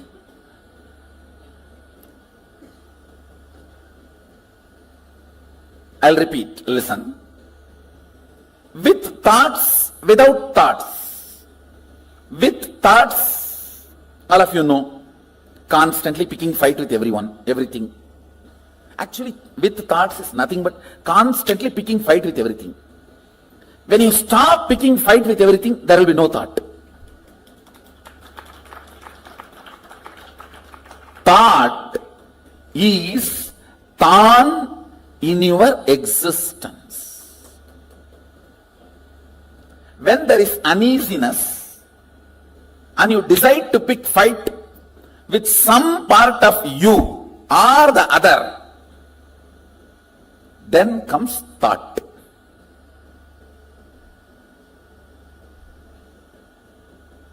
Without thought, you know, deep sleep in the night time or sometimes in the daytime. Whenever you are in the deep sleep, no thought. So these two, same way, listen. With thought, without thought. Same way, with your existence, remembrance of your existence, without the remembrance of your existence.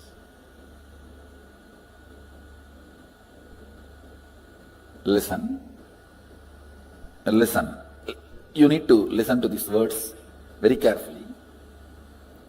With the idea, I exist, I consciousness. Without the idea, I exist. How many of you are able to understand? See, now, all of you have the idea, I exist. Am I right? The deep sleep, do you have that? That is why it is sleep.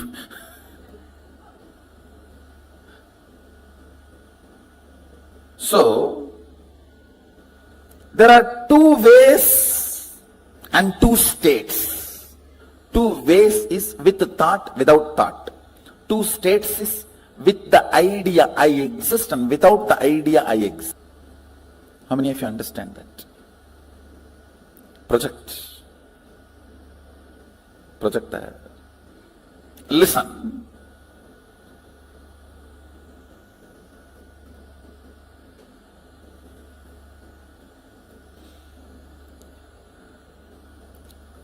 With the idea,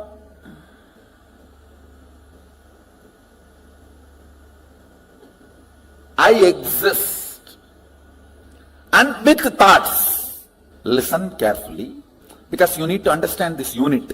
This is the fundamental unit.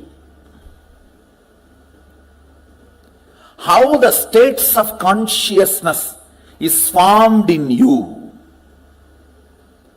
Why you go through what you go through in your life. Understand? Ignorance is not cute. Ignorance of traffic rules is not going to save you from the traffic ticket.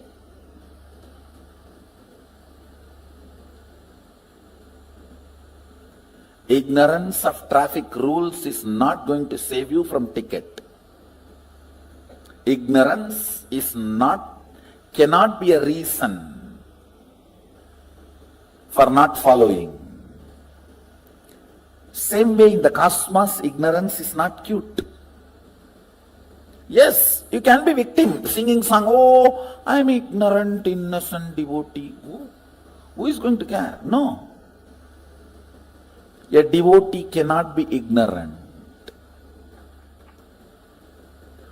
Jnana varishta bhakti, devotion established on knowledge and understanding, with thoughts, with the idea I exist, I consciousness. That state is called thinking, Jagrat. All of you are able to understand the word wakeful state, Jagrat? If you understand the word Jagrat, wakeful state, raise your hand. Great.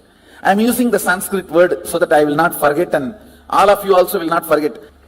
So let me go to the next word. I am introducing these 4 words. With thoughts, without the idea that I exist. That's called swapna.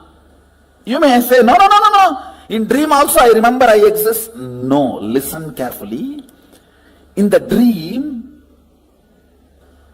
You will be writing your college examination with sitting with your son.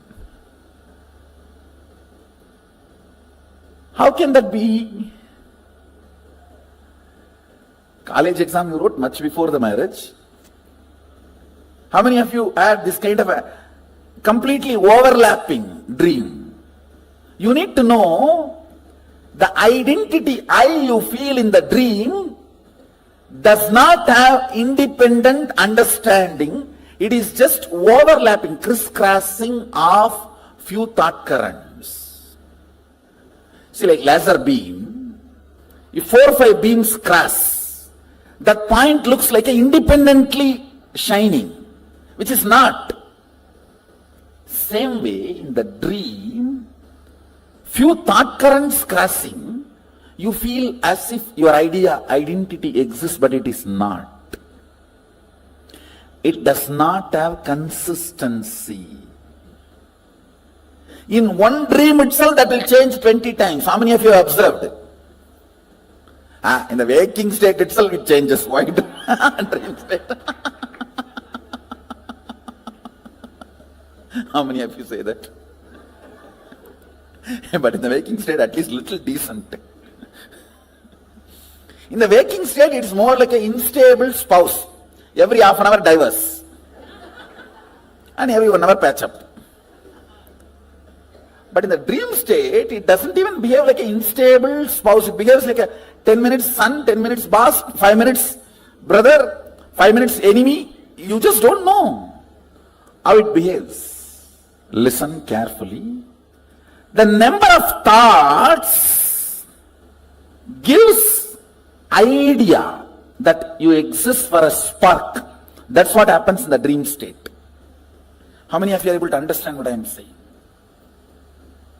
That is why the idea of I in the dream state is so illusory. Many times you don't even remember you when you come back from dream. What was your idea about you? Seen but does not exist. That's a direct translation of the word swapna. Seen but does not exist. Where the idea of I does not exist, but the thoughts exist. Means the frequency of the thoughts is much higher. The idea of I, it has no existence. That frequency is almost like a zero. Then third word I am introducing, listen, where neither the idea I exists nor the idea thoughts exist. That is what is called deep sleep. Sushupti. These three all of us experience in our day-to-day life. The fourth word I am going to introduce, it has no word. That is why it is called Turiya. Turiya means fourth in Sanskrit. In Sanskrit, the word Turiya means fourth. That's all. Because there is no word for it. Where the idea that I exist is there. I am there, but there is no thoughts.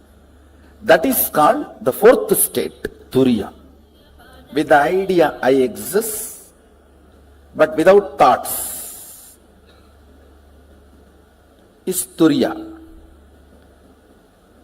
With I plus with thoughts is waking state. Without I but thoughts is dream state. Neither I nor thoughts is deep sleep state. Only I, no thoughts is Turiya. Now I want you to remember these four words. Let me repeat. Jakrat means waking state. Swapna means dream state. Sushupti means deep sleep state. Turiya means fourth state, awakened state. There is a fifth word Mahadeva introduces in Agama called Turiyatita, means not only you are awake, you are alive, you can move anything you want. See, if you have manifested the powers of moving a matter, how many of you are successfully able to move a matter? You have seen the glimpse of Turyatita. Turyatita is the state where awakening becomes power manifestation. Means you are able to play with your awakening. These are the 5 states. Listen, let me repeat once more. Jagrat, waking state. Swapna, dream state. Sushupti, deep sleep state. Turiya, awakened state. Turyatita, alive state, where you are awakened to the higher reality and you are able to manifest it as you want. Alive with your awakening. Where when you say, hey, static matter, dynamic activity and strategic existence is one and the same. Move, you are a static matter, I am saying, and it moves.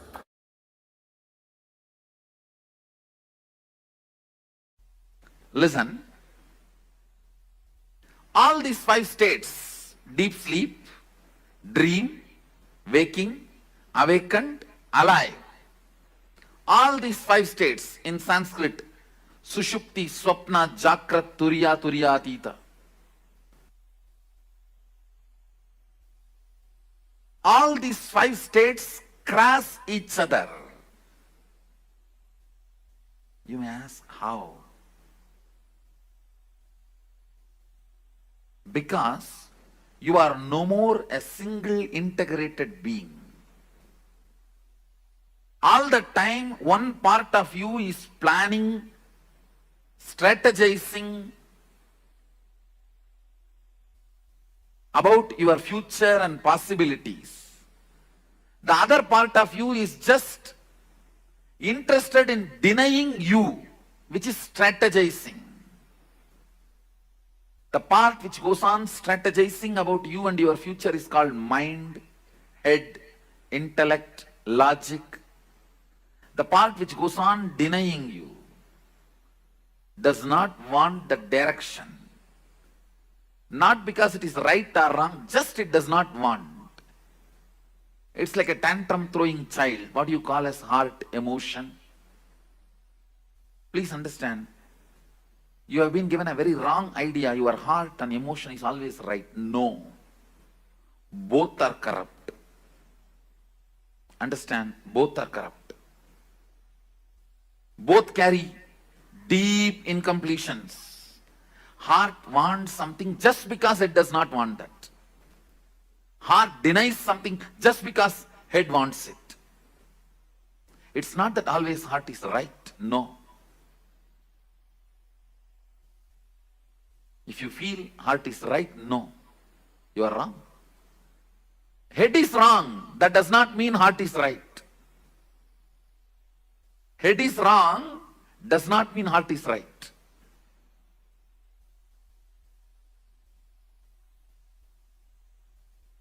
Sometimes head is right, that does not mean heart is wrong. Sometimes head is wrong, that does not mean heart is right. Both have their incompletions, both have their problems. Because you are no more a single being. See, invariably when the whole humanity has started experiencing this dual being, two-part, that is when our masters declare the Kali started.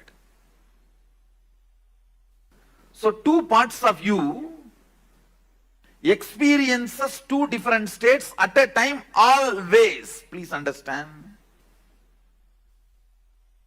If your head, which is strategizing about your future, is now awake, your heart is in dream state, sitting somewhere and doing something else.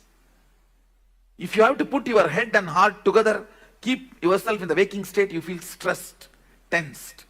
Oh, I can't be like that for a long time. Maybe few minutes, okay. Not more than that. How many of you understand what I am saying? How many of you experientially feel, yes, I go through this? Understand, the line, vertical line is a heart projector. Vertical line is heart's line. Horizontal line is logic's line.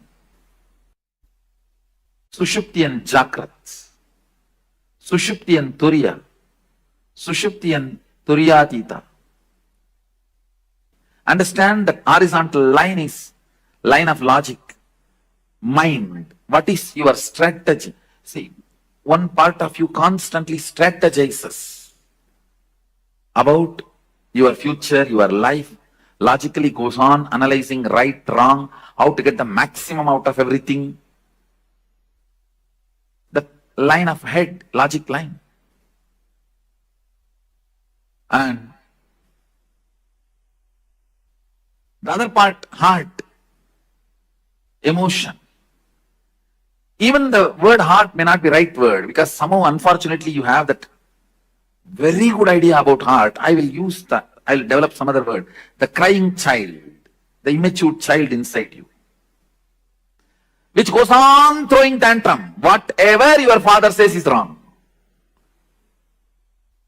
Once you decide, just goes on saying no, no, no, no, no. That becomes mantra.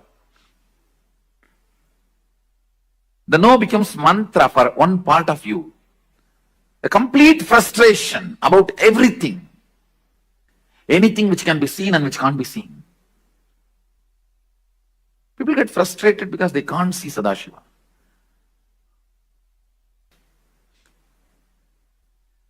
It is good. Sometimes you are not able to see. No, we get frustrated even with things which we have never seen, we never experienced, we never perceived. The tantrum throwing child. So better I use the word TC, tantrum child. The tantrum child is the vertical line. The tantrum child in you is the vertical line, and logical, strategizing mind, that is the horizontal line. Both of you go through, please understand, some of you are small family inside, some of you are giant families inside, some of you are apartment complex inside. Please understand, do not believe you are one person. If you think you are one person, even you will not be able to answer many of your questions about your own self. How many of you feel there are many things which you are not able to answer about you? Then how will anybody else find the answer? That is why if somebody questions you too much, you get angry about them. And even I don't know, how can I explain to you? How many of you feel many times even you are not able to handle yourself? Raise your hand. That is what I mean, exactly the tantrum throwing child. Just saying no, no. I will face whatever it comes, whatever it may be. Whatever comes, I'll face. But when it actually comes, you will not be able to face that. Now, how many of you do? Listen carefully. Clearly, you take a very stupid decision with the thought current. When it comes, I will face. Whatever come, what may. And when it comes, you will collapse, you will not face. How many of you? That is what I am calling tantrum throwing child. Just saying no.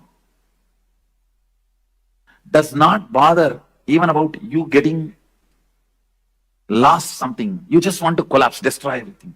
Even if I die, that is okay. Let me destroy the world and die. Let me pull the whole thing down and die. The tantrum throwing child experiences different state, and the logic, strategizing logic, which constantly plans for your life. That personality experiences different state of consciousness. That is why you go through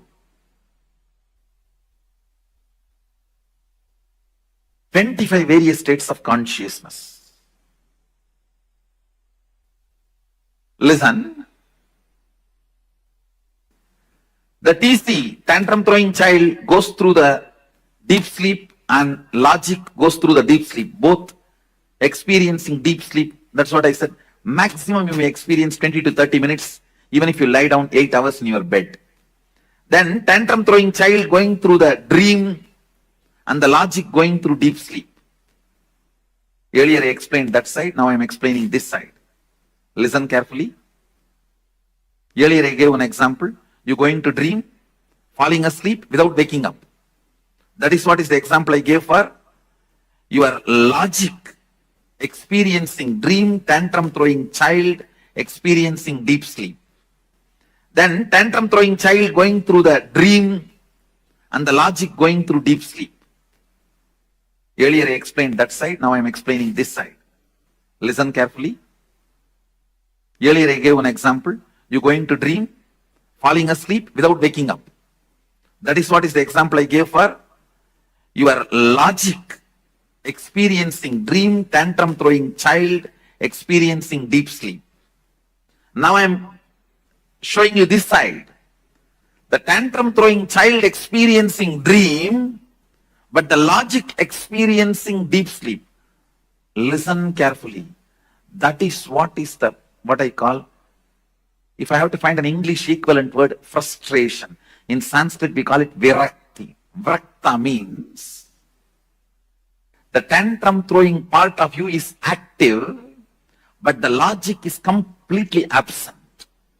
Listen carefully. In Sanskrit it's called vrakti. In English I am trying to translate with the word frustration.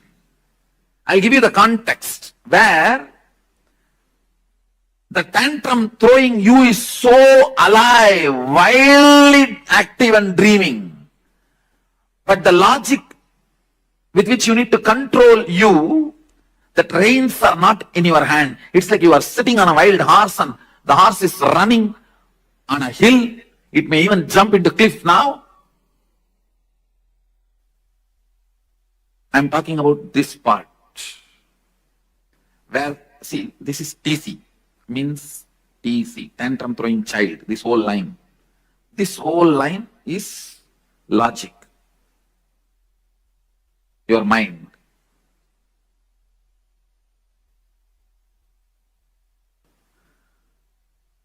I'm talking about this state. The tantrum throwing child experiencing swapna, dream, wild. Going literally wild. And your logic, which is supposed to control, put a rein, is sleeping. It's like you are sitting on a wild horse and you are not able to control the wild horse. It is running. It may jump anytime off the cliff. All the decisions you take in frustration, please understand, all decisions you take in frustration will destroy you. Even if you think it is good decision, I tell you, do not do permanent damage to you because of your temporary sadness. Just don't take decisions when you know you are frustrated. Whenever you know your tantrum throwing child is wildly active and your logic with which you need to control your perception is absent, don't decide. You will be overloaded with frustration. Don't decide. How many of you understand you went through this in your life? In waking state, but your logic is in deep sleep. It means you are not frustrated, you are very destructive. Understand? Very consciously you agree for destruction. You agree for the kind of a tantrum throwing lifestyle. You agree to be in denial. What can I do? That's all. very consciously you wind up, you withdraw. I may use the word self-denial for this state. The state now I am circling. The state now I have circled, I'll call that as self-denial, where the tantrum throwing child is awake. I should use the word wake up. It's an awaking state. But your logic, the strategizing mind, the strategizing component of you is completely asleep. The next, the tantrum throwing child entering into Turiya,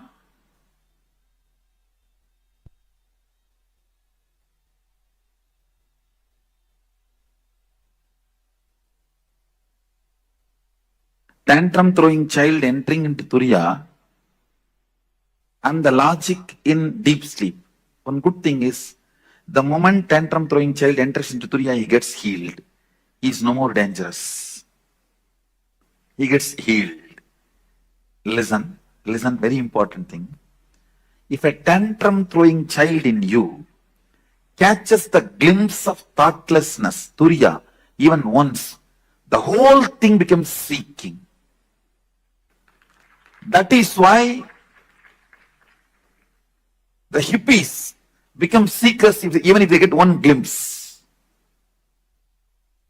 The tantrum throwing child in you becomes a powerful seeker even if you catch one glimpse of Turiya. So I will call this state as Turiya plus Sushupti, the which I marked, seeking awakened but don't know what to do. Your logic does not know what to do, how to proceed, but you know something you need to discover. I will call that as a seeking but not active. It means you don't plan about how to go about it. Your logic has not found any method. It has not discovered any way to seek.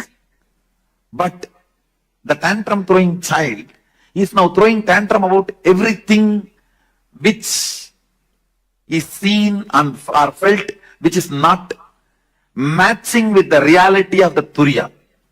See, now the Turiya becomes the benchmark. The awakened state becomes the benchmark. Anything which is not matching up to that mark, you throw tantrum about it, but you don't know how to make everything match up to the standard. Understand? At this state, you will say big capital letter no to everything external. But you don't know to whom you should say yes. You only know to say no to everything, but you don't know to whom you should say yes. How many of you think you got this?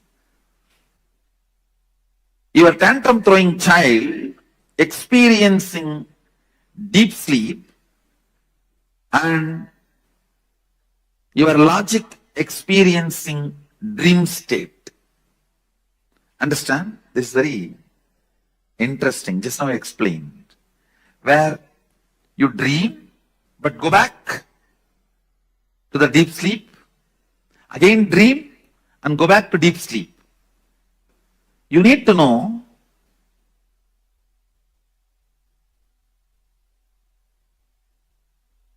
maximum only 30% of you is your logic part.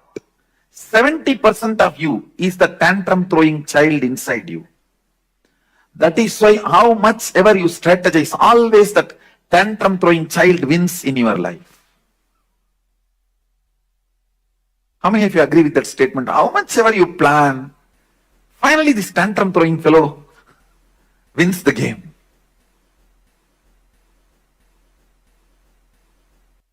Even if your logic, for example, tomorrow you have to give a presentation. Your logic is planning for your presentation even in your dream.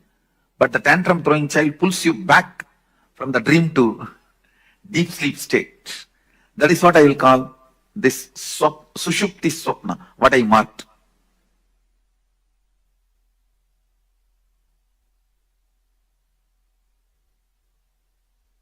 Next, the tantrum throwing child experiencing deep sleep, but the logic experiencing waking state. I'll say in this state, your logic thoroughly plans for your future. You will sit and think, nicely plan. But within next 24 hours, you will forget the whole thing and you will start thinking again the same thing and do the same plan. As if the whole thing got control deleted. How many of you experienced this? Your logic's plan, but your tantrum throwing child is not even interested in looking at it.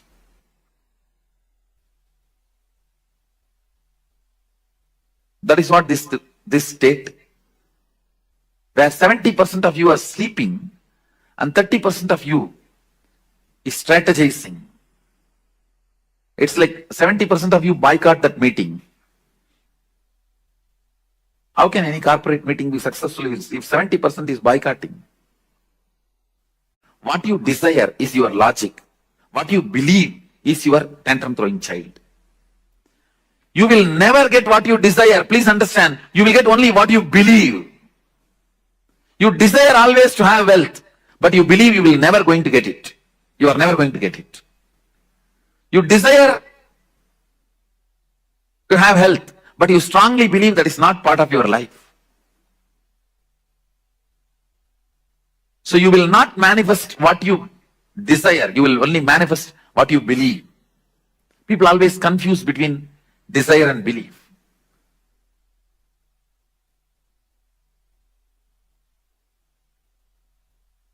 Your desire is your logic, your strategy, your future plan. Your tantrum throwing child is what you believe as you. I think now it's too clear. How many of you are catching what I am saying, this statement? Understand? Next, your tantrum throwing child is in deep sleep, but your logic is in Turiya. During these moments only you get the darshan, vision, but it goes away. It doesn't stay permanently, because anything only if your tantrum throwing child also cooperates only stays with you. For example, if your tantrum throwing child means the TC, if he enters into Turiya and your logic is in Sushupti, which I circled now, at that state, if you get any experience of God, Guru, Darshan, it stays with you permanently, because 70% receives it. But this state, anything you get will not be permanent. It will not stay with you. It doesn't stay with you. In both states you get, but this, only if your tantrum throwing child enters into Turiya and you experience something, it becomes permanent. Means your belief enters into that state, not your desire. When your desire enters, your belief will pull you back. Ramakrishna gives a very beautiful example. All his examples are completely from Bengali villages, because he lived his whole life in Dakshineswar, which was a village in those days, and he was born in Kamarpukur, which is a remote village. He gives a very beautiful example. These boys will catch the mongoose. Am I right? The pronunciation? Mongoose or mongoose? How you pronounce? Whatever. The boys, when they play in the paddy fields, they catch the mongoose. If they catch more than 5, 6, they can't keep them under control. So they will tie a rope in their tail and put a brick in the other end and leave them to go for further hunting. These fellows, they will enter into their home, which is like a dug below the ground. Even if they enter and hide in their nets, in their holes, the boys will come and just pick up the brick and pull the rope. They will come out, they will carry them. Just like the mongoose, whose tail the rope is tied with a brick. can never hide, can never rest in his hole if your belief is holding you back. Just your desire cannot take you anywhere, because the belief is a rope and brick. It will just pull you out.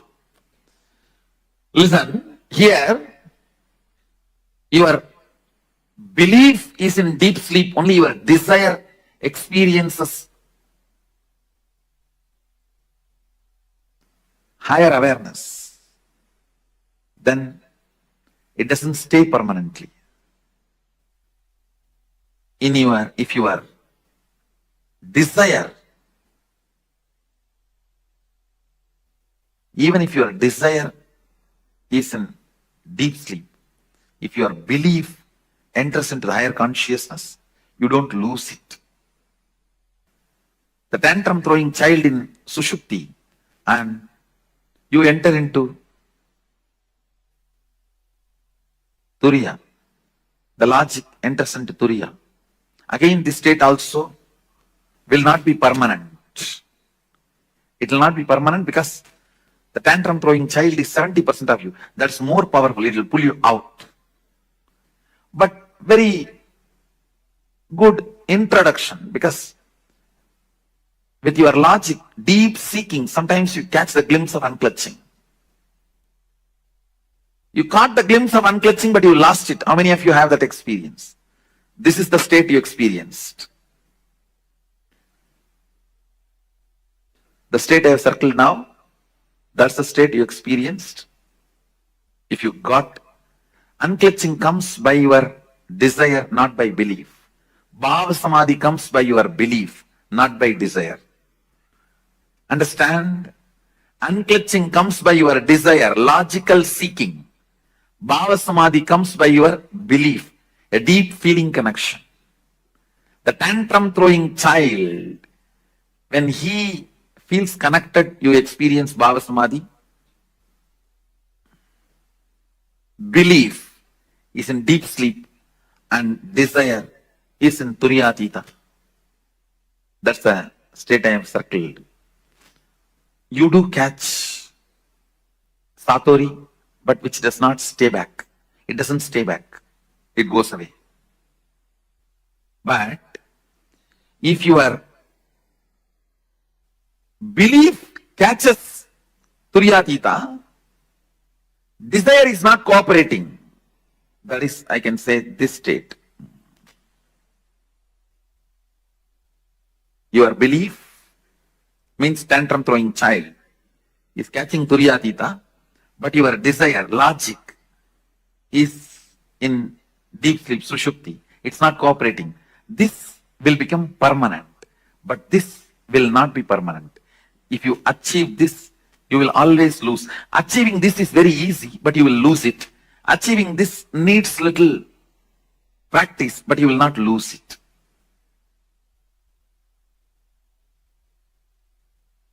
This comes by Bhava Samadhi, feeling connection. This comes by unclutching, your own effort. If both happens, that is what. If both happens, that is what is called Turiyatita, which becomes permanent. Few basic truths. 25 states of consciousness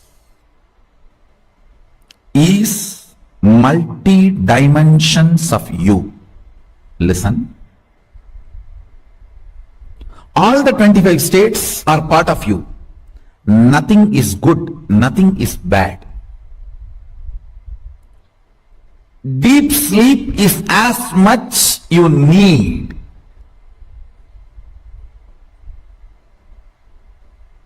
Please listen. Deep sleep is as much needed to you as you need Turiyatita.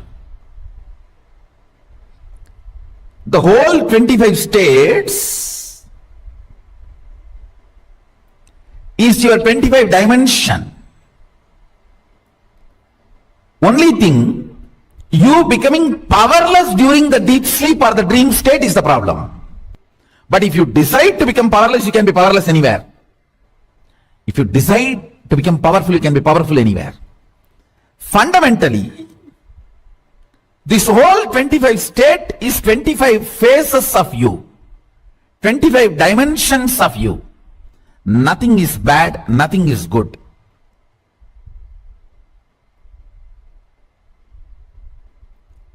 Because many times you become powerless in dream state, it looks like a bad. Not the state is bad, but your habit and pattern of becoming powerless there is bad.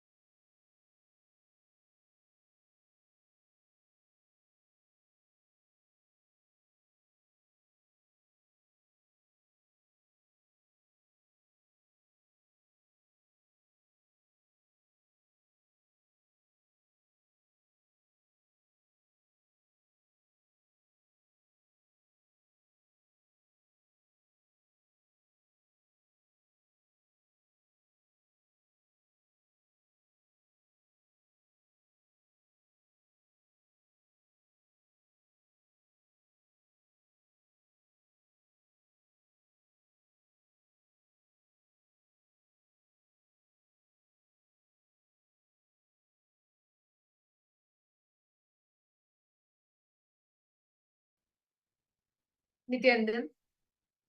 Wow, that was a beautiful question on the 20 states of consciousness. We all understood how any behavior of ours, any reaction, any behavior of ours, always within these 25 states of consciousness, with the 5 bases being the swapna state, the shushupti, jagrat, turiya, yatita, the swapna, like the sleep, the deep sleep, the shushupti, where you're in a, this is like you're in a dream. Swapna is the dream state, shushupti is deep sleep, where there are no thoughts, and the jagrat is the waking state. All of the, and the turiya is the awake, and the turiyatita is the alive, the completely alive state. All of the permutation combinations of these 5 states, these permutations combinations are the 25 states of consciousness. Sometimes we go into the swapna and swapna, the deep sleep and deep. Then we do the swapna and shushupti, or the jagrat and swapna. So the permutation combinations of all of these 5 base states form the 25 states of consciousness that all of us go through. So, and it continuously changes. At one moment, we may be in the next moment, be in another state. But all our behaviors, our way we function, are always within these 25 states of consciousness. How many of you are understanding this? Because all, okay, Nithyanandam, Rahul Kannaya, nice to see.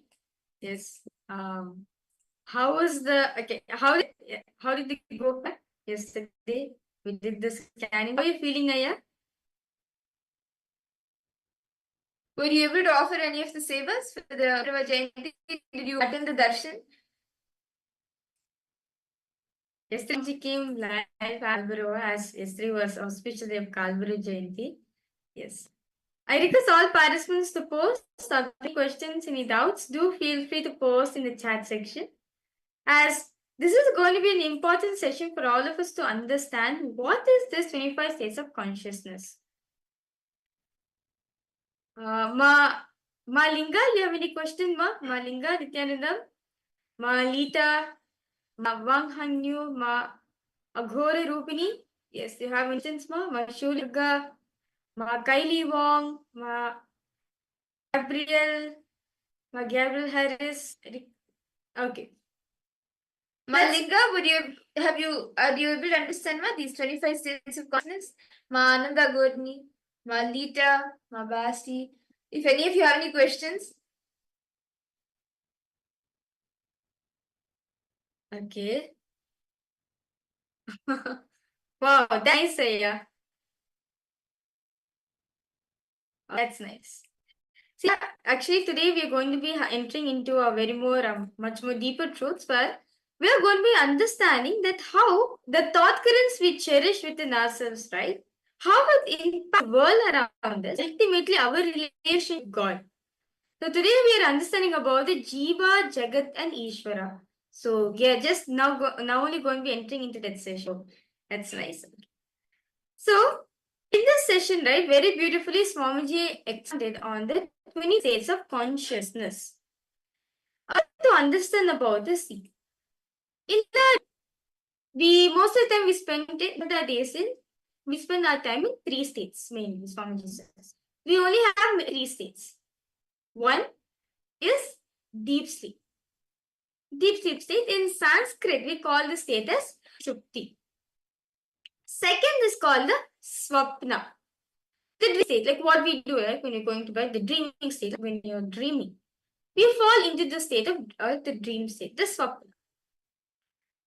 Next, third is Jagrat, awakened state. The way what we are in, what we are supposed to actually, what we are in actually, the waking state, what we are in right now, right? And but Paramashiva elaborately says that we have 25 states of consciousness. So where does consciousness comes? There's 2 more states. See, above the waking state, we have the next, above that we have Turiya state, which is the awakened state. Turiya state is the awakened state. Then above that, we have a Turiyatita state, which is alive state, where you're alive in every single thing. But Swamiji says, most of the time, we always spend time on 3 states of consciousness. So, the crossing of these 5 states put together forms the whole 25 states of consciousness. How many of you are understanding this? Very beautifully, Swamiji explained this truth with a diagram also. So, it's actually very easy to understand. See, these 5 majors, right? Crisscrossing each other makes the whole 25 states of consciousness. See, when you go to sleep every day, you usually enter into the swapna state. When you have dreams, when you go to sleep and you have dreams, you're usually in the swapna state, where you're in the dream state. You have the thoughts. In the Shushupti state, neither the thoughts are there, nor the idea of other. And in Jagrat, you have the sleep state, you have the idea of I. And these are the 3 main states, as I was sharing, and of course, what's field. These are the 3 states that usually go in. So either it is either only swapna or only jagrat, or permutation combinations of these. And with the initiations of the power manifestation that he is initiating us into, we tap into the Turiya state. Then the Trita, the ultimate state, Swamiji always in that state. And to understand about these 5 states of consciousness a little more, actually, 25 states of consciousness, understanding itself will help you in your day-to-day dilemma, because any frustration, any confusion, any dilemma that you're through, it is within these 25 states of consciousness. For example, have the question, what should I eat today? What diet should I follow? What is the best for me in my day-to-day business, my career, my life, my relationship? When you have all of these questions, these questions come to you in these different states of consciousness. And when you, based on which state you are in, you will make the decision. If you're in the Jagrat state, your decision will be different. If you're in the Swapna state, your decision will be different.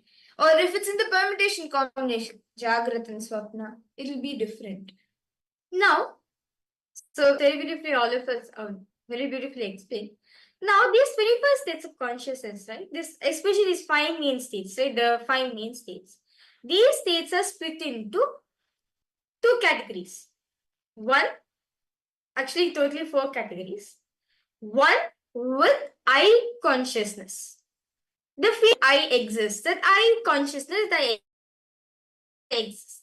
Thoughts, with thought, without thoughts, with I consciousness and without consciousness. Okay, so far is all participants understanding? Is everyone with me so far?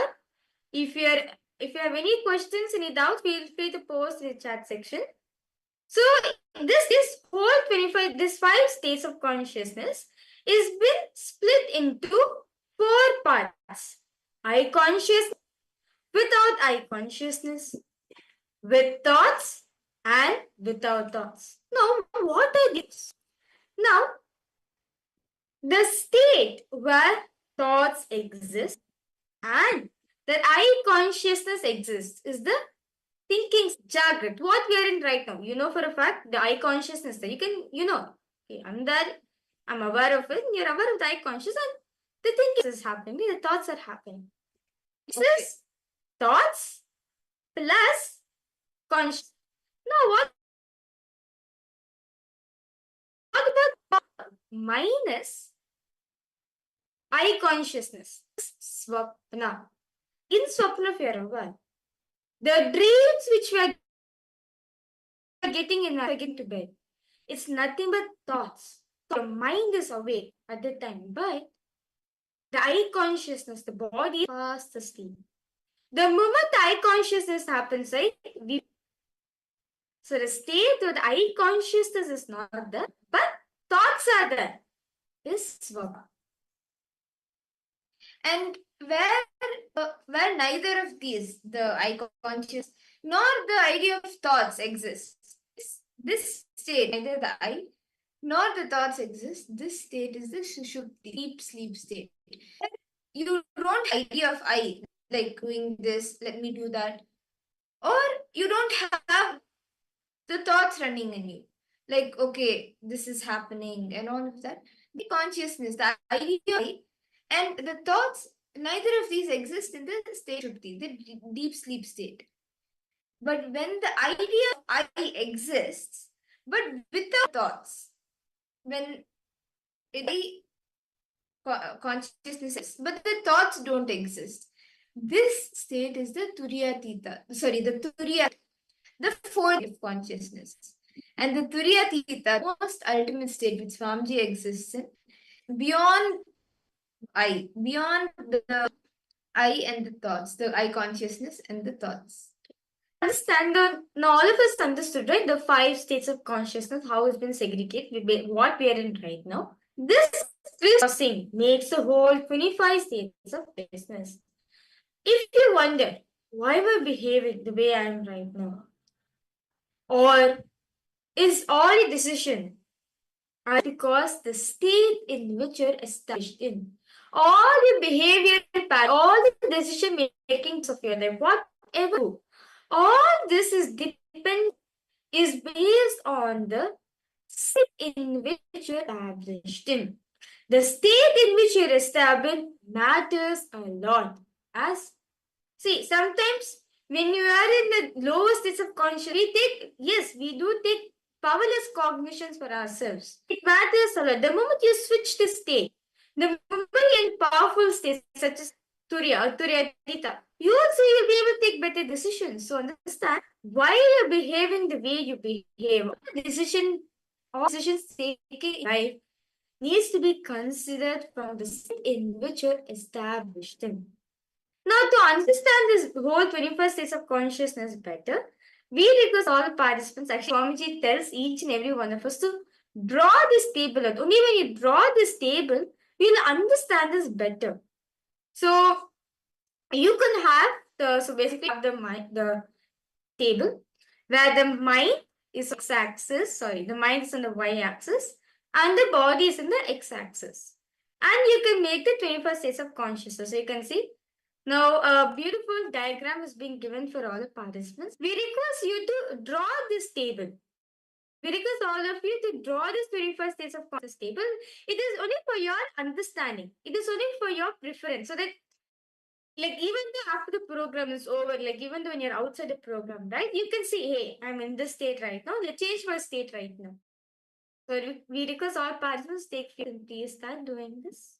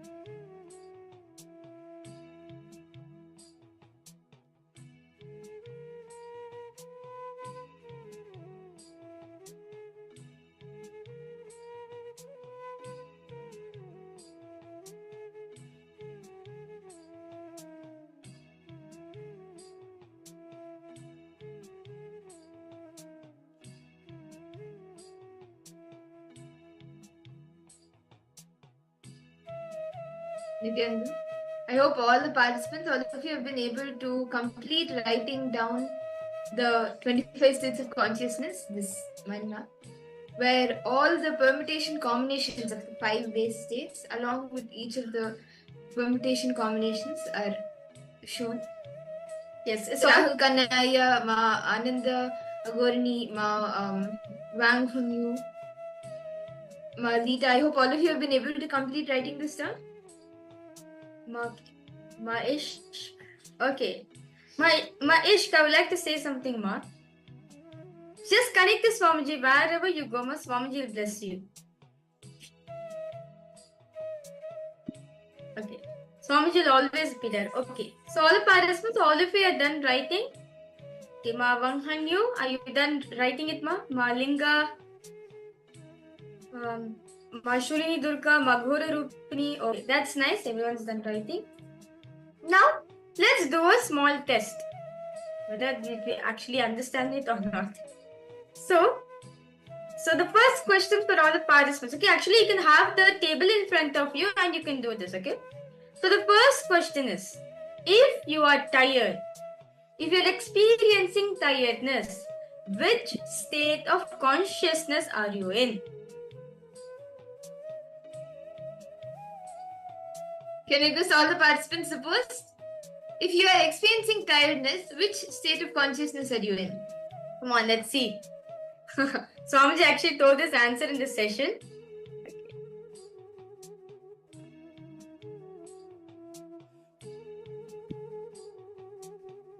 If you are tired, which states of consciousness we are in? Okay, let us see. Okay, when you're tired, what happens? What do you usually tend to do when you're tired? Okay, body. Okay, you can say the body is in this, mind is in this. You can say that. If you are tired, which states of consciousness are we in? Malinga, come on, give a try. See, even if you missed it when Swamiji was revealing it, now from the mind map that you've drawn, you can map it. Okay, Rahul Kanayas would want to sleep and take rest. Okay, so which state is that? Any guesses, Aya?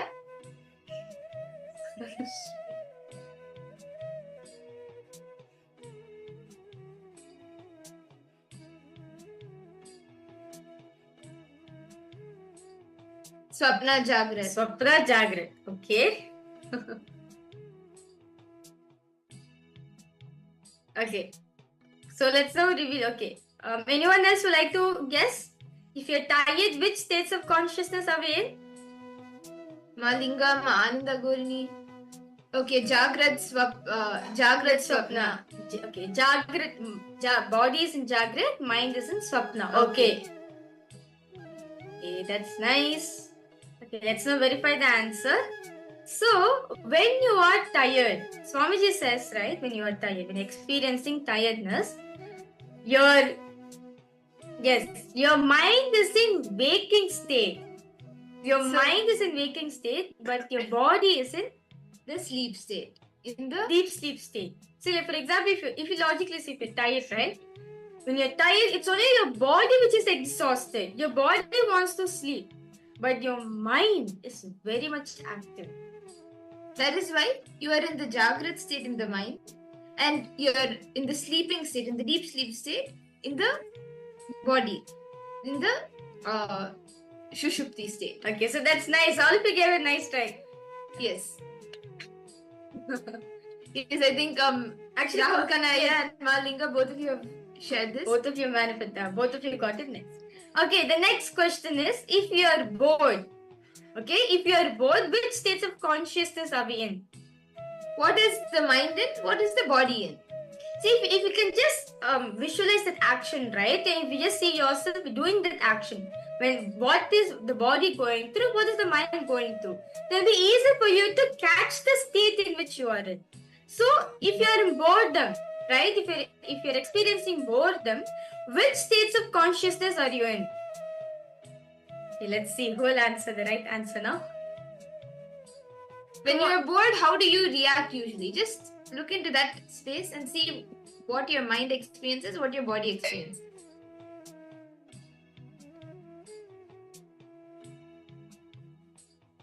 When you are bored, which states of consciousness you are in? Okay, let's see.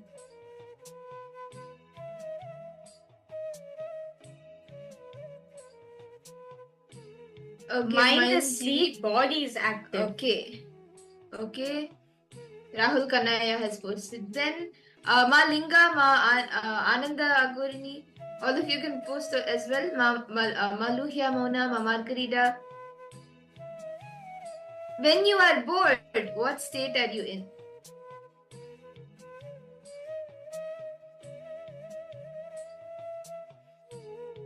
Ma Linga, Ma Lita, Ma Basti, Ma Anandeshwari, Ma Wanghunyu. Each of you can post. Quick Singh Vengaya, How Chanaya. All of you can post. What is the state that we are in when we are bored?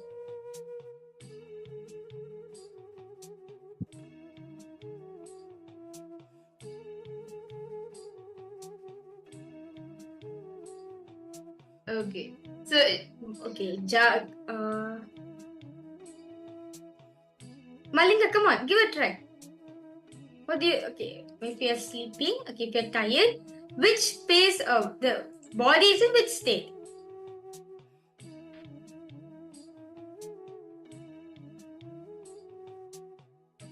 How about for you, Ma Margarita? Okay, mind is in Jagrat, body is in Swapna. Okay. Ma Shulni Dirka, Ma Margarita, Ma Gabriel. What about for all of you?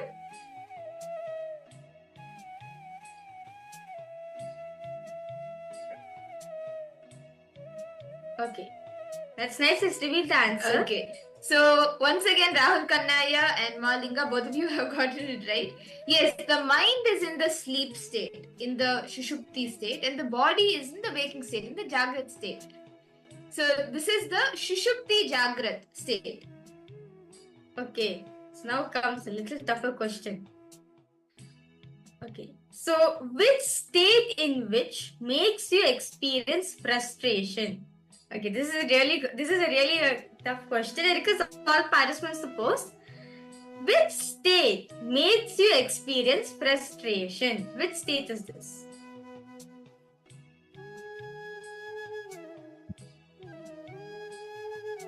When you're frustrated, what happens? Observe yourself.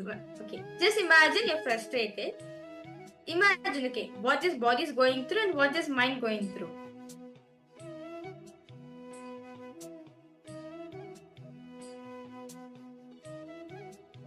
When you're frustrated, which state are you in?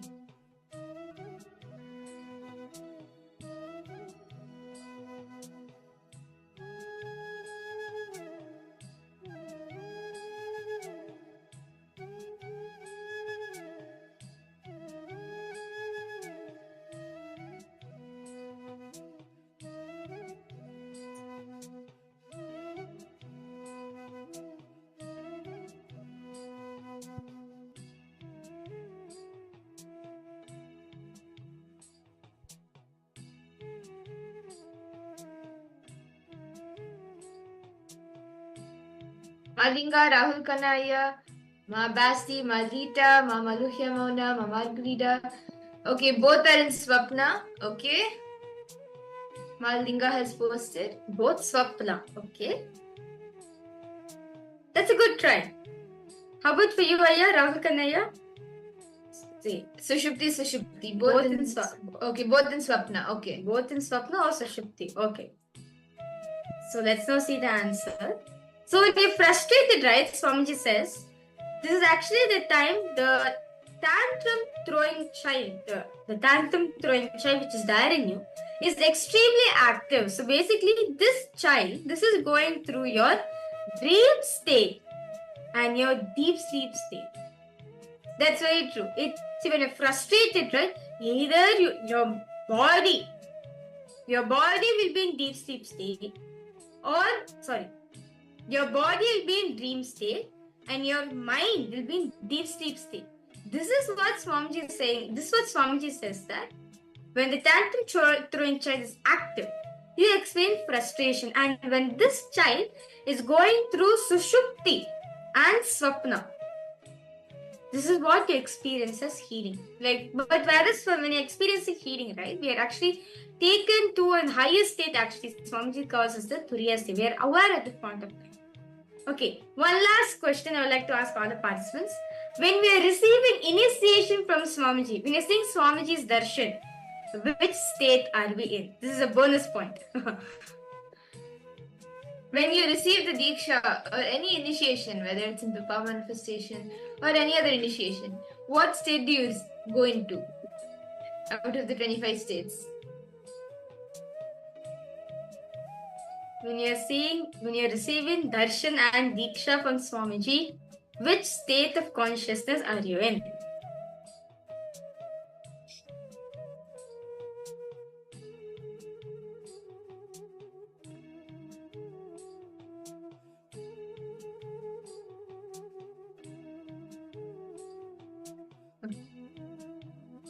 Okay, Jagrat, the body's in Jagrat, and Turiya, the mind. Okay, Malinga.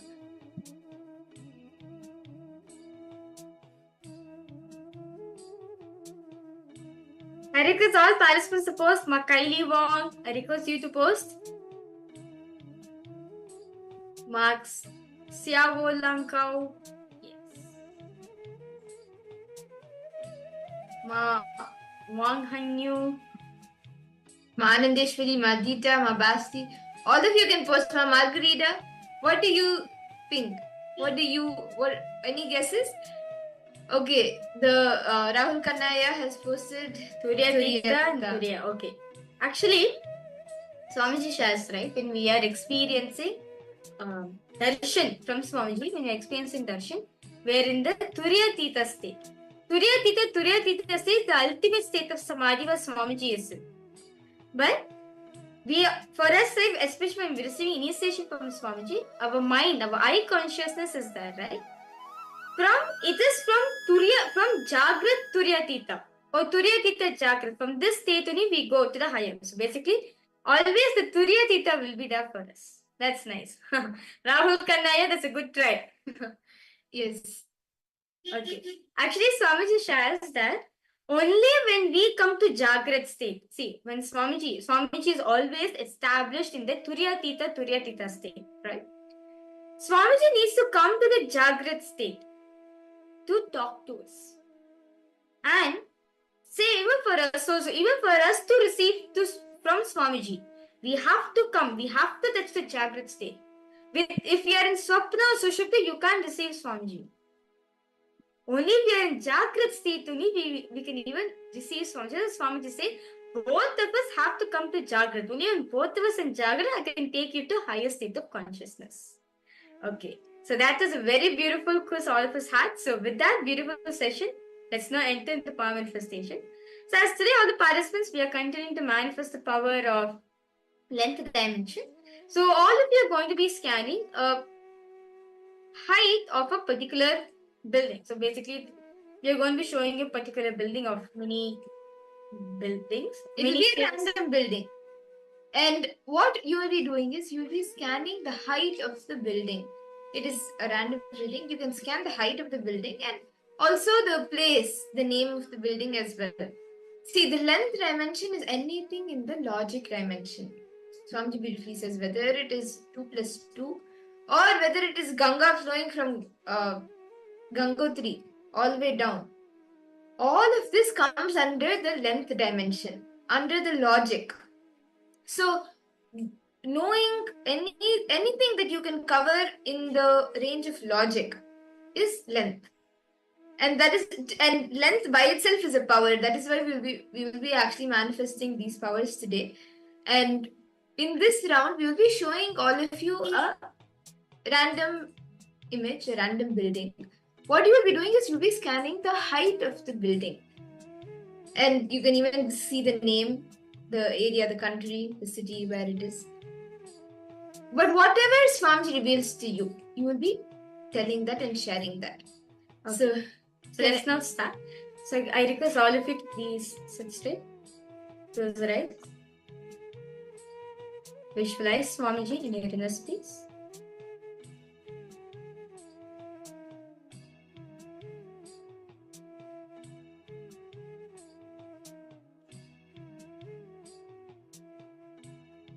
Now, tensely start chanting the Mahavakya. Om Nithyananda Paramashivoham. Om Nithyananda Paramashivoham. Om Nithyananda Paramashivoham. Yes. So now we will be projecting an image for all of you, a building for all of you. You can start scanning and see what is the height of this building.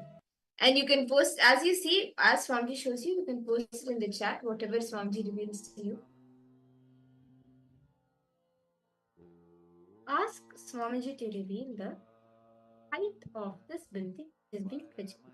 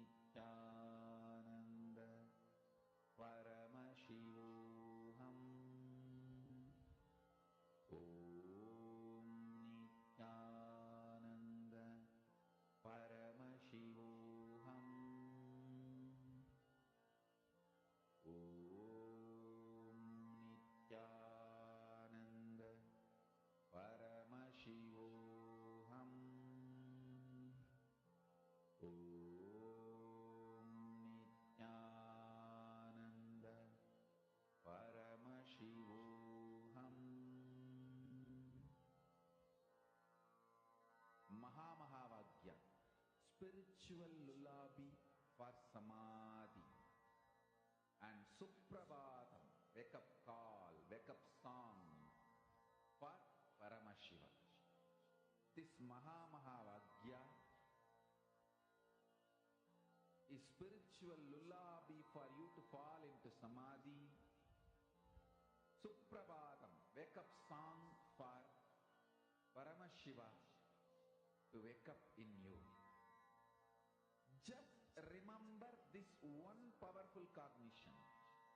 This Mahavakya puts me in samadhi. This is spiritual lullaby for samadhi. And Suprabhatam, wake up song for Paramashiva in me. For Paramashiva to manifest. With this one spiritual powerful cognition, chant this Mahavakya.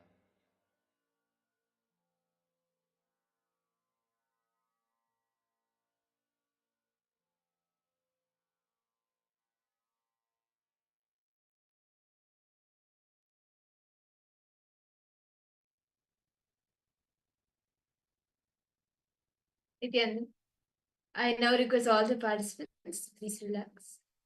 And you can post in the chat whatever Swamiji revealed to you, however Swamiji manifested and showed you the answer. Can I request all of you to post what the height of this building that was being projected is? Rahul Kanaya, Malita, Ma Wang Hunyu, Ma Basti, Ma Margarita, Ma Kalidi Wong. All of you can post. Okay, Aya, your request was the answer. Okay, sure. I'll repeat the answer, Aya. So, when we are receiving initiation from Swamiji, right? We are actually from Jagrat Turiya only, from either like we are only in the Jagrat state only we can experience the darshan. So it should be in either Jagrat Turiya Tita. Jagrat Turiya Tita only we experience in darshan time. Because Turiya Tita says the ultimate samadhi space which Swamiji has established. Yeah. So for us to experience darshan, we have to come to Jagrat state. Only if you're in Jagrat state only we can experience it. Okay. Yes. So Aya, what were you able to see as the height of the building?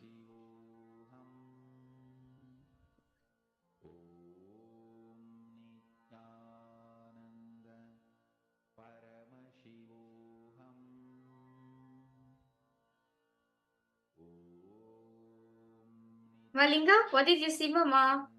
Wang Hanyu. Yes, I request you to post. What is it that Swamiji show all of us?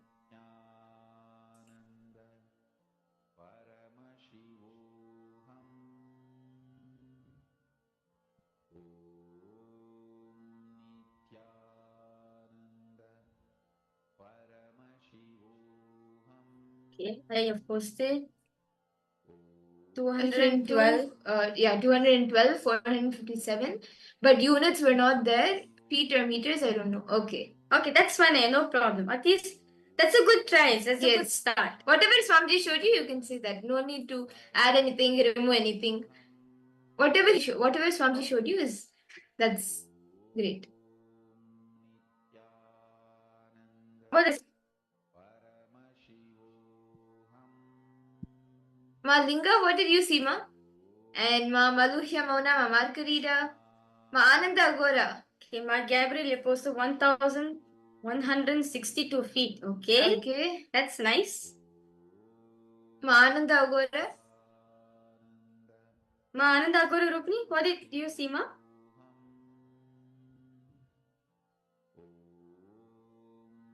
Okay. That's nice to see. Let's now verify the answers for all the participants.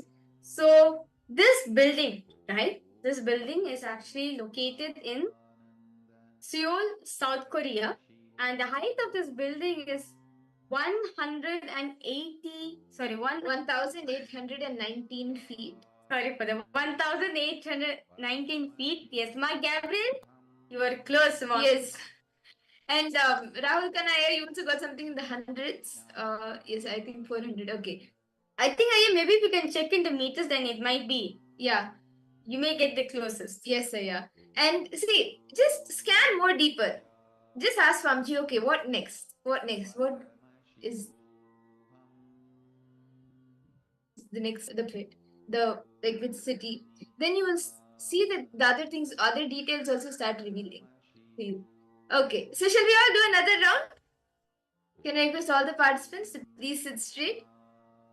And now we will be connecting to Swamiji again, and we'll be projecting a building for all of you. You can start seeing what is the height of this building, and you can even see which place it is in, what is the country it's in, and even the name of the building.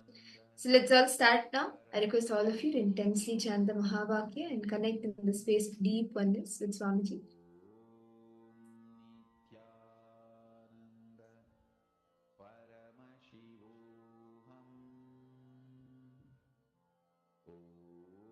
Ask Swamiji to reveal what's the height of this building.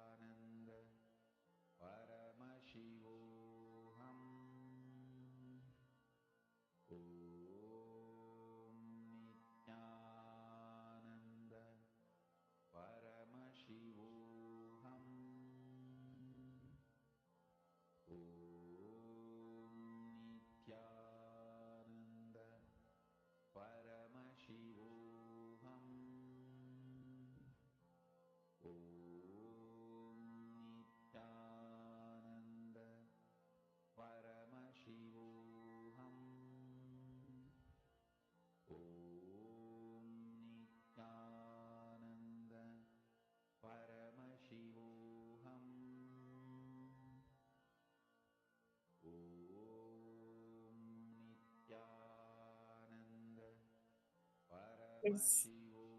I request all the participants now please relax. And you can post in the chat whatever Swamiji revealed to you. See, don't filter out anything, don't change anything, add, remove, guessing that okay, maybe it looks small, it may not be this, or maybe it's too tall. It's don't guess all of that. Whatever Swamiji revealed to you, without like changing that, just post as it is. Okay, Rahul Kanaya has put 457 meters is okay, this is for the previous round. 1500 feet approx. Okay. Okay.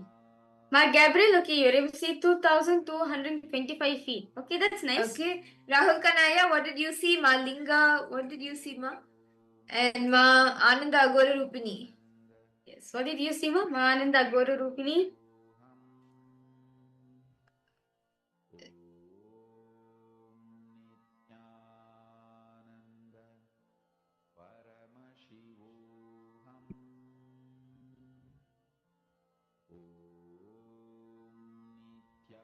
Nithyananda, Ma Shobana Saxena. Okay, yes. I just saw your message, Ma. Okay. Just give me a. May I know, Ma, where are you from? Where are you joining us from, Ma? Ma Shobana Saxena.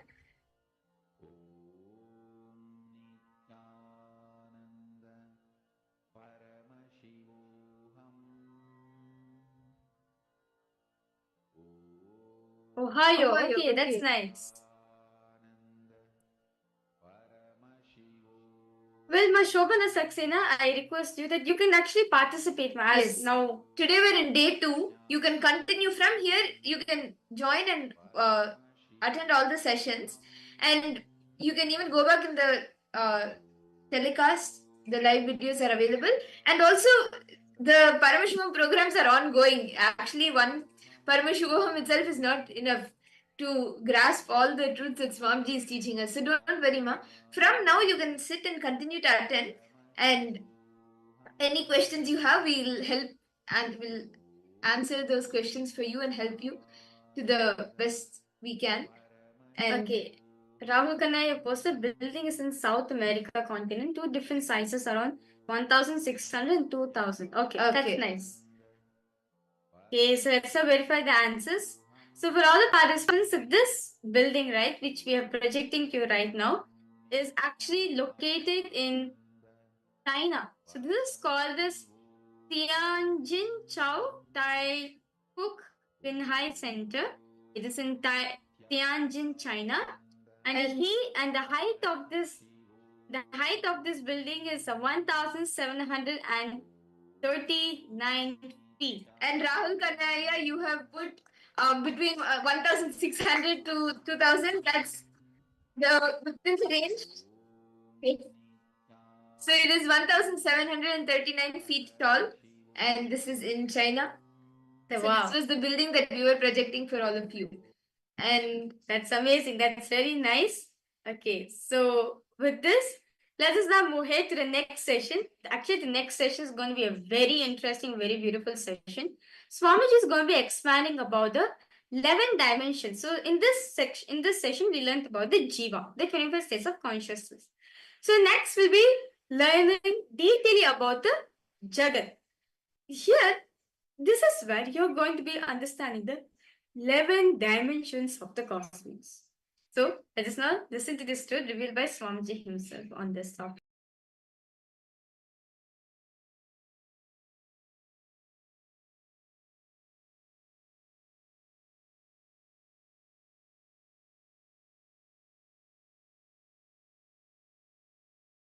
Hindu tradition is a powerful knowledge source.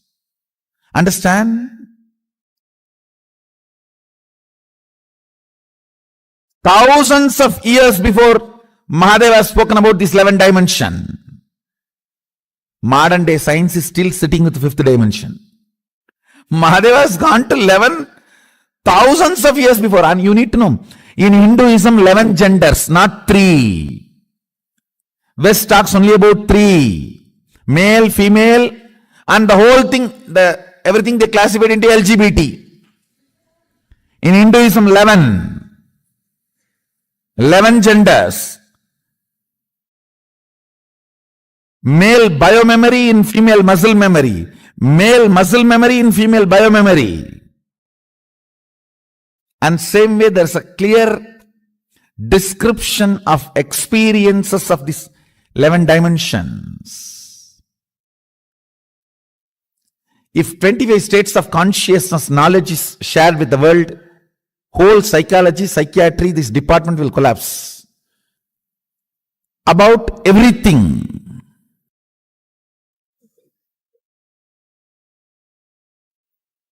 Life,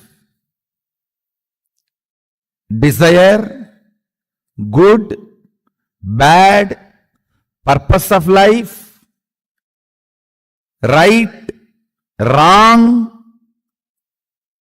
about everything. Having powerful cognition, getting matured, having powerful cognitions, getting matured. Because of that powerful cognitions, manifesting powers.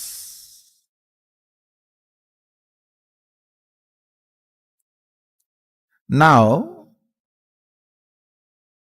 giving powerful cognitions to you about the universe is introduction to 11 dimensions of the universe. Listen, the modern day so-called science is able to understand only 4 dimensions: length, breadth, depth, time.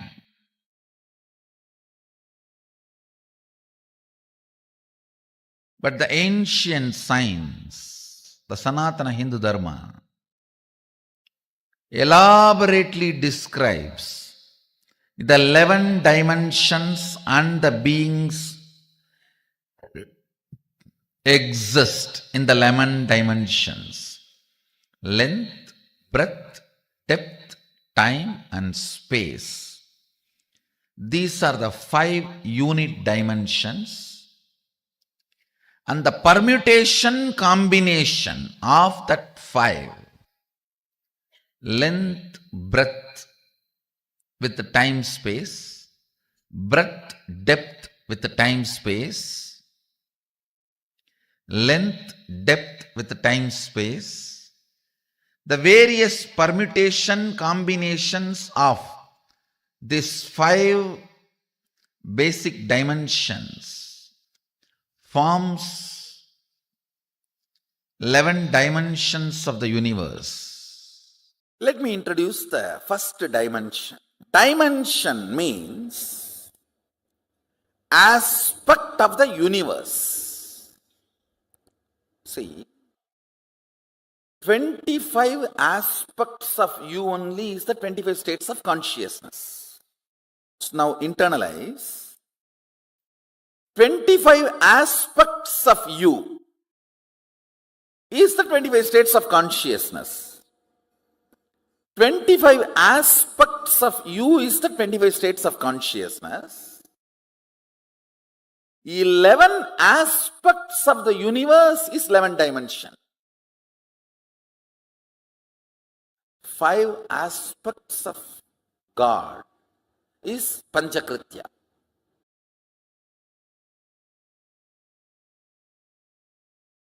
First dimension, it's called length. Listen. Each of this dimension has its own tattva, unit. So understand these basic principles.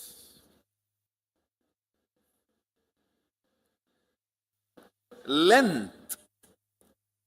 Length means anything which flows with a systematic certain logic. Whether 2 plus 2 is 4 Or if you add this acid and this acid, this is the product, comes out. This chemical and this chemical, this is the chemical, comes out. Anything repeatedly flows in the same logic is length dimension. Whether 2 plus 2 is 4 or the Ganga moving from Gangotri to Ganga Sagar. It's all logic. Listen carefully.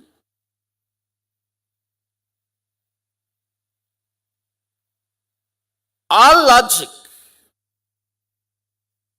which moves systematically comes under length dimension. If I introduce other 2-3 dimensions, then you will understand. You will be able to grasp the depth of each dimension. Length dimension is a power by itself.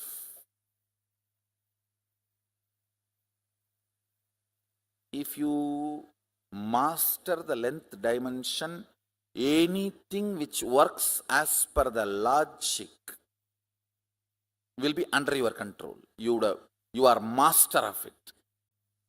Everything which flows in the rhythmic logic is breadth dimension. Listen, rhythmic logic is different and simple logic is different. Simple logic is length. Rhythmic logic is breadth. Breadth does not mean it does not have a logic, and it does not mean it's a rigid logic.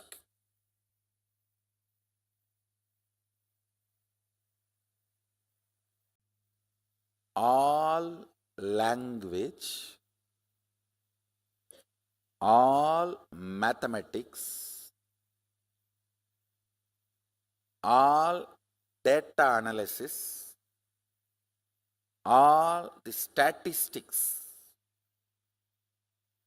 all this comes under length dimension. Rhythmic flow of logic is breadth. Means it's not that length is not there, but it is not rigid length. It's not rigid logic. Like dance, music, poetry. Poetry is the breadth dimension of language.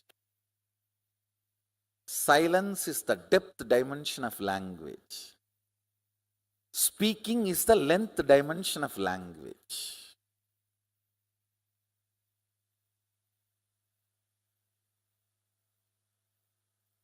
Mathematics is the writing dimension of length. Painting is the breadth dimension of writing. Yantras are the depth dimension of writing. Listen, now I am giving you a very important understanding. You need to come to these cognitions. That is why the lessons about the 11th dimension. These cognitions are needed.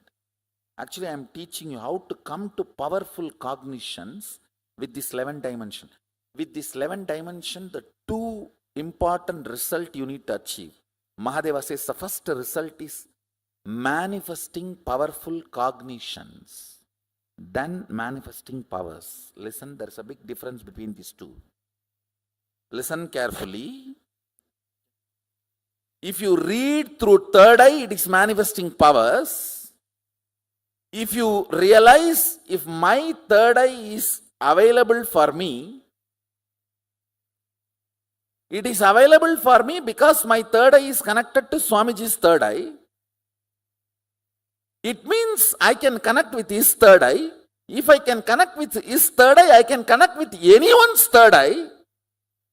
and using anyone's third eye and starting reading is manifesting powerful cognition.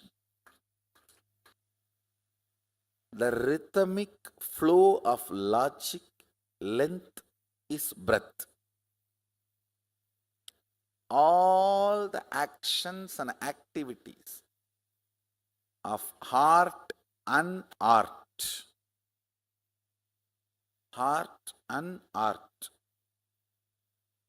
goes into breath dimension, where there is a logic, but there is a flow, not rigid logic. Listen. All your patterns function from breath dimension, not from length dimension. Like if I sit in cold, tomorrow I'll get fever. Because my father had diabetes, I will also have diabetes. This kind of stupid cognitions. Rhythmic flow of the body language is dance. Rhythmic flow of the verbal language is poetry. Rhythmic flow of the sound is music.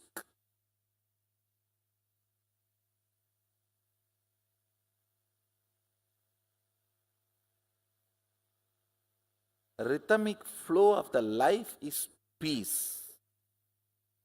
But depth of life is bliss. Peace is not bliss. Understand?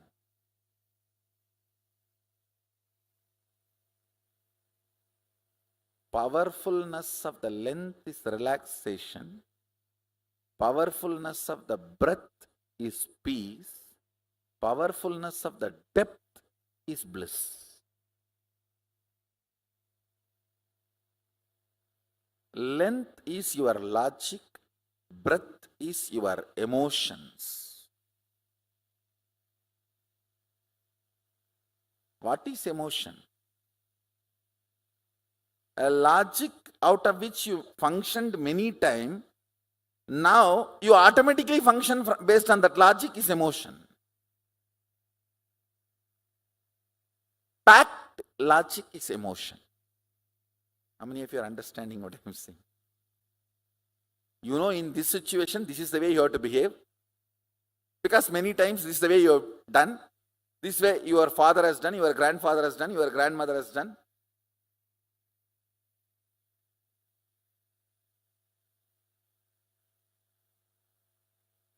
Length repeated again and again, which became your muscle memory, is breath.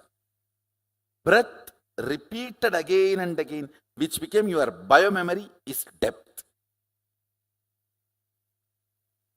Depth is your conclusions. Depth is the cognitions and conclusions you carry about you, life, God, people, everything.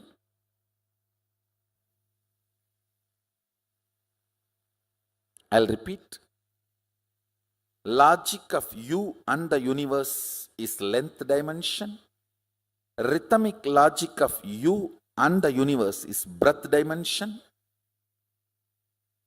Cognitions from which the logic and rhythmic logic of you and the universe manifests is depth dimension. Listen. Listen to the fourth statement. Time, kala. Time is a rough word, English word. Let me use the word kala directly. Kala, that's the fourth dimension. No difference between your kala and kala of the universe. Listen carefully.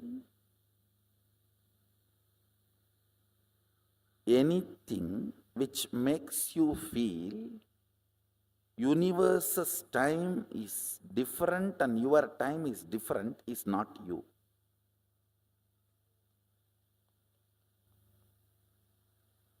Your length, when its frequency increases, becomes breadth. Your breadth, when its frequency increases, it becomes your depth. Your depth, when the frequency intensely increases, it becomes your time.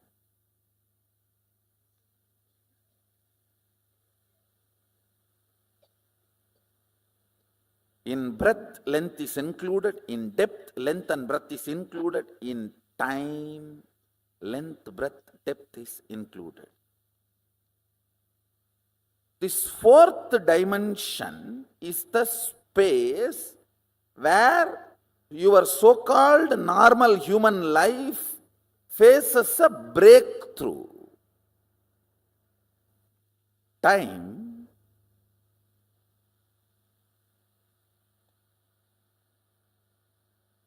is a frequency dimension of the universe, aspect of the universe, where you and universe are reverberating in the same frequency.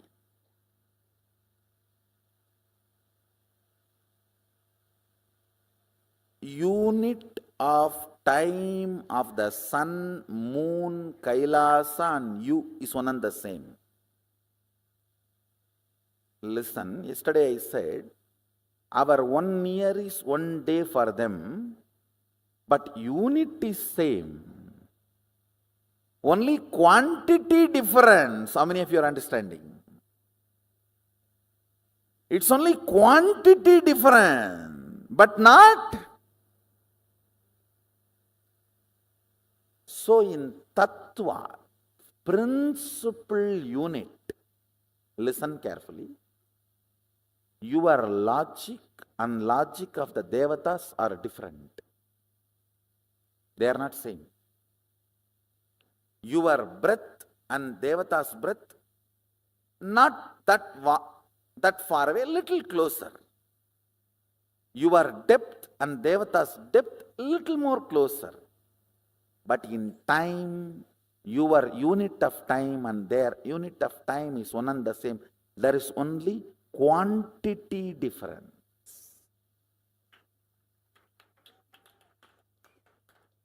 Tattva, fundamental principle unit is same. How many of you are getting it?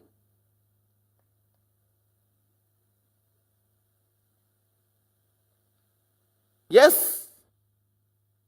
For us 1 year is their 1 day, but our 1 year is 1 day for them. It means what? Unit is same. Your remembrance of you powerfully associated to some subject or not associated to something. For example, you may remember you powerfully by feeling, I have a young body. You may remember you powerlessly feeling, oh, I don't have a bank balance. If you associate yourself with some things, you remember you powerfully. If you associate yourself with some things, you remember you powerlessly. How many of you are understanding this? This binary is time. That's all. Catch it. Listen. This binary is time. Kala. Kala, Sanskrit word, means jumping between associated powerfulness and associated powerlessness. Understand. Listen carefully.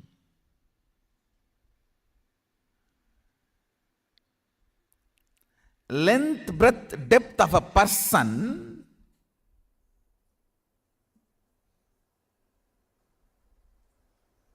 is not he. The space he carries is he.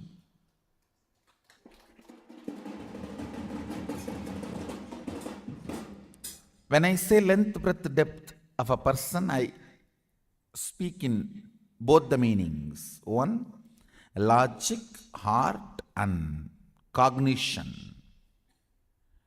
Length, logic; breadth, heart; depth, cognition. This three does not really constitute a person. And length, breadth, depth of the size, shape.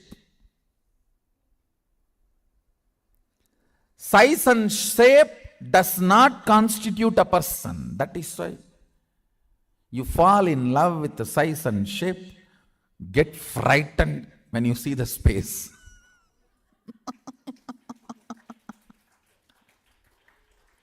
Get thoroughly terrorized. Getting mesmerized by the size and shape and getting terrorized by the space is called marriage.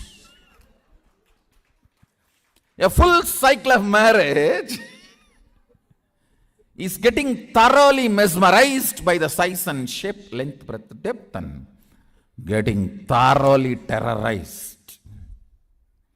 I have seen some of the people getting terrorized by the marriage so strongly, they decide forever in any janma no marriage.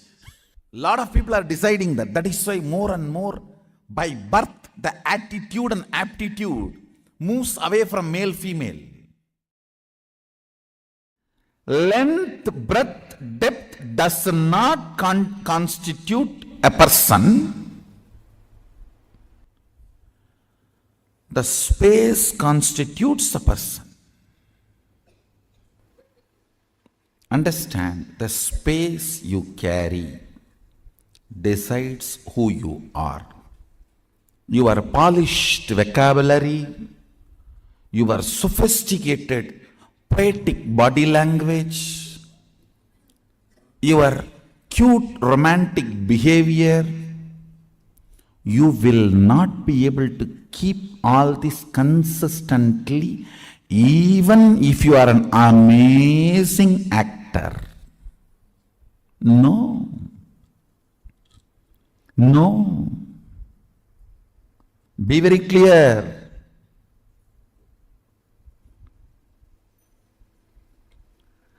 The space you carry, its smell, its flavor comes out of you like energy.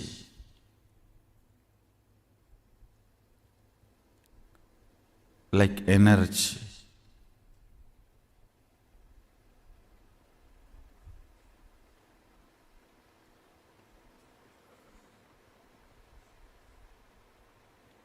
Many of the Indian restaurants use this as a tactic. They release a certain masala flavor. That whole area will have that masala flavor. The moment you enter that zone, you will feel like eating. That is also again like a marriage only. You go to the restaurant and you order what do you want. Then when you see what the other person has, you always wish you had ordered for that. And the other person is feeling the same.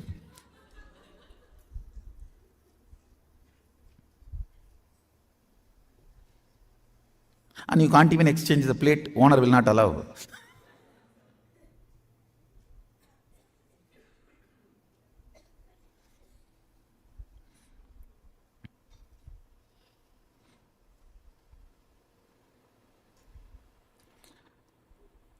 The smell, the flavor of your space, the flavor of your space is what I call Shakti. Understand?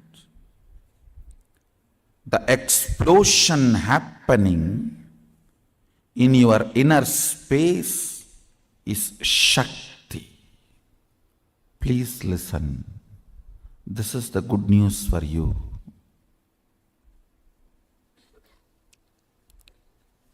the moment you manifest even one Shakti, I have already entered into your inner space.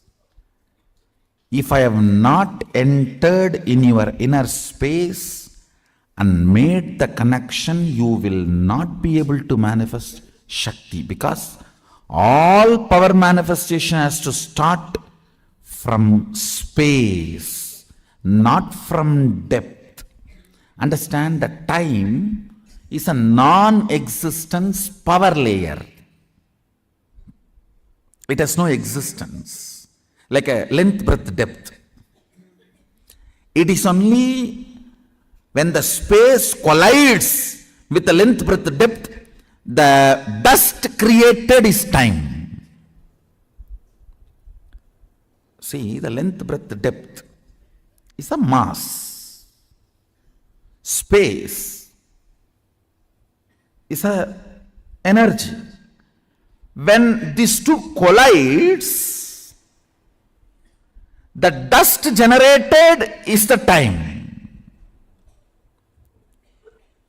I can roughly compare it to the Vatavarana, the layer around the planet Earth. We call it Valimandalam in Tamil.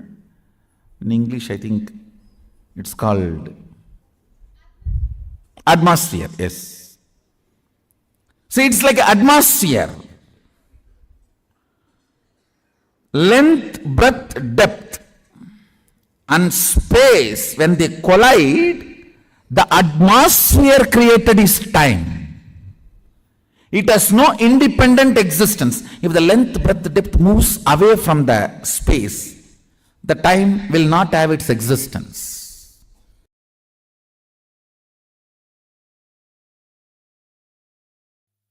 Listen.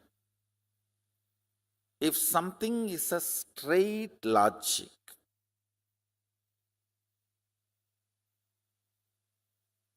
it is called length dimension. Almost there is no blind spot. Same way, there is no depth. Listen carefully. Playing your whole life in length dimension is like a ship in the port, shipyard. Safe, but ship is not built for it. Ship is safe in shipyard, in port, but ship is not built for that. You are always safe if your life is based on logic, but you are not built for that. Anybody who feels secured by the logic dimension's abundance is foolishly feeling secured. Please listen. If you are cognizing you are very secured because of the bank balance zeros you have, electronically generated zeros in the bank computer screens by the exploiting ignorant stupid guys,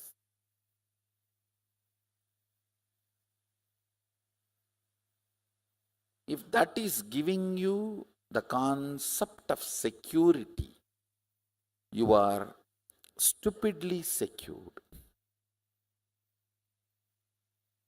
I am not saying that money cannot give you comfort. Yes, it can give you many things which you cannot buy without it, no doubt. But if you cognize that is going to give you a complete security in life, you are fool. It can give you painkiller, it cannot remove pain. Bed is not equivalent to sleep.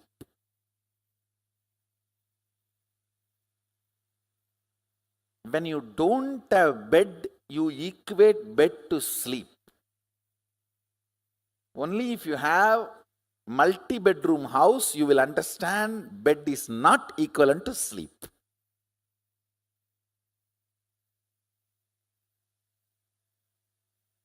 Same way, security you feel based on length dimension is the security ship feels in the port.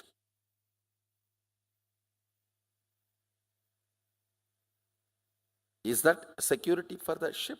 No. Security of the ship is its ability to handle everything of the ocean.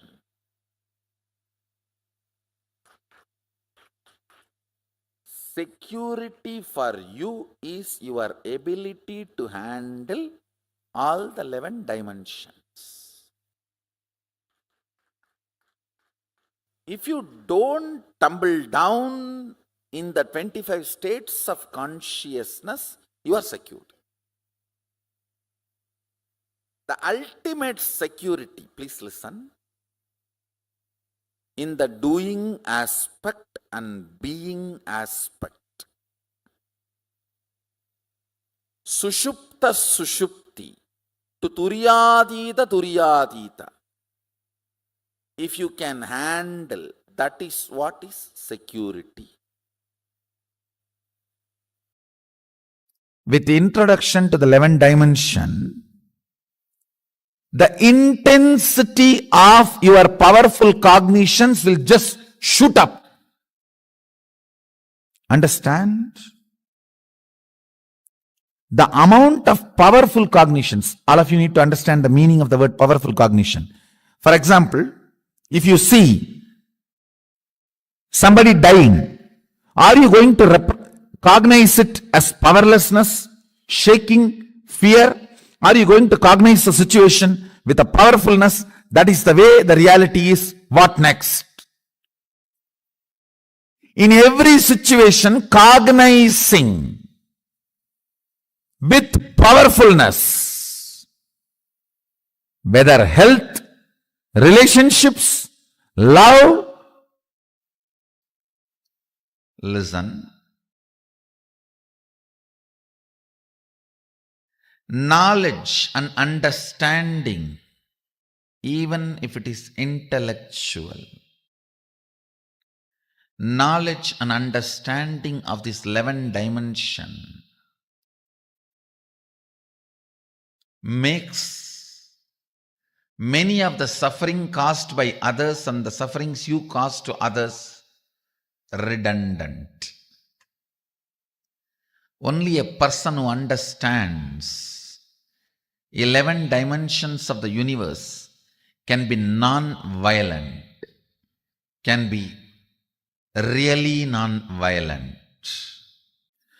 Understanding about this 11 dimension will make your existence frequency intense. Understand, life should be like everything around you should be just vibrating with you. The moment thought comes, an idea comes, a cognition comes, the whole nature should cooperate and make it happen. Introduction to 11 dimension itself is to show you your multiple possibilities.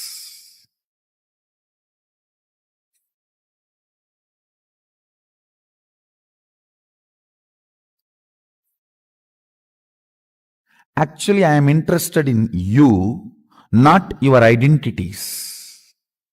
That is why when people try to come and tell me, Swamiji, I am this, what can I do for your mission? I tell them first, your consciousness, let you make it to the higher frequency. taste what I am teaching, what I am standing for. Substantially, even you will not be able to doubt. You to that level. Experience the depth of your consciousness. You should feel you have become too big. Wow, existence is really nice. The way I exist now feels great. Depth of personality is joy. Depth of personality is bliss. That consciousness you are carrying, that chit you are carrying, should be constantly manifesting powerful cognitions and power. That is the biggest help you can do to me. See, I want you to know these dimensions, only then I can take you to the next level of experience. Otherwise, when I give you the experience, you will be overwhelmed. See, with understanding about these dimensions, you yourself will know how the powers are manifesting. And you will start playing with them. You getting comfortable with your consciousness and manifesting powers will start happening once you understand these 11 dimensions. Now, see, I have a responsibility. I have to give you this knowledge without giving you suffering. Mahadeva puts that word. There's a clear command. Knowledge has to be given without suffering.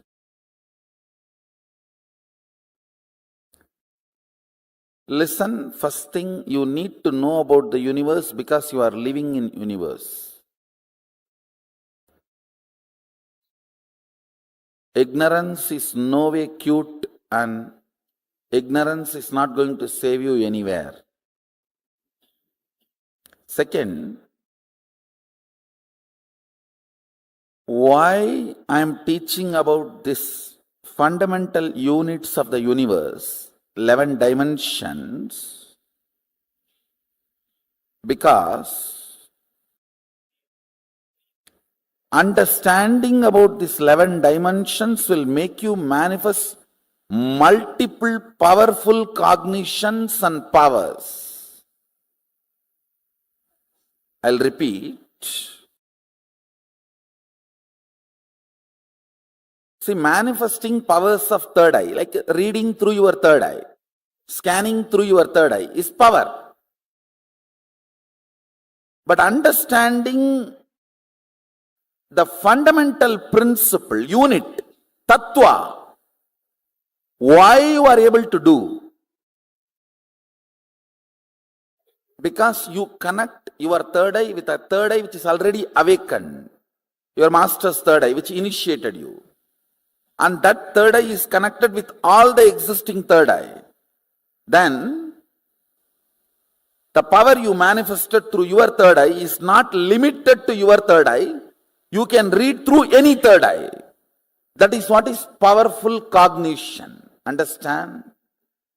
So today you are going to manifest powerful cognitions. Only then you will understand how understanding about these multi-dimensions makes you start functioning in multi-dimension level. Understand, my purpose is individual, having a breakthrough in consciousness and feeling you have now become multiple. Like earlier, if you felt you are in your body 100 unit, it should just become million unit. You should feel, wow, million unit, I am in my system now. That's all I am interested. If you have become million from 100, then you will know the whole dimensions of the universe, possibilities of life, powers of the consciousness. Everything starts manifesting. It's all fundamentally integrating you and making you experience superconsciousness. I am interested in you, not any adjectives added to you.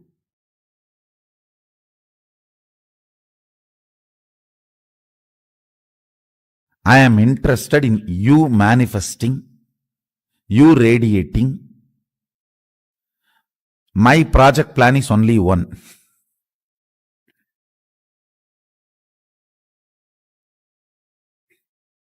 You manifesting, you having a breakthrough.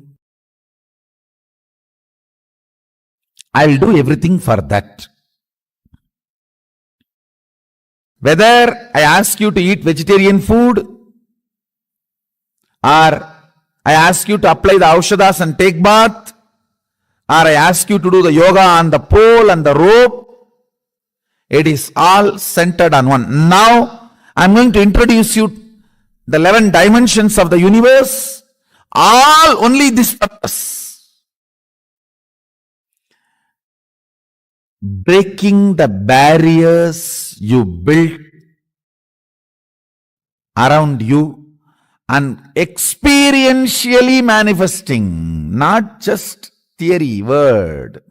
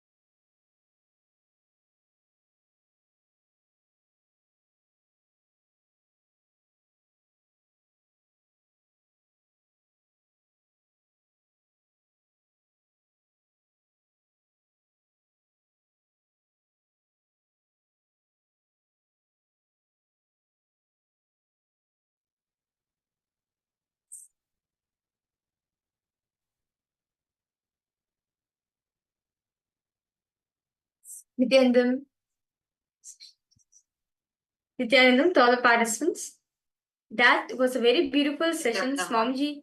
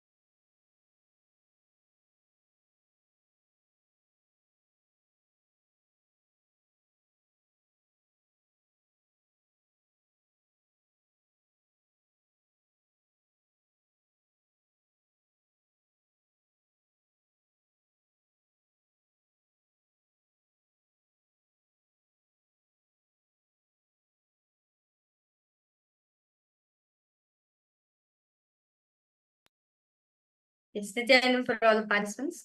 We like to complete for a technical glitch. Okay.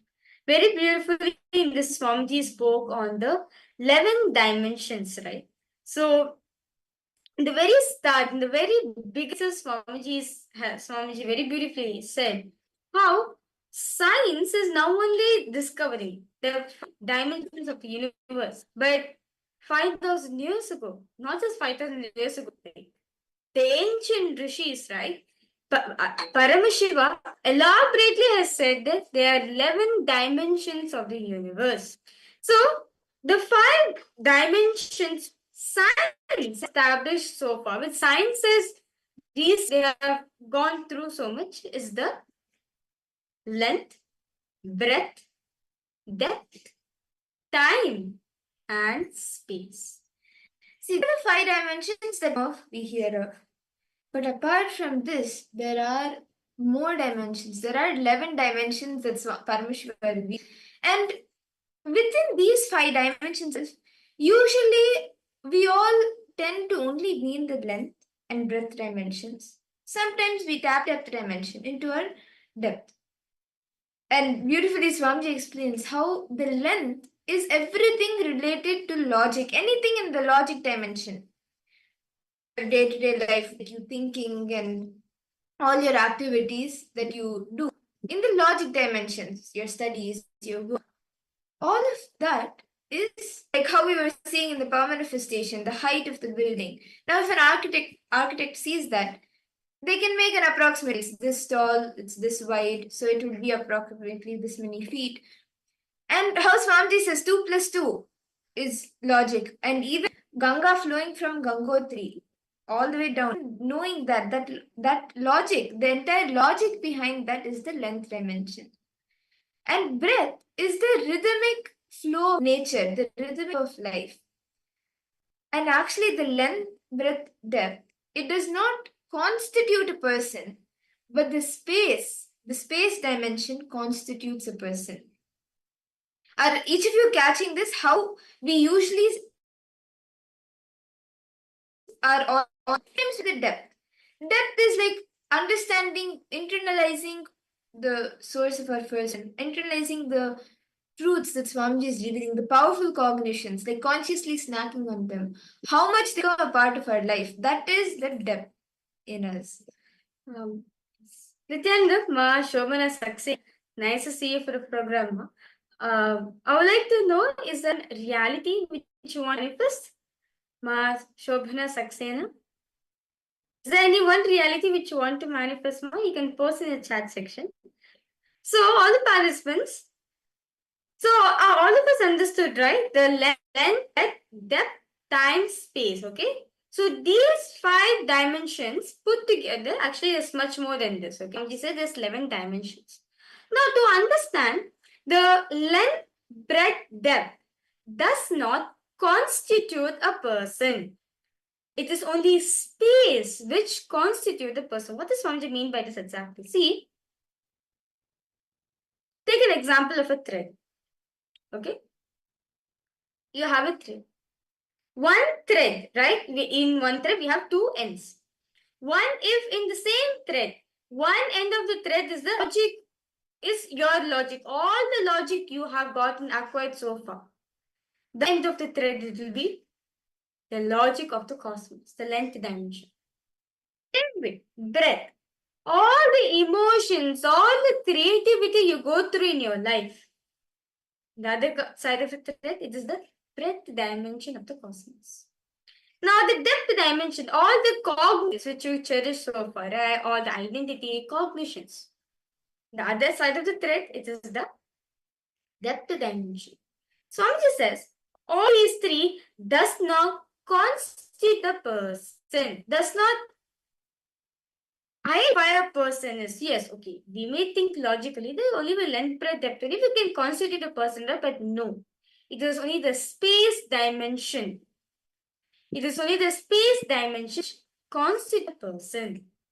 So I request all participants now, let us all discover a new dimension. See, actually, we have 11 dimensions, but most of the time, we only limit ourselves only through this 3 dimensions, maximum 4 till time, but not more than that. We even enter into this space dimension. Sometimes we tap into the depth time dimension. See, but it is very important to understand these 11 dimensions because at different points in our lives, like whether it's the 25 states of consciousness or these 11 dimensions, we are living in these dimensions. And that is why it's very important for us to understand and know where exactly we are in when we are in the length, how much of our day is we are expressing the length dimension, how much of our day we are expressing the breadth dimension. So can I request all the participants to take in your paper and list 25 activities that you do in a day. It can be any 25 activities, but 25 activities in a day. It could be like getting up and your morning routine or going to work. And maybe, for example, if you're a teacher, you may be teaching kids, or if you're architect, you may be building, maybe making the plans, or if you're a software engineer, you may be working on different softwares. Whatever it is, 25 different activities that you do throughout. Can I request all the participants to please take a few minutes and write this down?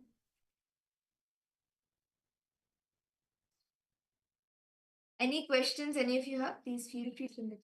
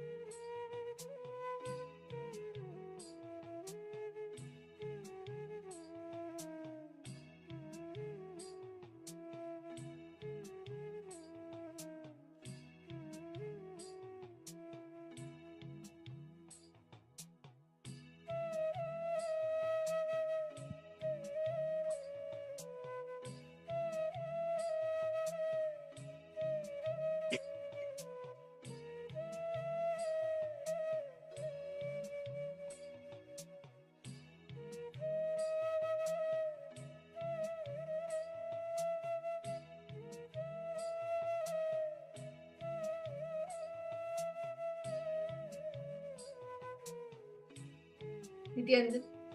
I hope all the participants, all of you have been able to write down 25 activities that you do throughout the day. Different activities, it could be anything.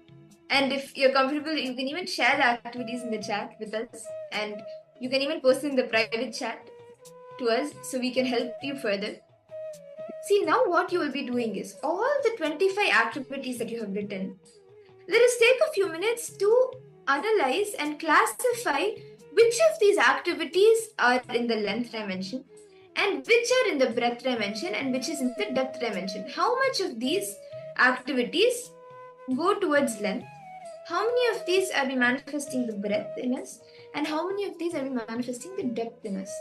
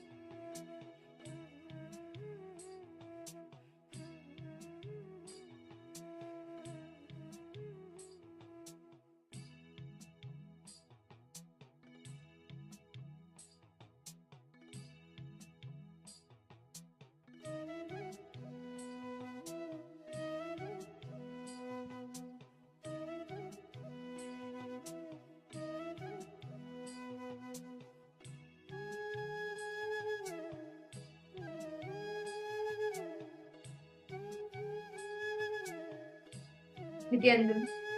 I hope all of the participants, all of you have been able to write down for the 25 activities. You have been able to classify which are the length, which are the depth, and which are the breadth and which are the depth dimensions manifesting. Do any of you have any questions still here? And do you want to share any of the activities so you're able to understand more whether it is in the length, depth, or length, breadth, or depth? You're not sure and you want a little bit clarity on it?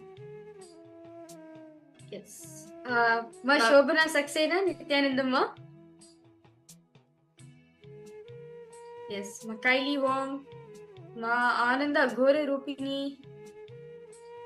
Ma Wang Hanyo. Okay. Rahulaya, any questions you have here?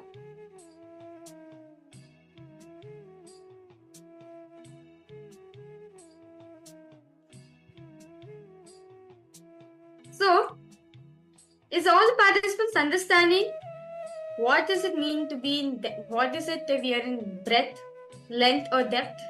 Any questions, any doubts all of you having? Do feel free to post in chat section. That's no problem. Okay, you found no breadth dimension. Okay, could you post few of the activities that you do, Aya? So you can even post in private chat. We'll not read it out. Yes, Puja and Yoga is depth dimension actually. It's actually beyond depth dimension.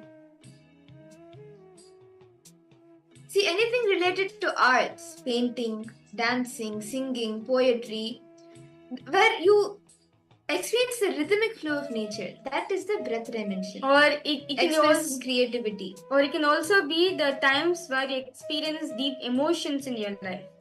Like you're going through some emotional pain, suffering. This is also breadth. Swamiji said all emotions falls in the breadth dimension. Like you feeling sympathy, or you feeling some kind of emotion for your mother or for your sister, like for your relatives, for your siblings. That's also a breadth dimension. Yes. Okay. Ma Basti, do you want to share anything? Ma Lita, Ma Anandeshwari, Nithyananda, Ma Linga.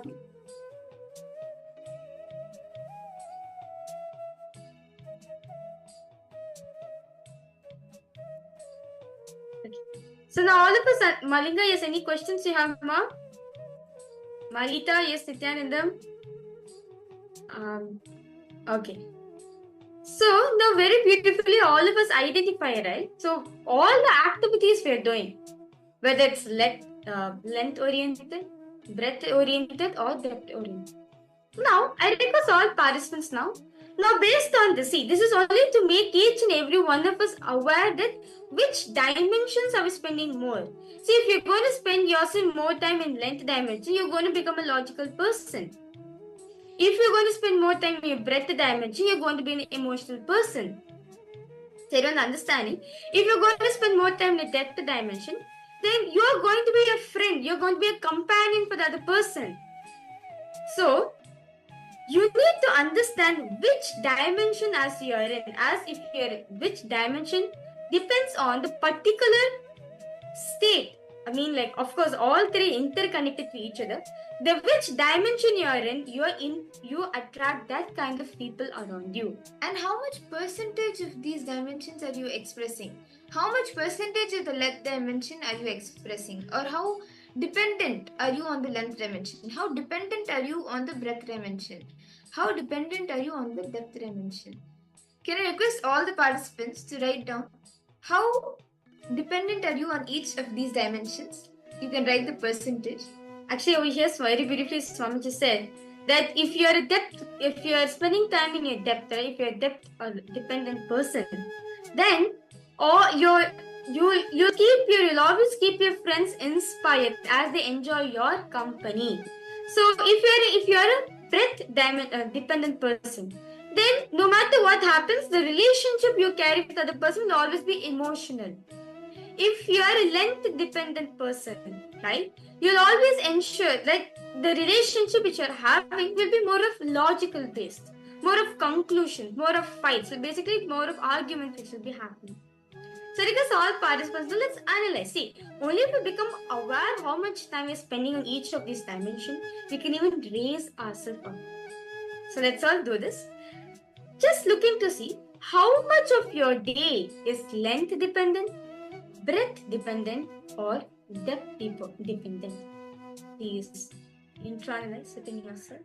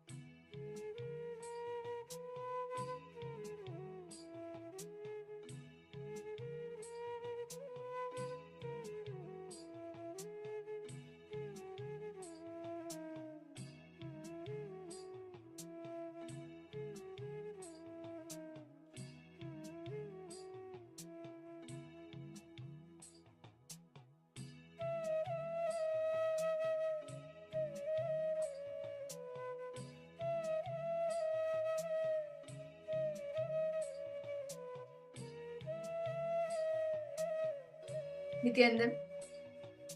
I hope all the participants now, all of you have been able to finish how much percentage you are length dependent, how much percentage you are breadth dependent, and how much percentage you are depth dependent. Can I request all of you to post in the chat how much, like, have you been able to internalize and write down the person? And you can even share how much percentage you are able to come to, how much you are in the length, how much in the depth you are. My Irene Lemos, yes, Nithyananda Ma, welcome for the program. Okay, so yeah, you have posted something.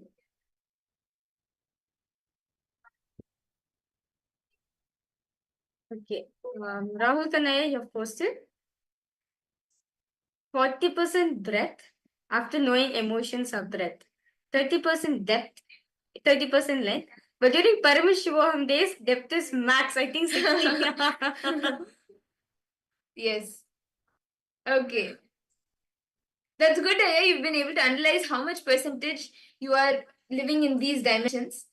Yes. Actually, that's nice. That's good. That's very nice. See, so one thing Swamiji says, right? Most of the time as human beings, we spend most of the time in either length, 50% of the time we spent in breadth. That's all, not more than that. Maybe depth will be like 10%, maximum will be 20%. But now we are in the Paramashivoham, right? This is an ecosystem. This is literally Swamiji's own inner space. You actually spend more time in depth dimension because you forget. Because in Paramashivoham, it is not about your length. Here it's not about length nor your breadth. It is about your depth. The cognitions you're carrying matters a lot, as the cognition only matters. The cognition, it is in the cognition only you manifest things outside. Okay. So how about the rest of the participants? Ma Shobhana Saxena, how about for you, Ma? Ma Margarita, how about for you? Ma Wang Hang Yu, yes. Okay. Ma Shulini Durga. Okay. Kiksing Mangaya, Nithyananda, welcome to the program. Nice to see you for joining. Roman Rishi Jugarnath. Nithyanandam to you. Welcome. Okay. So with that beautiful session all of us had. So now all of us see. In the previous session, all of us understood state of consciousness we are in determines the decision we are making and how our behavior is. Now, by knowing the dimension, which dimension you are at, you actually attract that kind of people around you. You project that inner space outside. Understand Swamiji says, Jiva, Jagat, Ishvara, all three are connected to each other. If Jiva, if your inner space is confused, then the world around you, you'll feel the world is there to exploit you. But and Ishvara, God, you will not be able to relate with him. You'll feel distance from him. So the cognitions you're carrying matters a lot. The cognition defines you, which state you are in. So with that beautiful realization, right, with the beautiful session all of us had, let's now enter another round of the power manifestation. This round, we are going to be having a little different. So we are going to be manifesting the power of breadth dimension. Till now, since morning, we have been manifesting the power of length, the logic dimension. Now we'll be manifesting the power of breadth, which is the rhythmic flow of nature. Like anything in the arts dimension, in the creativity dimension. So what we will be doing is we will be showing all of you the name of a painting, a specific painting. So we will actually be doing the power of GPS. Okay. So this is going to be the power of GPS. Okay. So basically all of us know, right? If we thought we want to, let's say if you're lost somewhere, what do? You go open to Google Maps and and you want to from this place to the place, the Google Maps will help you. You put the place from where you want to leave to the place you arrive, and the entire map gives you the directions, go right, left, and for these many kilometers. Now what you will be doing is, this entire thing, you will not be asking a Google map, but your third eye will be doing the GPS. Like you will actually be drawing the GPS and going around to see. We will be giving you two locations. So from place A to place B, you will be scanning the directions, how you can travel there, how you can go to that place. So you will be doing the power of GPS. Okay. You will be drawing the directions on a piece of paper. So we are going to be showing two places for all the participants, okay? Point A and point B. What you're going to be doing exactly through the third eye, you're going to be capturing those two images and dropping it in your inner space and asking Swamiji to reveal the direction. So basically, you're going to be drawing the GPS. You can also tell approx how many kilometers is there, how much, what's the duration, and any sites, like any predominant sites that may be in the middle, that may, for example, if you're in an area where there is a downtown and there you're going from one house to the hotel, and in between the most predominant place there is the downtown there, like that, any predominant places that are also there in between, you can even scan that till the most, as much as detail as you can scan the directions, the like a left, right, turn, all of that, and also the kilometers, the speed, if you travel in this speed, how much time it may take, all of that, as much as in detail that you can, you will be scanning through the third eye.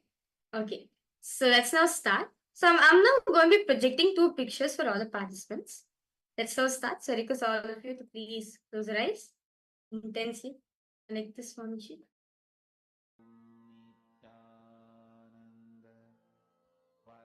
Now start chanting Mahabhakya. Om Nithyananda Paramashivoham. Om Nithyananda Paramashivoham. Om Nithyananda Paramashivoham. Intensely start seeing the direction from place A to place B.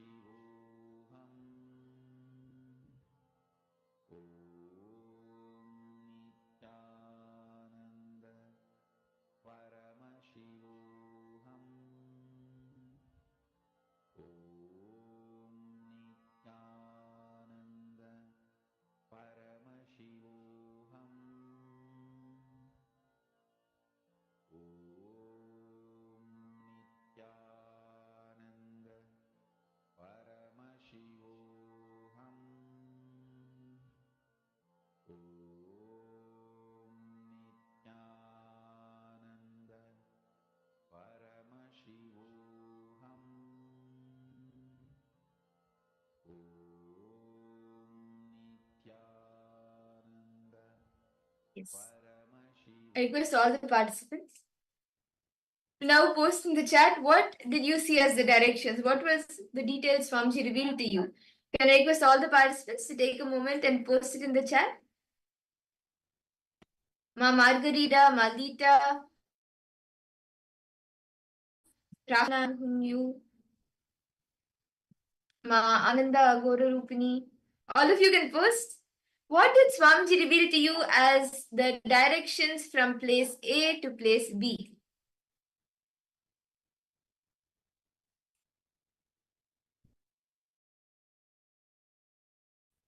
Can I request all the participants to please post?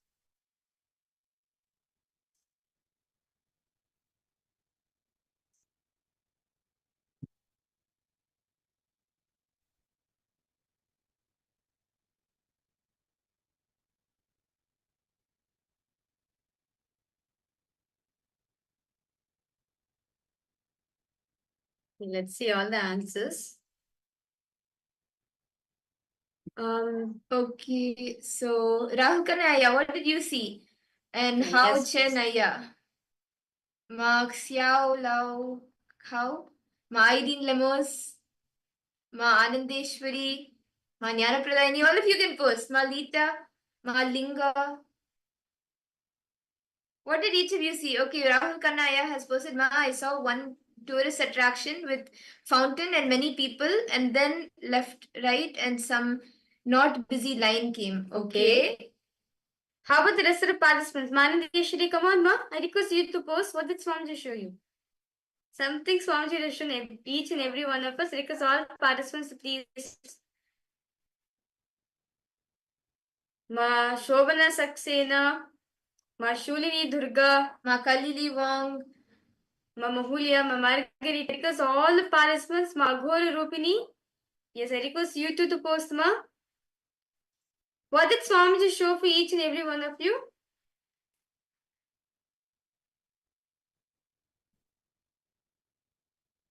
Fixing one, yeah? What did Swamiji show for you two, yeah? Okay, so should we all see the answer now? What the direction from place A to place B is? Ma Irene Lemos, do you want to share more before we go enter into the answer?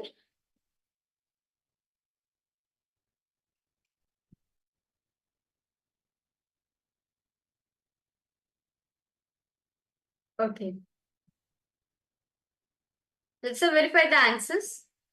So for all the participants, actually this place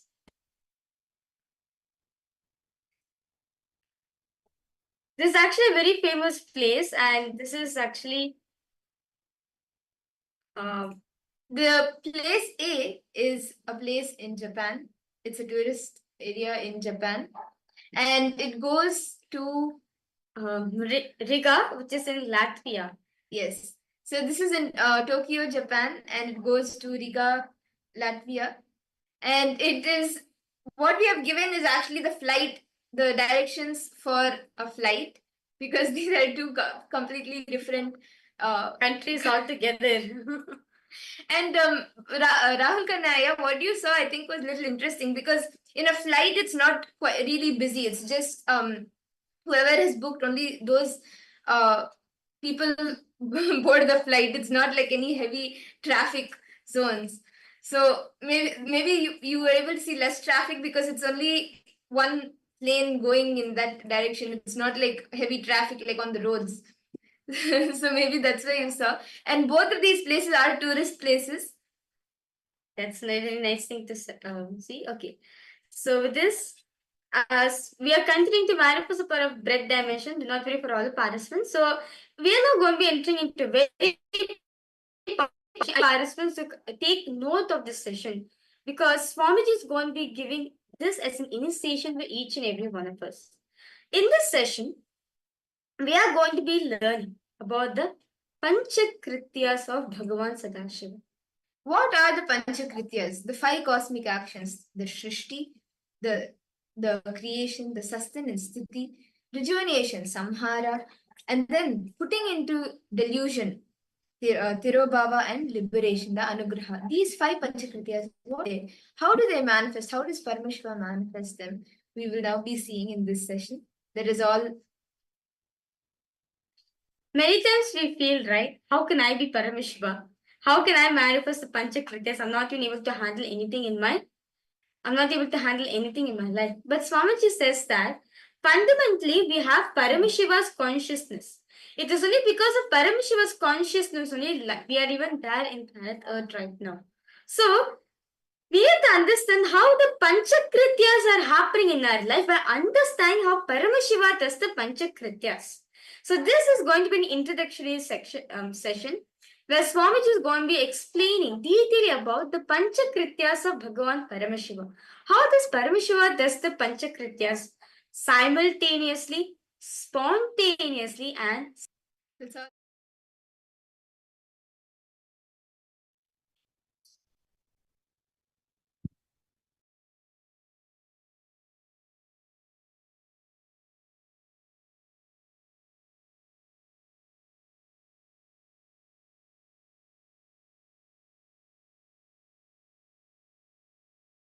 The 11 dimensions of the universe, 25 states of consciousness,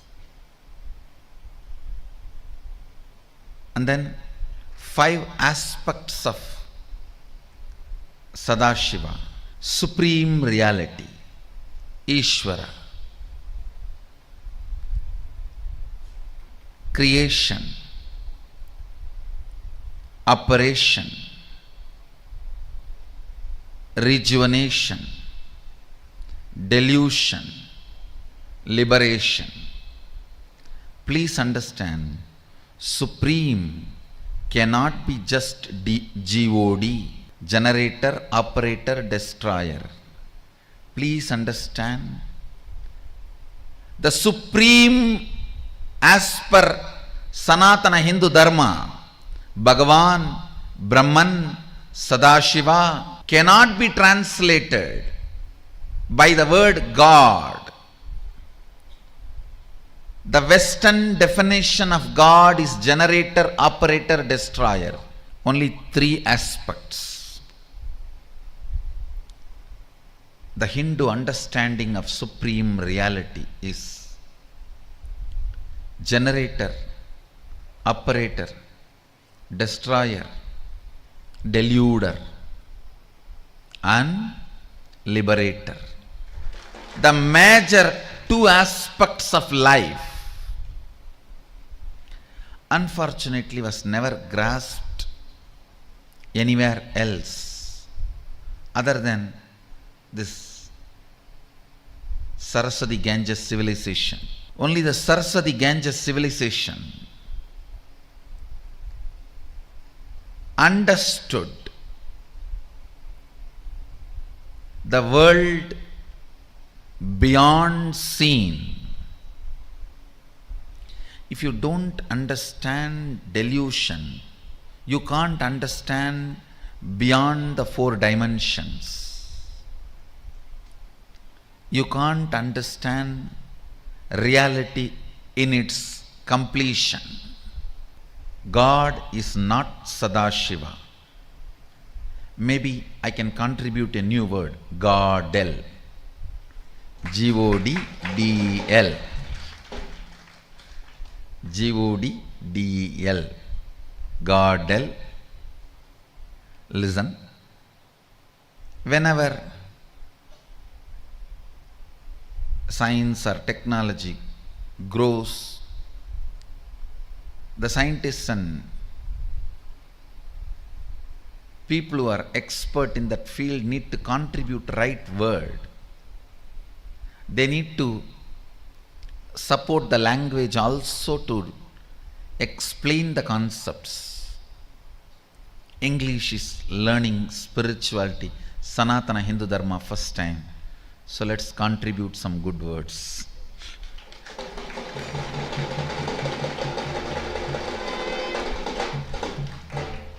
English is learning Sanatana Hindu Dharma from the source, I think first time. So Godel should be the word, not God. God is not Sadashiva.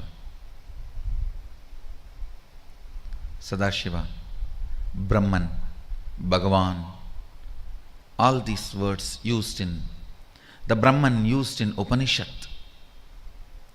Bhagavan used in Puranas, Sadashiva used in Agamas cannot be translated as God, God, used in Western theologies. Understand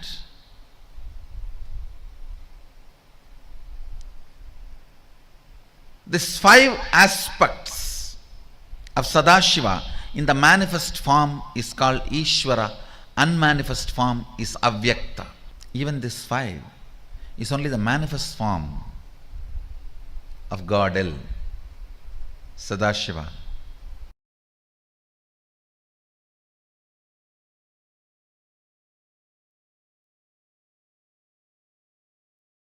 Paramashiva introduces himself how he is manifesting to teach Agama as Sadashiva. As Sadashiva, he manifests with 5 heads, 10 hands, teaches Agama. Through these 5 heads, he does these 5 actions. Manifestation, it's called Srishti, manifestation. Then Sthiti, sustenance. Then Samhara, rejuvenation. Then Prabhava, pulling out of delusion. Then Anugraha, liberation. Listen. Listen carefully. Sthiti. Sthiti means maintenance.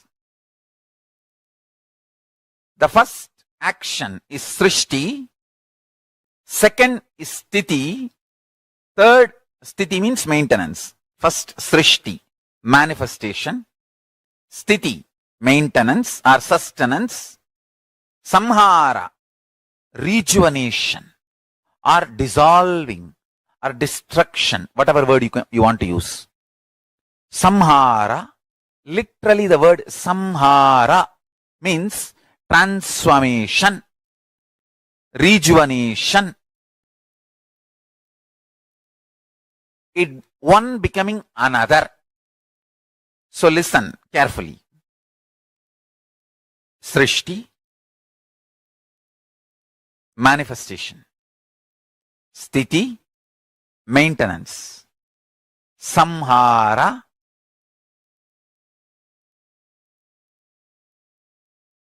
rejuvenation. Prabhava, pulling out of delusion. Anugraha, liberation. Paramashiva does manifestation, maintenance, rejuvenation, pulling out of delusion and liberation. Satyojata, Tatpurusha, Vamadeva, Ahora, Ishana. These are the 5 phases. He resides in his supreme Paramashiva Swarupa as Ajomuha or Adhomuha, unborn, beyond form, formlessness. Is Paramashiva Swarupa. That Paramashiva Swarupa manifests with these 5 phases as Sadashiva, Tatpurusha, Vamadeva, Ahora, Satyojata, Ishana. 5 phases he manifests and does the Panchakritya, Srishti, manifestation, Sthiti, sustenance, Samhara, rejuvenation, Trobhava, pulling out of delusion. Anugraha, liberation. Understand? He does all these 5 jobs.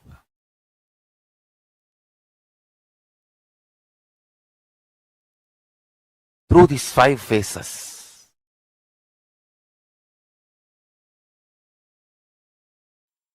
I'll tell you. In the cosmic level, Paramashiva has 5 of his dimensions: creation, sustenance, rejuvenation, destruction and rejuvenation, putting in and pulling out of delusion, and liberation. All these 5. In your microcosmic life, in your Pindanda microcosmic level, you play the same game. Every day, the new cells getting created, new organs getting manifested in your body is your creation. All of you need to know, including your brain. Everything gets newly created. New cells are created every minute, every second. This is your creation. In microcosmic level, in macrocosmic level, the planets which manifest planets are getting created. In microcosmic level, the cells are created.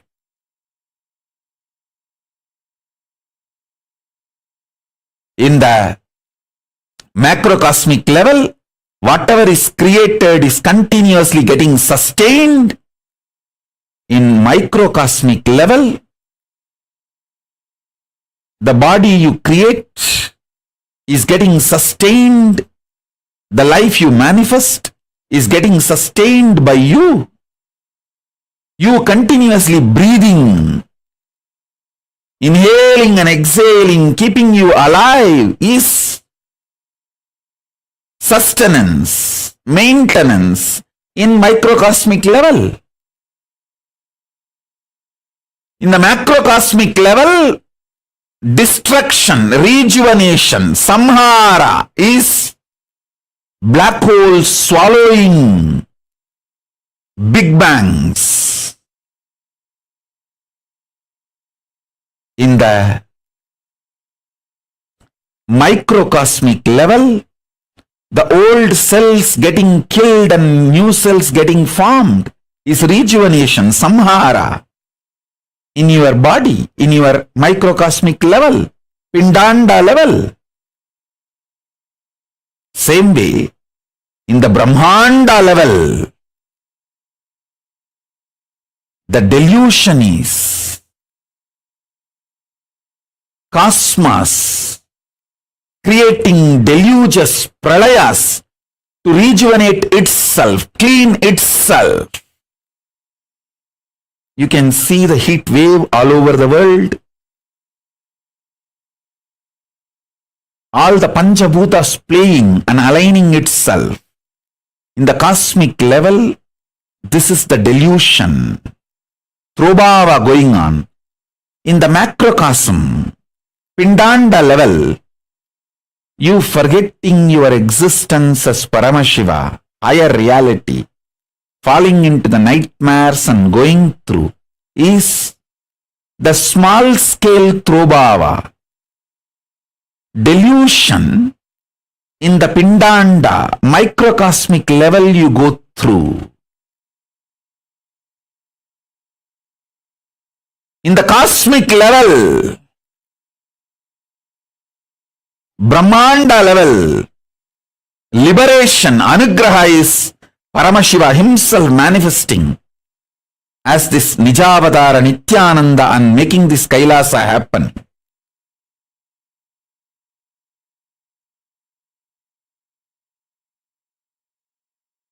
And guiding all the beings in microcosmic level, Pindanda level, you receiving these powerful cognitions and liberating yourself from all this deluge by holding on to the Guru's feet is the liberation happening in you. Understand, whatever is happening in Brahmanda, macrocosm, is happening in your Pindanda, microcosm.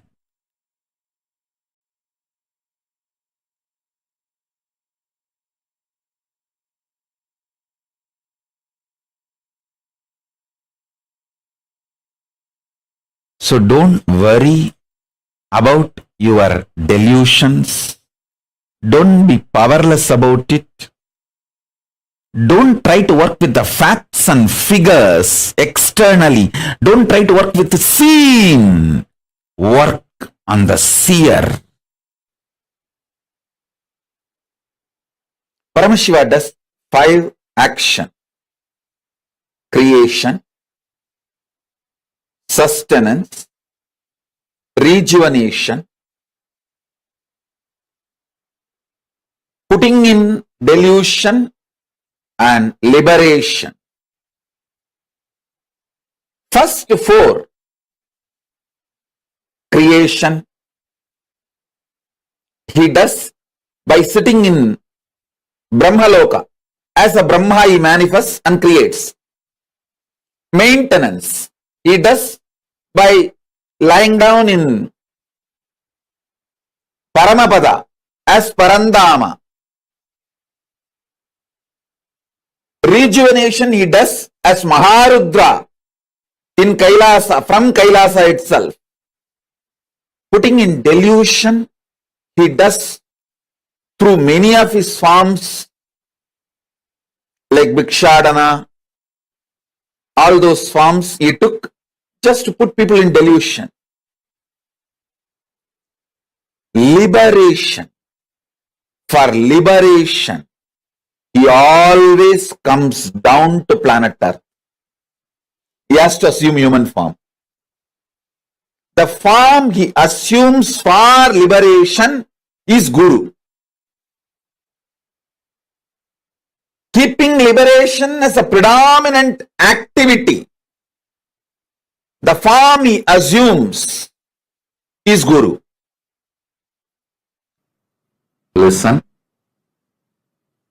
Creation, sustenance, rejuvenation, pulling out of delusion. When you understand the creation, sustenance, rejuvenation does not happen as you understand. Many things what you call as creation actually is rejuvenation. Many things you call as sustenance is actually rejuvenation. Many things you call as rejuvenation is actually manifestation, srishti of many things. In all these 3, creation, maintenance, and rejuvenation, in all these 3, various other dimensions are also there. Realizing that is getting out of delusion. That manifests as liberation. Focus on your first person. You will see how the creation as a multiple components, sustenance as multiple components, rejuvenation as multiple components, you will realize how you come out of delusion just by understanding it, and you will experience liberation. I am repeating, focusing on the source of your first person, you will realize the way you generate. For generating, how you rejuvenate, how you sustain. How you sustain for sustaining. How you create and how you rejuvenate. How you rejuvenate and for rejuvenation. How you create and how you sustain. When you understand this deeper nuances, you are liberated from all these three. You are pulled out of this delusion. You will realize this creation, sustenance, rejuvenation, this three itself is a delusion. That is what is pulling yourself out of delusion. Then you will experience liberation. Listen, this is the truth, ultimate truth, directly from Paramashiva, from KAILASA. I am revealing this for the first time. So meditate on it. Internalize this. This is Nirvana Diksha.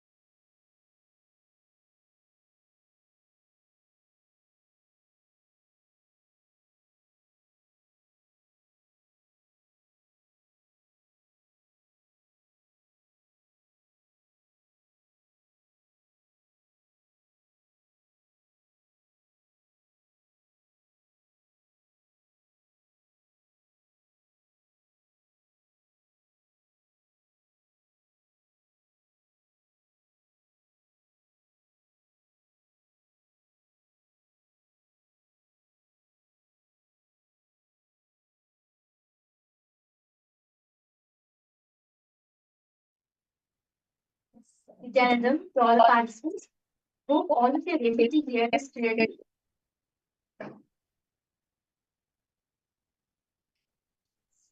Now, in the state of Paramadvaita, we all listen to the story of how Nandana experienced the space of Paramadvaita with Paramashiva. We also listen to how Swamiji experienced the pure space of Paramadvaita with Aranapura. And let us all now serve ourselves in that space of Paramadvaita. Paramashiva Bhakti, Paramashiva Jnana, and Paramashiva Vijnana by immersing ourselves in the Sankirtana, immersing ourselves in the devotion, the Bhakti.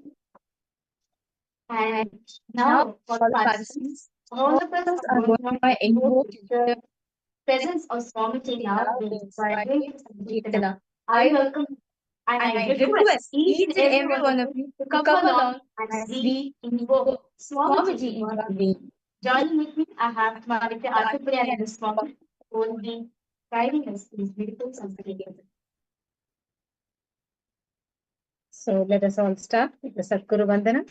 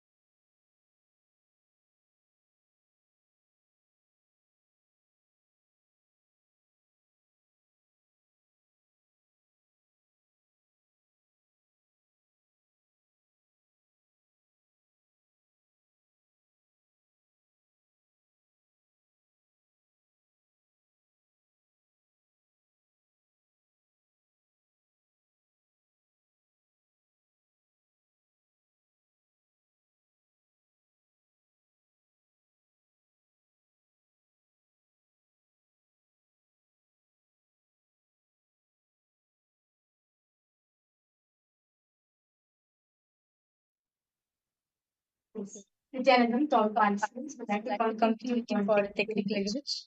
Now, let us now enter the beautiful segment by singing our levels.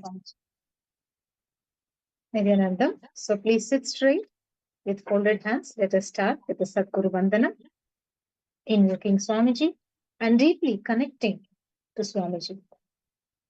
Nithyanandam Paramasukadam Kevalam Jnanamurtim Dvandvatitam Gaganashadrisham Tattvamasyadilaksham Ekam Nityam Vimalamachalam Sarvadi Sakshibhutam Bhavatitam Trigunarahitam Sadgurum Tam Namami.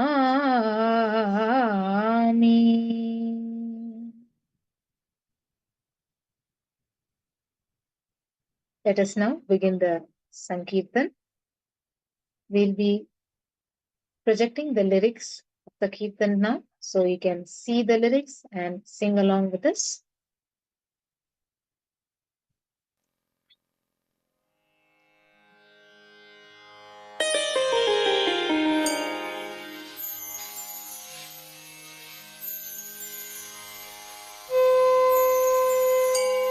We request each one of you to participate intensely and get involved in the Kirtans.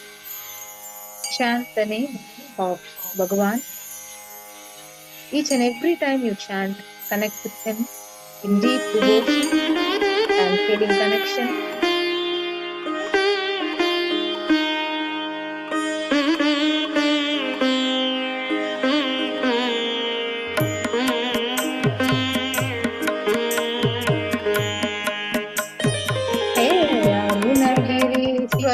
Rupa Paramahamsa Nithyananda Hey Arunagirishwara Rupa Paramahamsa Nithyananda Hey Kala Bhairava Rupa Karnavatara Nithyananda Hey Kala Bhairava Rupa Karnavatara Nithyananda, Hey Sarvadeva Swarupa Punavatara Nithyananda, Hey Sarvadeva Swarupa Punavatara Nithyananda, Hey Adi Guru Nithyananda Paramahamsa Nithyananda, Hey Adi Guru Nithyananda Paramahamsa Nithyananda.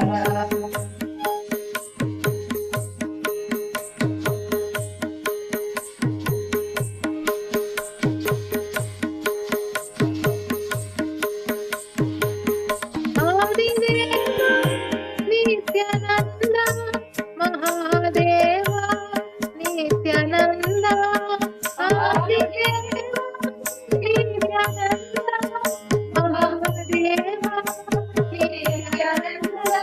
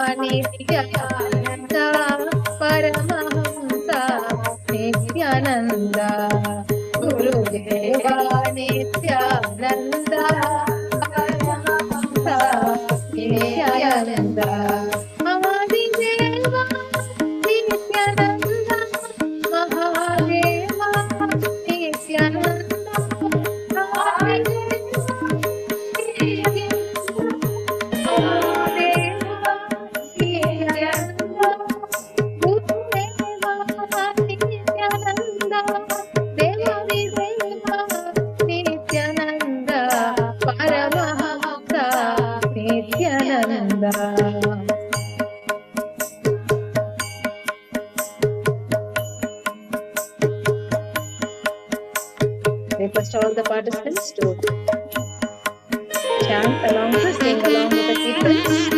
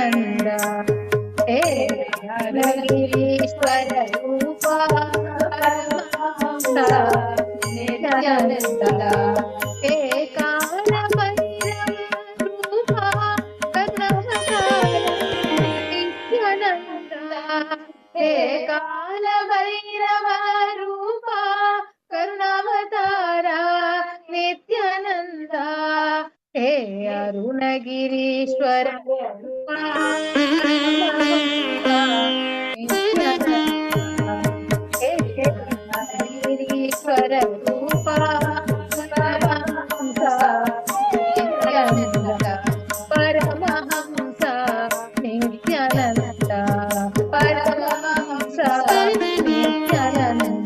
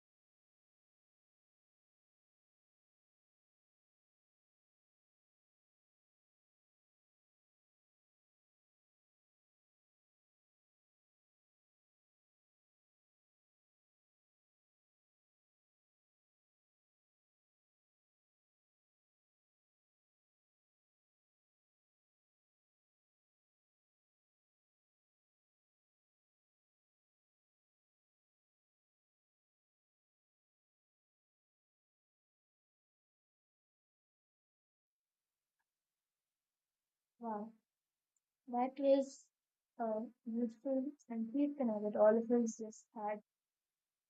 And in that same space of bhakti, devotion, each and every one of you have a chance to make that Paramashiva Bhakti into Paramashiva Jnana and even make it into Paramashiva Vijnana. And that opportunity that each and every one of you have is the Paramashiva Sena program. By attending the Paramashiva Sena program, you can make your Paramashiva Bhakti into Paramashiva Jnana and finally, ultimately, into Paramashiva Vijnana.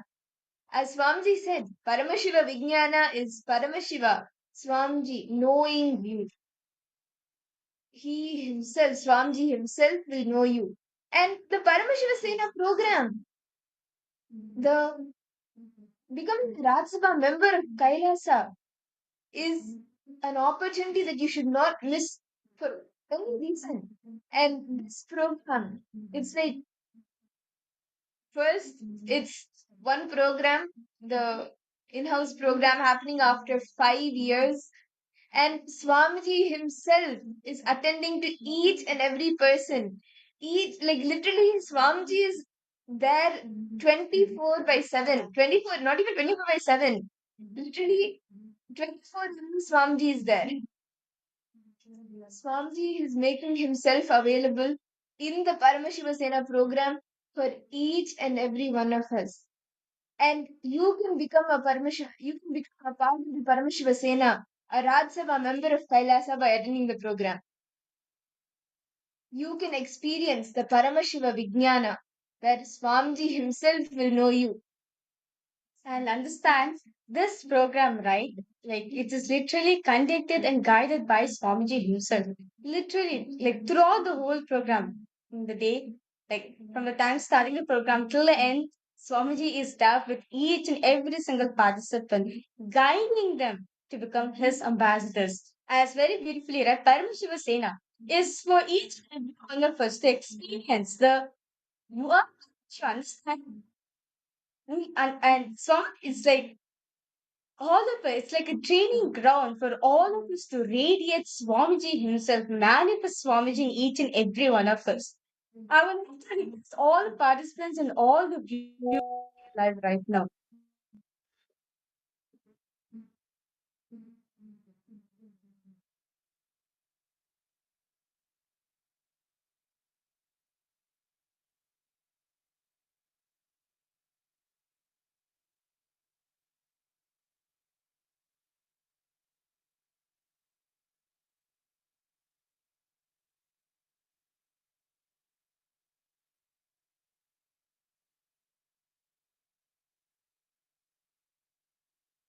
See, understand by becoming a part of the Paramashiva Sena, becoming Paramashiva's ambassador, you get to experience the Paramashiva Vijnana, the space of Paramashiva Vijnana, Swami himself knowing you. And it's such a sight to see how, for each and every participant of the Paramashiva Sena program, each and every question, Swami comes, like he is making himself available. He attends to each and every participant, whether it is the smallest questions or even questions related to how like the science of how to connect what is Paramashiva Vijnana, how to connect one from another, all of these, any questions. As Mavrija was sharing, this is the training ground for you to become an ambassador, Kailasa, an ambassador of Paramashiva himself. And if you have not signed up for the Paramashiva Sena yet, you should, because this is an opportunity that you should not miss for whatever reason. And Swamiji, out of his utmost compassion, has opened like it's over. It's over. And we'll see the next 2 seasons. The next season started on January 13th to February 14th, and then immediately on to March 15th. It's like back to back. And Swamiji is attending to each and every one of us. Ma Virupaksha, a person participant like to know when the sessions on the chakras will take place. Okay. Actually, ma detail about this chakras will be happening the Paramashivoham Level 1 program actually.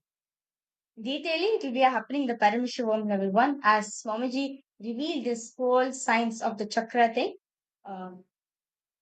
This is the first thing Swamiji revealed, right? So detailing the participant will be learning the Paramashivoham Level 1 program. Yes. All the advanced sciences only will be learning in the Paramashivoham Level 3. Yes. Okay. Thank you so much. Ma Virupaksha, are you joining the Paramashivoham program?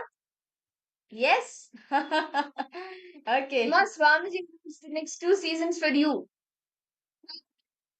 Take steps. All the obstacles are there. Just step. Jump. How about for you, Ma Gracina? Ma Stephanie, Ma Leah Corey, Nithyanandam. Why? Ma Gracina, why? What do you think it's not possible? What's the obstacle you're facing? Yes, on January 13th. Yes. Ma Gracina, you're going to be Swamiji's ambassador. Come on, Ma. What's the most blessing you can get? There cannot be a bigger blessing than being Swamiji's very own ambassador, manifesting Swamiji through you, literally being an extension of him, going and enriching people, sharing Swamiji's, like literally embodying Swamiji for the people, enriching them, helping people in every place where they are stuck. And Paramashiva Sena program is on ground training to be Paramashiva's ambassador. As very beautifully Swamiji said, right, in Paramashiva Sena program, literally Swamiji will be knowing understand all the manifest and the unmanifest part of you. Literally Swamiji will know your whole. Literally, if you want Swamiji to know you personally, Paramashivasena is for you. As literally like today is like this the 11th day, like the 12th day of or the 12th day of the Paramashivasena program.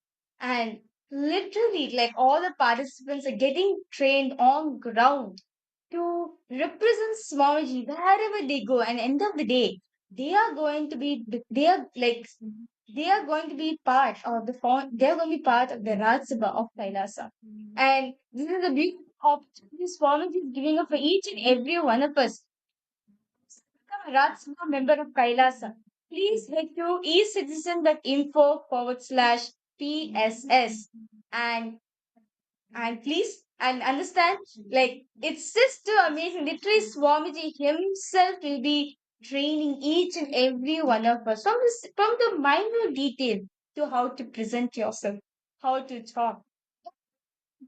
As all something the AI, you will be trained in like from basic body language, speaking skills, leadership skills, AI skills, everything. On ground training to be Swamiji's ambassador. And the best part is Swamiji is making himself available. Swamiji is there for you. He will get to know you. He will know you end to end, internally, externally, everything.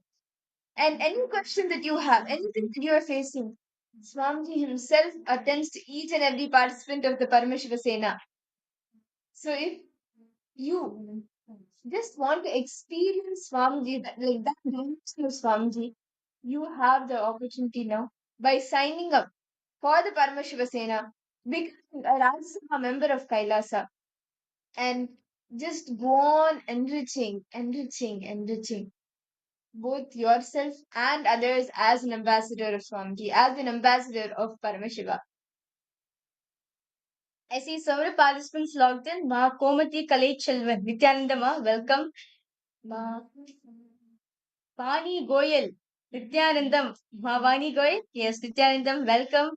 Ma Yubon, Nithyanandam, Ma Deborah, Nithyanandam, Ma Mahasadashiv Priya, Ma Arindeshri, Ma Ulrich, Nithyanandam to each and every single participants. And those of you, if you really want to have the personal connection with Swamiji, right? If you want to have the personal, like the intimate, one-on-one connection with Swamiji, then Paramashiva Sena is for you. You want to experience Paramadvaita. This is the place for you. You want to experience what Swamiji experienced with Arunagiri Yogeshwara. This is the place for you. You want to experience how it is to be Swamiji's very own extension, Swamiji's very own ambassador. This is the place for you. Ma Stephanie, Ma Irene, come on, why don't all of you take the step now? You can put your intention today. Understand? When you take the first step, Swamiji will manifest the rest for you. You may be having multiple obstacles, whether it's your passport, visa, money, whatever it could be. If you put your intention today, you take the first step, Swamiji will take care of the rest.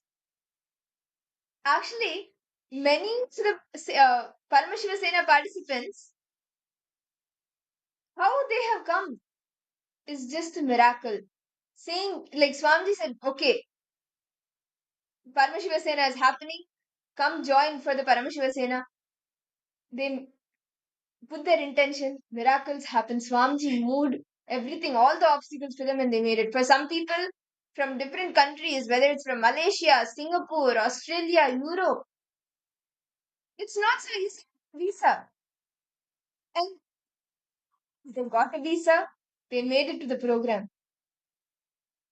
So don't cherish the obstacles, but just say, yes, I want to become Paramashiva's ambassador. I want to become a Rajya Sabha member of KAILASA, experience the Paramadvaita, Paramashiva Vijnana dimension and that space with Swamiji. Just put your intention to it. The rest Swamiji will manifest. Ma Virupaksha, Ma Irene, Ma Grazina, Ma Stephanie, Ma Teresa, Fixin Vengaya, each of you can put your intention, sign up today. Swamiji will manifest the rest. Come on, Ma Grazina, you put an intention, Ma. See, whatever the resistance you're having, right, Ma Grazina? You can see a smile, you must see that resistance which you're carrying, right? Like, you want to have that intense love with Swamiji, right? You want to have that personal connection with Swamiji. Yes, Swamiji is the one who's going to manifest your reality.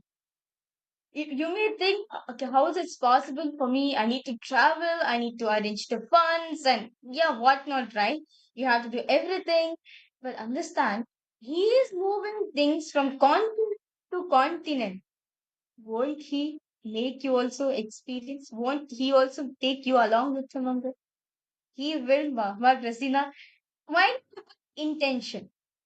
You'll see, Ma Rasina. It's all about the intention.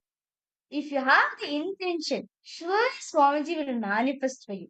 It is just the risks you need to drop now. Like, do you feel scared? Do you feel like I'm not able to make it? Do you feel like it's impossible for me? What feeling aggressing? I request you, drop at Swamiji's feet. What makes you to say that? Paramashiva Senas for everyone. But do you want to radiate Swamiji? Do you want to imbibe Swamiji? Yes?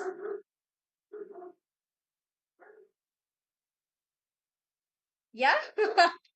Then Paramashiva Sena is for you. Yes. See, Swamiji doesn't see us based on whether you're capable or not. He makes you capable enough to become an ambassador. Yes, you want to imbibe Swamiji in your inner space. Then Paramashiva Sena, you understand, ma? In this program, literally 24/7, Swamiji is being available. Swamiji is being available for all of us, literally attending to each and every one of us. Like calling out your name. Who knows? When you attend the Paramashiva Sena program, Swamiji call out your name, Razina. If you want to experience an intimate relationship with Swamiji, then Paramashiva Sena is for you. As Swamiji very beautifully said, right? If you want Paramashiva to know you, Paramashiva Sena is for you then. So I request all the participants and all the viewers who's watching us live right now, if you're interested in attending the Paramashiva Sena program, We are getting trained to become Swamiji's ambassador. And I request you to please head to this link, ecitizen.info/PSS, and put your intention over there. You will see, you will manifest your reality. And with that, let's all now enter into the deep meditative state the as the time has come that all of us have been waiting for. The darshan. Let us all enter into the deep state of meditation. Please sit straight. Close your eyes. I request all.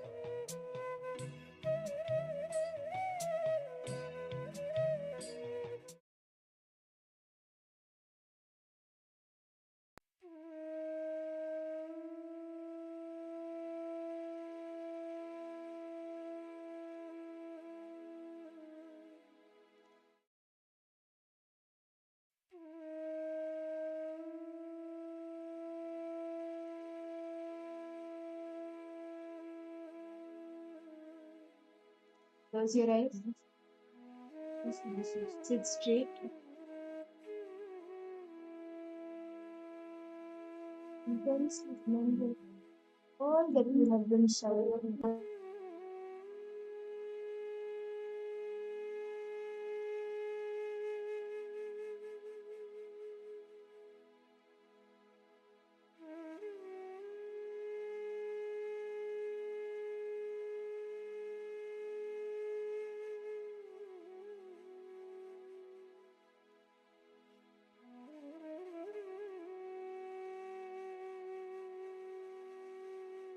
In the pure space of gratitude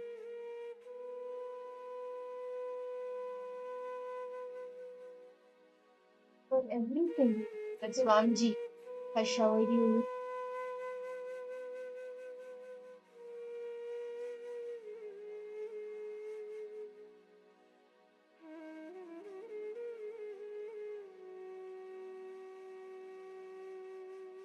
Everything Swamiji manifested in your life.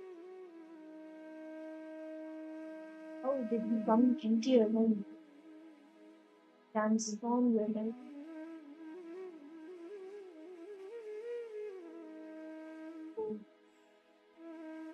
Live in that pure space of gratitude.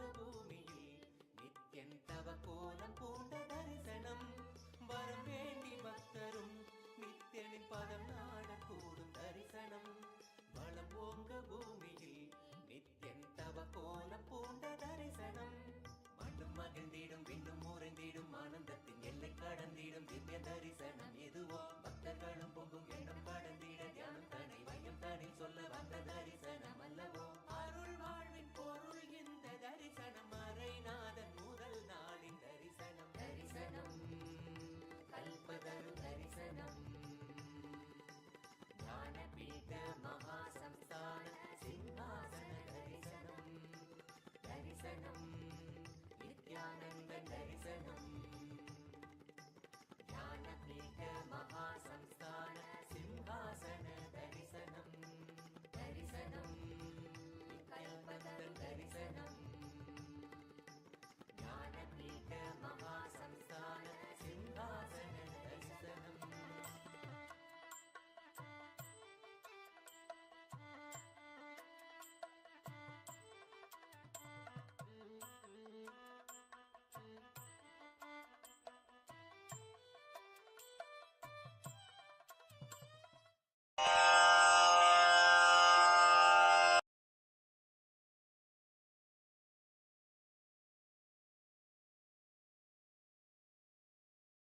Around 5,000 years ago, at the end of Mahabharat War, the ancient enlightened Hindu civilization consisted of 10,000 Hindu traditions, or sampradayas, that existed in 56 Hindu nations, 200 Hindu kingdoms, 1,700 Hindu provinces that covered more than 6 million kilometers square of Asia.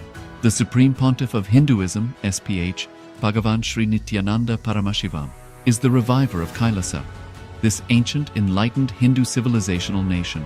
KAILASA is an unbroken cultural, religious, historical, civilizational, and sovereign continuation and revival of multiple of these historical Hindu sovereign states and Hindu ecclesiastical entities. The unbroken continuity of these ancient Hindu nations through KAILASA results in the legal recognition of KAILASA as per the international customary law, particularly the doctrine of continuity. The international law, the doctrine of continuity, implies that upheavals and revolutions within a country, changes in government, territorial adjustments, measures taken during military occupation, or other internal transformations do not negate the existence of the country, do not affect the legal personality and international obligations of the country or state. The Vienna Convention on Succession of States in Respect of Treaties, 1978, addresses these principles of the doctrine of continuity as it outlines international law during situation of state succession or continuation. International law recognizes a state's legal personality by recognizing its identity. This perspective extends even during the period when the given state or country is annexed or occupied by a foreign power. Even in such cases, the legal personality of the state is considered to persist, enabling its subsequent re-establishment. Historical examples dating back to the 18th century include cases like Portugal and Genoa that were re-established after the Vienna Congress of 1815. More recent examples include countries such as Poland, Ethiopia, Czechoslovakia, Albania, and Austria that were re-established after World War II. Even when a nation is deprived of its territory, the nation continues to exist. Its sovereignty and international legal personality continues to persist. The Dalai Lama, as the spiritual and temporal leader of Tibet, exemplifies this principle. In 1959, the Dalai Lama was exiled and forced to flee. Despite the challenges faced, the Dalai Lama continues to advocate for the preservation of Tibetan culture and garners worldwide support for Tibetan autonomy on the global stage. Similarly, from 1309 to 1376, the Pope of Catholicism had been in exile in Avignon. Despite this, he was recognized as the head of state as well as head of the church and given full privileges of the position after their return to Rome. Even in 1861, much of the papal territories had been lost, leaving the Pope with no sovereign territory other than the papal residence and related buildings. Yet his temporal powers were still acknowledged. He was recognized as a head of state, and later, the Lateran Treaty of 1929 formally re-established papal sovereignty over the Vatican City. The Sovereign Order of Malta further exemplifies this principle, retaining international recognition as a sovereign entity despite the permanent loss of their territory upon Napoleon's invasion in June 1798. Despite such permanent loss of territory, the sovereignty and the international legal personality of the Sovereign Order of Malta continue to persist. Much later in 1894, the order settled in Rome and acquired two properties, the Magistral Palace and the Magistral Villa that received extraterritorial status. Today, the order maintains diplomatic relations with 112 countries, issues its own diplomatic passports, currency stamps, and vehicle registration plates, and has been granted observer status in the United Nations.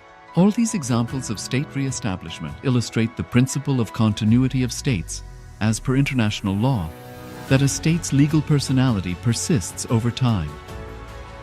A nation continues to exist even after a complete loss of territory.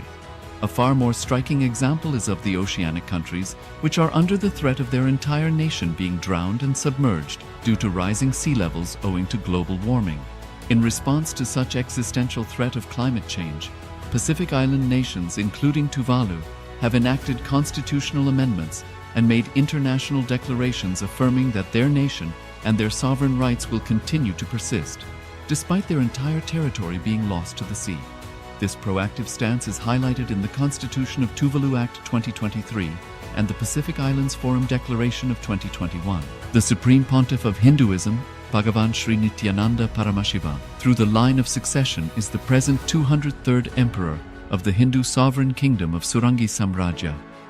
He was crowned on the 31st of December 2004 at the age of 26. Thus, by very same principles of the doctrine of continuity, through which the international legal personality of Portugal, Genoa, Poland, Ethiopia, Czechoslovakia, Albania, Austria, Vatican, Tibet, Sovereign Order of Malta, and several other nations has been recognized despite having undergone a period of exile, annexation, occupation by a foreign power, or despite loss of territory. The SPH Nithyananda Paramashivoham, through well-established legal and historical facts about the Hindu sovereign state of the Surangi Samrajyam, derives all sovereign rights and powers of the royal lineage of the Surangi Samrajyam as its 203rd sovereign emperor, from his inheritance and continuation of the unbroken succession of the kingdom of Surya Vamsa Surangi Samrajyam Sarvanapitha. Surya Vamsa Surangi Samrajyam, through unification with 20 other sovereign Hindu states and sovereign ecclesiastical, historical entities, became part of the United States of KAILASA, which thus became a sovereign, independent juridical state, with the SPH Nithyananda Paramashivoham as the sovereign. Just as how the oceanic nations like Tuvalu have safeguarded their sovereignty from the existential threat of total submersion by amending their constitution and asserting that their sovereignty will persist regardless of the loss of their territory, KAILASA, which is a sovereign continuation of 21 sovereign Hindu states and sovereign ecclesiastical historical entities, is also reviving and continuing the Kumari Kandam Hindu nations that got submerged. As per the doctrine of continuity, these facts imply that the Kailasa's statehood is recognized by international law and manifests as a natural outcome of well-established historical legal facts. Share your time, talent, and treasure. Become part of KAILASA. Sign up as an eCitizen https://kailasa.ecitizen.info. Around 5,000 years ago, at the end of Mahabharat War, the ancient enlightened Hindu civilization consisted of 10,000 Hindu traditions, or sampradayas, that existed in 56 Hindu nations, 200 Hindu kingdoms, 1,700 Hindu provinces that covered more than 6 million kilometers square of Asia. The Supreme Pontiff of Hinduism, SPH, Bhagavan Sri Nithyananda Paramashivoham, is the reviver of KAILASA, this ancient enlightened Hindu civilizational nation. KAILASA is an unbroken cultural, religious, historical, civilizational, and sovereign continuation and revival of multiple of these historical Hindu sovereign states and Hindu ecclesiastical entities. The unbroken continuity of these ancient Hindu nations through KAILASA results in the legal recognition of KAILASA as per the international customary law, particularly the doctrine of continuity. The international law, the doctrine of continuity, implies that upheavals and revolutions within a country, changes in government, territorial adjustments, measures taken during military occupation, or other internal transformations do not negate the existence of the country, do not affect the legal personality and international obligations of the country or state. The Vienna Convention on Succession of States in respect of treaties, 1978, addresses these principles of the doctrine of continuity as it outlines international law during situation of state succession or continuation. International law recognizes a state's legal personality by recognizing its identity. This perspective extends even during the period when the given state or country is annexed or occupied by a foreign power. Even in such cases, the legal personality of the state is considered to persist, enabling its subsequent re-establishment. Historical examples dating back to the 18th century include cases like Portugal and Genoa that were re-established after the Vienna Congress of 1815. More recent examples include countries such as Poland, Ethiopia, Czechoslovakia, Albania, and Austria that were re-established after World War II. Even when a nation is deprived of its territory, the nation continues to exist. Its sovereignty and international legal personality continues to persist. The Dalai Lama, as the spiritual and temporal leader of Tibet, exemplifies this principle. In 1959, the Dalai Lama was exiled and forced to flee. Despite the challenges faced, the Dalai Lama continues to advocate for the preservation of Tibetan culture and garners worldwide support for Tibetan autonomy on the global stage. Similarly, from 1309 to 1376, the Pope of Catholicism had been in exile in Avignon. Despite this, he was recognized as the head of state as well as head of the church and given full privileges of the position after their return to Rome. Even in 1861, much of the papal territories had been lost, leaving the Pope with no sovereign territory other than the papal residence and related buildings. Yet his temporal powers were still acknowledged. He was recognized as a head of state, and later, the Lateran Treaty of 1929 formally re-established papal sovereignty over the Vatican City. The Sovereign Order of Malta further exemplifies this principle, retaining international recognition as a sovereign entity despite the permanent loss of their territory upon Napoleon's invasion in June 1798. Despite such permanent loss of territory, the sovereignty and the international legal personality of the Sovereign Order of Malta continue to persist.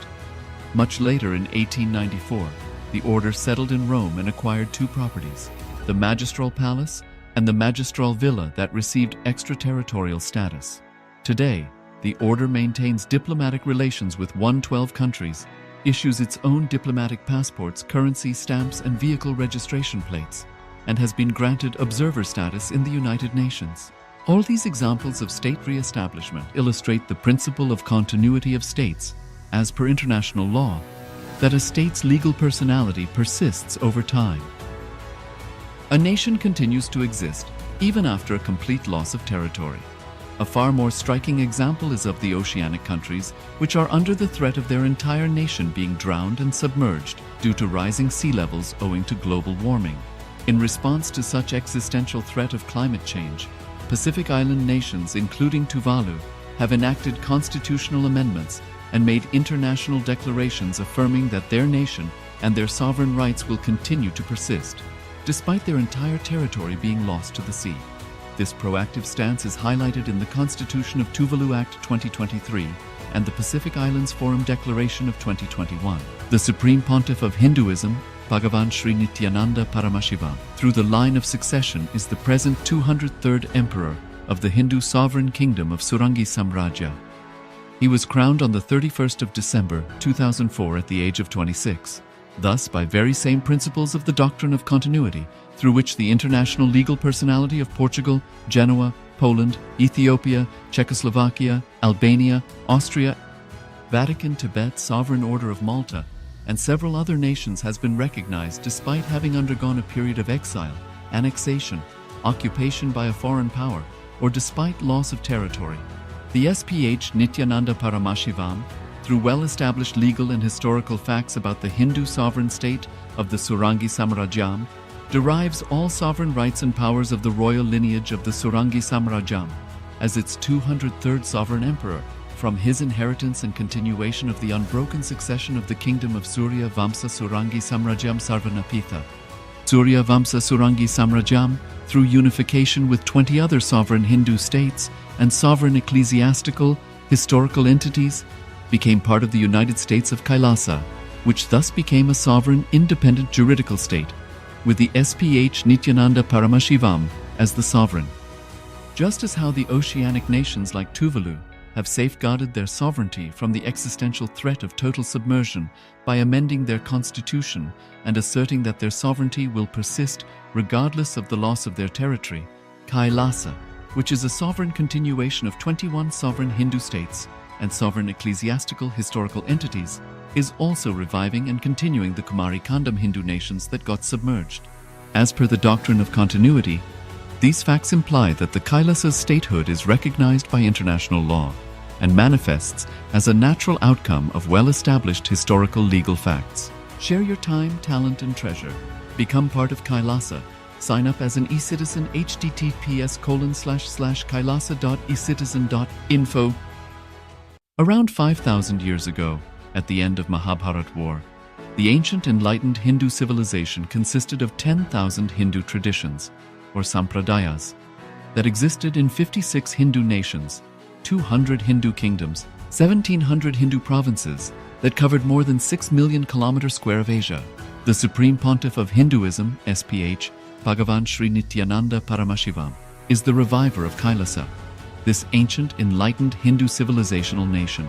KAILASA is an unbroken cultural, religious, historical, civilizational, and sovereign continuation and revival of multiple of these historical Hindu sovereign states and Hindu ecclesiastical entities. The unbroken continuity of these ancient Hindu nations through KAILASA results in the legal recognition of KAILASA as per the international customary law, particularly the doctrine of continuity. The international law, the doctrine of continuity, implies that upheavals and revolutions within a country, changes in government, territorial adjustments, measures taken during military occupation, or other internal transformations do not negate the existence of the country, do not affect the legal personality and international obligations of the country or state. The Vienna Convention on Succession of States in respect of treaties, 1978, addresses these principles of the doctrine of continuity as it outlines international law during situation of state succession or continuation. International law recognizes a state's legal personality by recognizing its identity. This perspective extends even during the period when the given state or country is annexed or occupied by a foreign power. Even in such cases, the legal personality of the state is considered to persist, enabling its subsequent re-establishment. Historical examples dating back to the 18th century include cases like Portugal and Genoa that were re-established after the Vienna Congress of 1815. More recent examples include countries such as Poland, Ethiopia, Czechoslovakia, Albania, and Austria that were re-established after World War II. Even when a nation is deprived of its territory, the nation continues to exist. Its sovereignty and international legal personality continues to persist. The Dalai Lama, as the spiritual and temporal leader of Tibet, exemplifies this principle. In 1959, the Dalai Lama was exiled and forced to flee. Despite the challenges faced, the Dalai Lama continues to advocate for the preservation of Tibetan culture and garners worldwide support for Tibetan autonomy on the global stage. Similarly, from 1309 to 1376, the Pope of Catholicism had been in exile in Avignon. Despite this, he was recognized as the head of state as well as head of the church and given full privileges of the position after their return to Rome. Even in 1861, much of the papal territories had been lost, leaving the Pope with no sovereign territory other than the papal residence and related buildings. Yet his temporal powers were still acknowledged. He was recognized as a head of state, and later, the Lateran Treaty of 1929 formally re-established papal sovereignty over the Vatican City. The Sovereign Order of Malta further exemplifies this principle, retaining international recognition as a sovereign entity despite the permanent loss of their territory upon Napoleon's invasion in June 1798. Despite such permanent loss of territory, the sovereignty and the international legal personality of the Sovereign Order of Malta continue to persist. Much later in 1894, the order settled in Rome and acquired two properties, the Magistral Palace and the Magistral Villa that received extraterritorial status. Today, the order maintains diplomatic relations with 112 countries, issues its own diplomatic passports, currency stamps, and vehicle registration plates, and has been granted observer status in the United Nations. All these examples of state re-establishment illustrate the principle of continuity of states, as per international law, that a state's legal personality persists over time. A nation continues to exist even after a complete loss of territory. A far more striking example is of the oceanic countries, which are under the threat of their entire nation being drowned and submerged due to rising sea levels owing to global warming. In response to such existential threat of climate change, Pacific Island nations, including Tuvalu, have enacted constitutional amendments and made international declarations affirming that their nation and their sovereign rights will continue to persist, despite their entire territory being lost to the sea. This proactive stance is highlighted in the Constitution of Tuvalu Act 2023 and the Pacific Islands Forum Declaration of 2021. The Supreme Pontiff of Hinduism, Bhagavan Sri Nithyananda Paramashivoham, through the line of succession, is the present 203rd Emperor of the Hindu sovereign kingdom of Surangi Samrajya. He was crowned on the 31st of December 2004 at the age of 26. Thus, by very same principles of the doctrine of continuity, through which the international legal personality of Portugal, Genoa, Poland, Ethiopia, Czechoslovakia, Albania, Austria, Vatican, Tibet, Sovereign Order of Malta, and several other nations has been recognized despite having undergone a period of exile, annexation, occupation by a foreign power, or despite loss of territory. The SPH Nithyananda Paramashivoham, through well-established legal and historical facts about the Hindu sovereign state of the Surangi Samrajyam, derives all sovereign rights and powers of the royal lineage of the Surangi Samrajyam as its 203rd sovereign emperor, from his inheritance and continuation of the unbroken succession of the kingdom of Surya Vamsa Surangi Samrajyam Sarvanapitha. Surya Vamsa Surangi Samrajyam, through unification with 20 other sovereign Hindu states and sovereign ecclesiastical, historical entities, became part of the United States of KAILASA, which thus became a sovereign, independent juridical state, with the SPH Nithyananda Paramashivoham as the sovereign. Just as how the oceanic nations like Tuvalu have safeguarded their sovereignty from the existential threat of total submersion by amending their constitution and asserting that their sovereignty will persist regardless of the loss of their territory, KAILASA, which is a sovereign continuation of 21 sovereign Hindu states and sovereign ecclesiastical historical entities, is also reviving and continuing the Kumari Kandam Hindu nations that got submerged. As per the doctrine of continuity, these facts imply that the Kailasa's statehood is recognized by international law and manifests as a natural outcome of well-established historical legal facts. Share your time, talent, and treasure. Become part of KAILASA. Sign up as an eCitizen https://kailasa.ecitizen.info